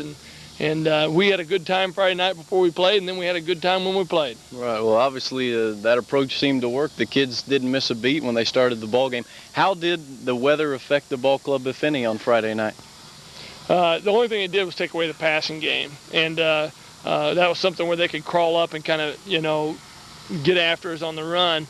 But they really didn't. They kind of stayed leery of our passing game, which really opened up some running lanes for us. So really, we just didn't feel like we could spread out the offense just because of the traction. Well, the Aces 30-14 winners on Friday night. You're right, we didn't throw the ball as much as we did in the opener at Harrisburg. As a matter of fact, the numbers were way down. I think we tried 8 passes, completed 5 for 61 yards. But Jed Casburn finally broke out of the mold, and we saw the Jed Casburn we'd come to love the last couple of years last Friday night. Yeah, and Jed did I thought a super job. But if you think, I just now thought about it, but if you count all completions in that game for Chris, he was actually 7 for 8. Right. Yeah. He just threw it. Actually, should have been 8 for 8 because Brandon dropped a pretty easy one. So and then Fairfield caught those 2 pretty easy. And Yeah, that's right. He did only have 1 drop ball the whole night. That's a great point. I love you, Chris. Right. I'm glad you guys are good buds. The offense, again, another good night, as was at Harrisburg on Friday night. 30 points and dominated really in the statistics category. Rushing and the passing down a little bit because of the weather. What about the defensive side? Your thoughts of the defense on Friday? I thought we played really well. Now, the last 2 series, we played without our starters, and and they had a long run and a long pass, and I think that caused over 80 to 100 of the yards. And if you take that away from 160, I think it was their total, right, then that's a tremendous defensive night against a pretty good ball club. I say that ball club's still going to win 6 ball games, maybe 7 if it gets a break. Right. The Aces are 2-0 on the season after that win Friday night in Fairfield, 1-0 in the North Egypt Conference. Stay with us, folks, because let's see, when do we want to do the dance? Want to do it next, or I know you got your talent lined up off here to the side, or wait a little longer? Let's keep it at the very end, because I tell you what, we will keep a crowd just waiting for this. So that's what we'll do. Well, folks, stay with us. When we come back, formatics-wise, we're going to bring in Darren Peach, then the defensive coordinator, and talk with him about the Aces defense this season and get his thoughts on Red Hill. Then also later on this half hour, the dance. It's coming. Get ready. We're going to show it to you before the half hour's done. Stay with us. We'll be back with more on Coach's Corner right after this. All right. Okay. Go visit with Darren. Take a break. Then we'll come back to the dance. Come in here, Coach Peacher. I'm the talker here, aren't I? You're over here. Hey, yeah, that'd be easy, right? Okay, partner, we're rolling. Okay, in 3, 2, 1. Hey, welcome back. I got my sidekick here, Coach Darren Peach. Coach Peach, the defense is off to a good start. I guess I know the answer, but to help our listeners and our watchers, I guess, your evaluation of the defense at this point. Well, going into the season, we were kind of joking with one another that I was trying to give the defensive coordinator position away to some of the other coaches, and we had no takers. But up until this point of the season, I've been very pleased. I think along with you with the defense as far as it's come along so far. Yeah, the one thing that I think they've done real well is that we've set up a scheme to take away something that we felt like the other team did well. And as we do have with Red Hill, you don't know if it's going to work, and you have to make on-the-field adjustments. But I think our kids have done a good job of that. Yeah, going into the Fairfield game, one of the things that, I was talking to Coach Hart all the time, or talking to you, I should say, and I was really concerned about the quick pitch, and that's something, they got one off the other night, but we virtually eliminated that out of their offense. Yeah. How good do you think the Fairfield Ball Club is?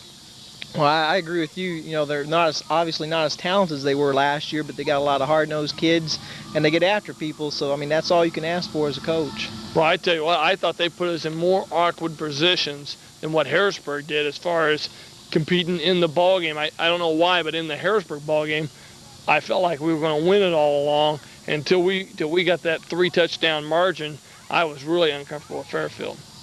Yeah, once again, you're going into a game, you can play good defense for 50 plays, and if you take a couple plays off, and they break a couple on you, you're back to where you started from, and you got to get after people every play.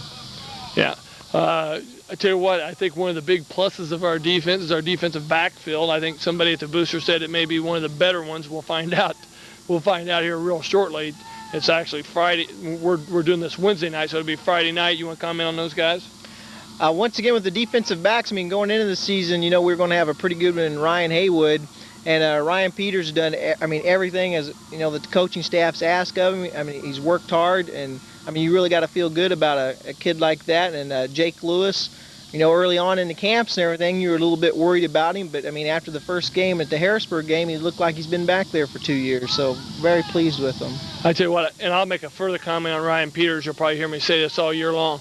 If you've ever said, my son's too young, too small to play football, or my son's not fast enough to play football, or my son's not, You know, Ryan fought all those things, just as John Porter, just as Doug Schnell, and I know it can go on and on that list for Mount Carmel football players, but Ryan Peter has virtually made himself a football player because he wanted it bad enough. Yeah, I mean, it just goes to show you what a little heart and what a little commitment will do for a person. And, you know, I think as you tell all freshmen as they enter the program, you know, if they stick with it and they work hard for 4 years, then they're going to be successful in the end. They really are. Darren, great having you on here. He's really getting become mass media, you know, between the breakfast shows and everything else. So good having you again. And after your dance, we're talking he could go big time. Hey, we're going to be styling and profiling later on, let me tell you. Let's do the dance next. Okay, we will be doing the dance next, according to the coordinator and I guess the host of the show, Rob Blackman. So we'll be right back with the dance. All right. Okay, so this time we'll be talking out of the dance. I should probably stick around, right? You might commit me for something else. And now... Hey, you need to set up Colvin and Straub or something now. Oh, this man. dance, what are you going to get those guys to do? Like, what the hell, I ain't going to do it. Hey, are you going to come to the coach's office? Yeah. If I'm not up there, my key will. Okay. Okay, Coach, we got a good 11 or 12 minutes here to shoot, talk on Red Hill, so which is good, because kind of what I wanted to do. Here we go. Final segment in 3, 2, 1. All right, welcome back to Coach's Corner. Now, that was interesting to say the least. Well, you know, I've told people this is a talented group, and well, I can't say nothing else. Some of those guys, now, I mean, they can play football. We've seen that, but, man, they can really dance. I mean... Joe D. Oh, yeah. Joe D. He's got the hair. Yeah, he's got the hair. It's kind of a retro throwback. It's kind of, I guess, I don't know. I've been watching a lot this summer. I see a lot of TV stations bring back the 70s and the bandstands and all that. I mean, these guys, give them a velour suit and they're fitting right in. Well, you know, we did this on purpose, and I tell you why, because we know Red Hill's going to be watching this. That's right. If that can't throw them off, nothing will. If that doesn't throw them off, nothing will ever throw them off. Now, I guess I need to, and maybe you won't know the answer, but the origination of this dance, where did this thing come from? Because we happened to notice Friday night on the sidelines when the game got well in hand right late at the game, some of the guys are doing it. Scott noticed. He said, what are those guys doing? And next thing I know, it's the biggest craze to hit Mount Carmel. I mean, where did this thing come from? Well, I tell you what, this group, you know, and I've said it all along, and I don't know how to compare them to anybody, but DuQuoin last year. And I've really not been around very much, though, because I'm awful, you know, I like having fun, but then I like a lot to get done, I guess. Right. Well, this group is a little bit like DuQuoin in the fact that when I walked across their locker room in the gym, they're out there acting silly, just silly before a quarterfinal championship. And I thought, we're going to drill those guys. But they knew when the game started, when the game counted, when they knew when they stepped across those white lines, that's when you play football. Right. And then you just have to do the things you're supposed to do. Well, they were loosey-goosey, have fun, you know, kind of silly guys. Right. That's what these guys are. I really believe it. I think they like having fun. I think they like doing the right things, but I think they like having fun. And I think, Rob, also, I guess one of the best things about this is that they're having fun at their own expense. I mean, they're almost to the point they could be a little bit vulnerable right here from people making fun of them and stuff, and they really don't care. And Right. and that's what I call positive peer pressure. I hope a whole bunch of guys can act silly without doing anything wrong. Right. Well, it's interesting to say the least. I kind of like it. I may learn the steps. I think Joe D and Gabe Williams are kind of the originators of it. And they do look to be the best at it, so I may take some lessons from them. I don't know. We'll see. Coach, let's talk about Red Hill, the Salukis. They, as we mentioned at the outset, are every bit as good as everyone's saying. Now, this is not the 1988 team that people remember where they said, oh, Red Hill's going to be really good, and they fell flat on their face here. This is not some teams of the past when Red Hill said, oh, we're going to be pretty good, and they were about average. This team says they're going to be real good, and they're really good. Yeah, I think I've heard from Red Hill that they compare them to the 67 team, which I think was undefeated or something. Maybe one that was at the last time they won the North Egypt, possibly. But I think that's the one they're really comparing people to, and maybe rightfully so. I don't know. It's hard to compare things from But I definitely seen that the last good group that played Mount Carmel and got beat pretty bad. They're not that group. They're a lot better. That time they had Ambrose and some people that filled out around them. Right. This year they've got Gray, they've got Tolley, they've got, you just go bang, bang, bang, bang, Wilson, it's a lot like a Mount Carmel team. I think they're well-rounded. I don't think there's somebody you can just say, we're going to stop them, or they're not very good defensively. They're a solid ball club that's fantastic on offense. Well, they start on the offensive side of the ball with the quarterback, Billy Gray, a 6'3", 6'4", a big kid, a strong kid, and he's your prototype Division II, smaller Division I quarterback because he's big and tall. He throws the ball so well, and he does so many things out of the pocket, scrambling and making things happen. And I'm not saying he's going to be a Division I quarterback by any means, but he's got the makeup to do just those kind of things. Yeah, when you compare our quarterbacks, if you want to talk about pros and compare their games, Chris Rafferty's like a Joe Montana. He's like a John Elway. Right. And where John Elway wins all those games in the last few seconds, you don't want to be in that position if you're, I think, Mount Carmel High School or anybody on their team. But he's going to run around. He may check off number 1 and 2, and then he may go to 3 and then come back to 1 in a heartbeat and get away with it. Where Chris pretty well is going to know who he's going to throw to before the snap of the ball, and then if that guy's not open, check 2, bang, throwing it, and you have success.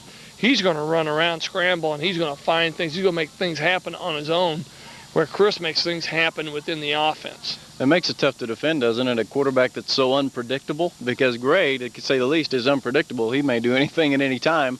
The luxury for the Salukis is normally it ends up being a pretty good play no matter what it is. Yeah, it really does make it tough to defend. And, like I said, they're an awful good ball club, but they're a scarier ball club than they even are good, because if he starts getting on a roll, you may not be able to beat him on his best day. Right. And so that will turn into a track race in points, we hope, because we think we can score points.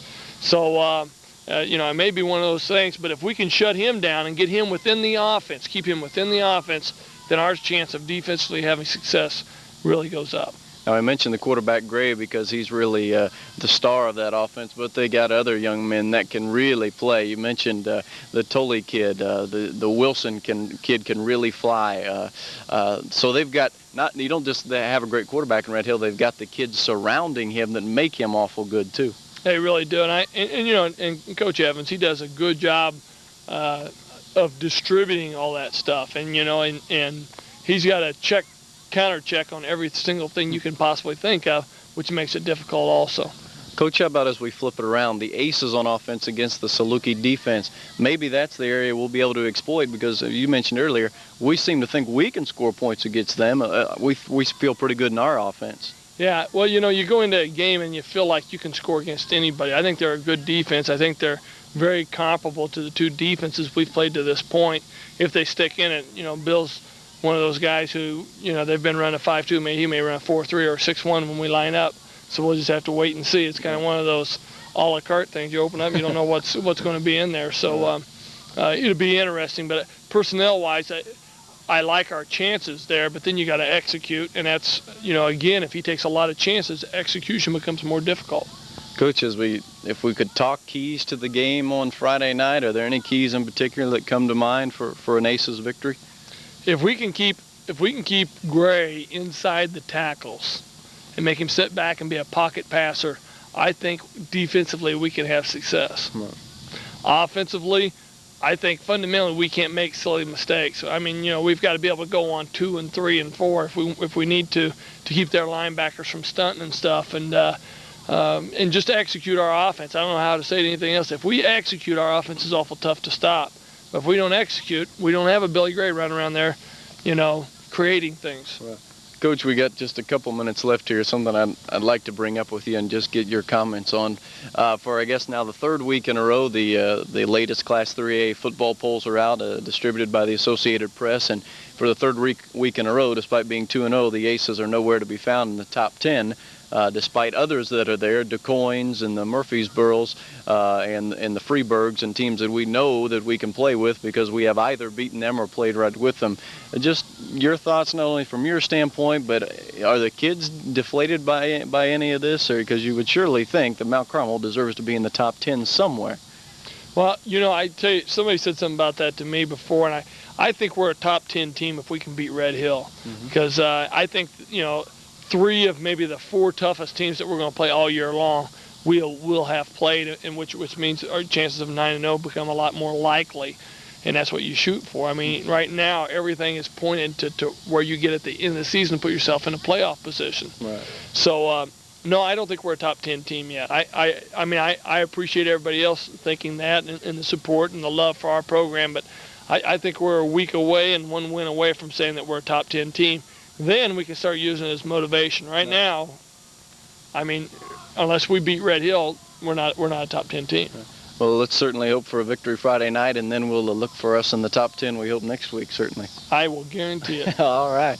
There's the guarantee. No Joe Namath guarantee, but I will nonetheless. guarantee we'll be in the top 10 if we beat Red Hill. I'm not guaranteeing victory. Right. Our kids are going to have something to say about that.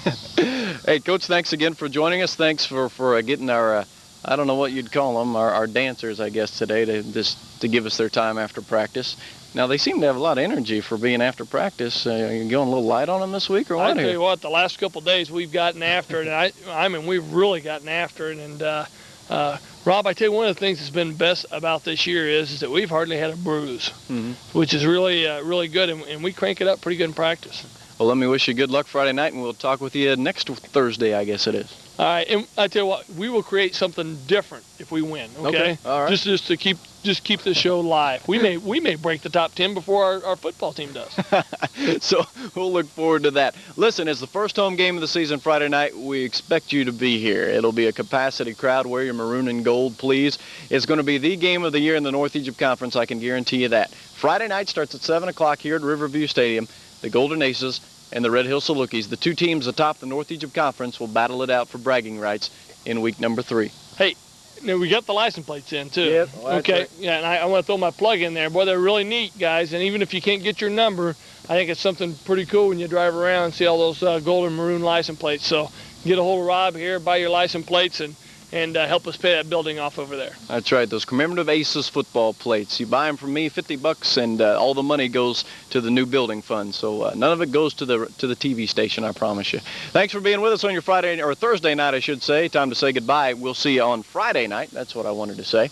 Now, for all of us at Coach's Corner, John Hart, Darren Peach, myself, and all of the Solid Gold dancers, I'm Rob Blackman. Stay with us. Believe it or not, we have part of the Lou Tepper Show this week. It's hey, go Blue! Go Big Blue! Hey, hey! Problem is, it's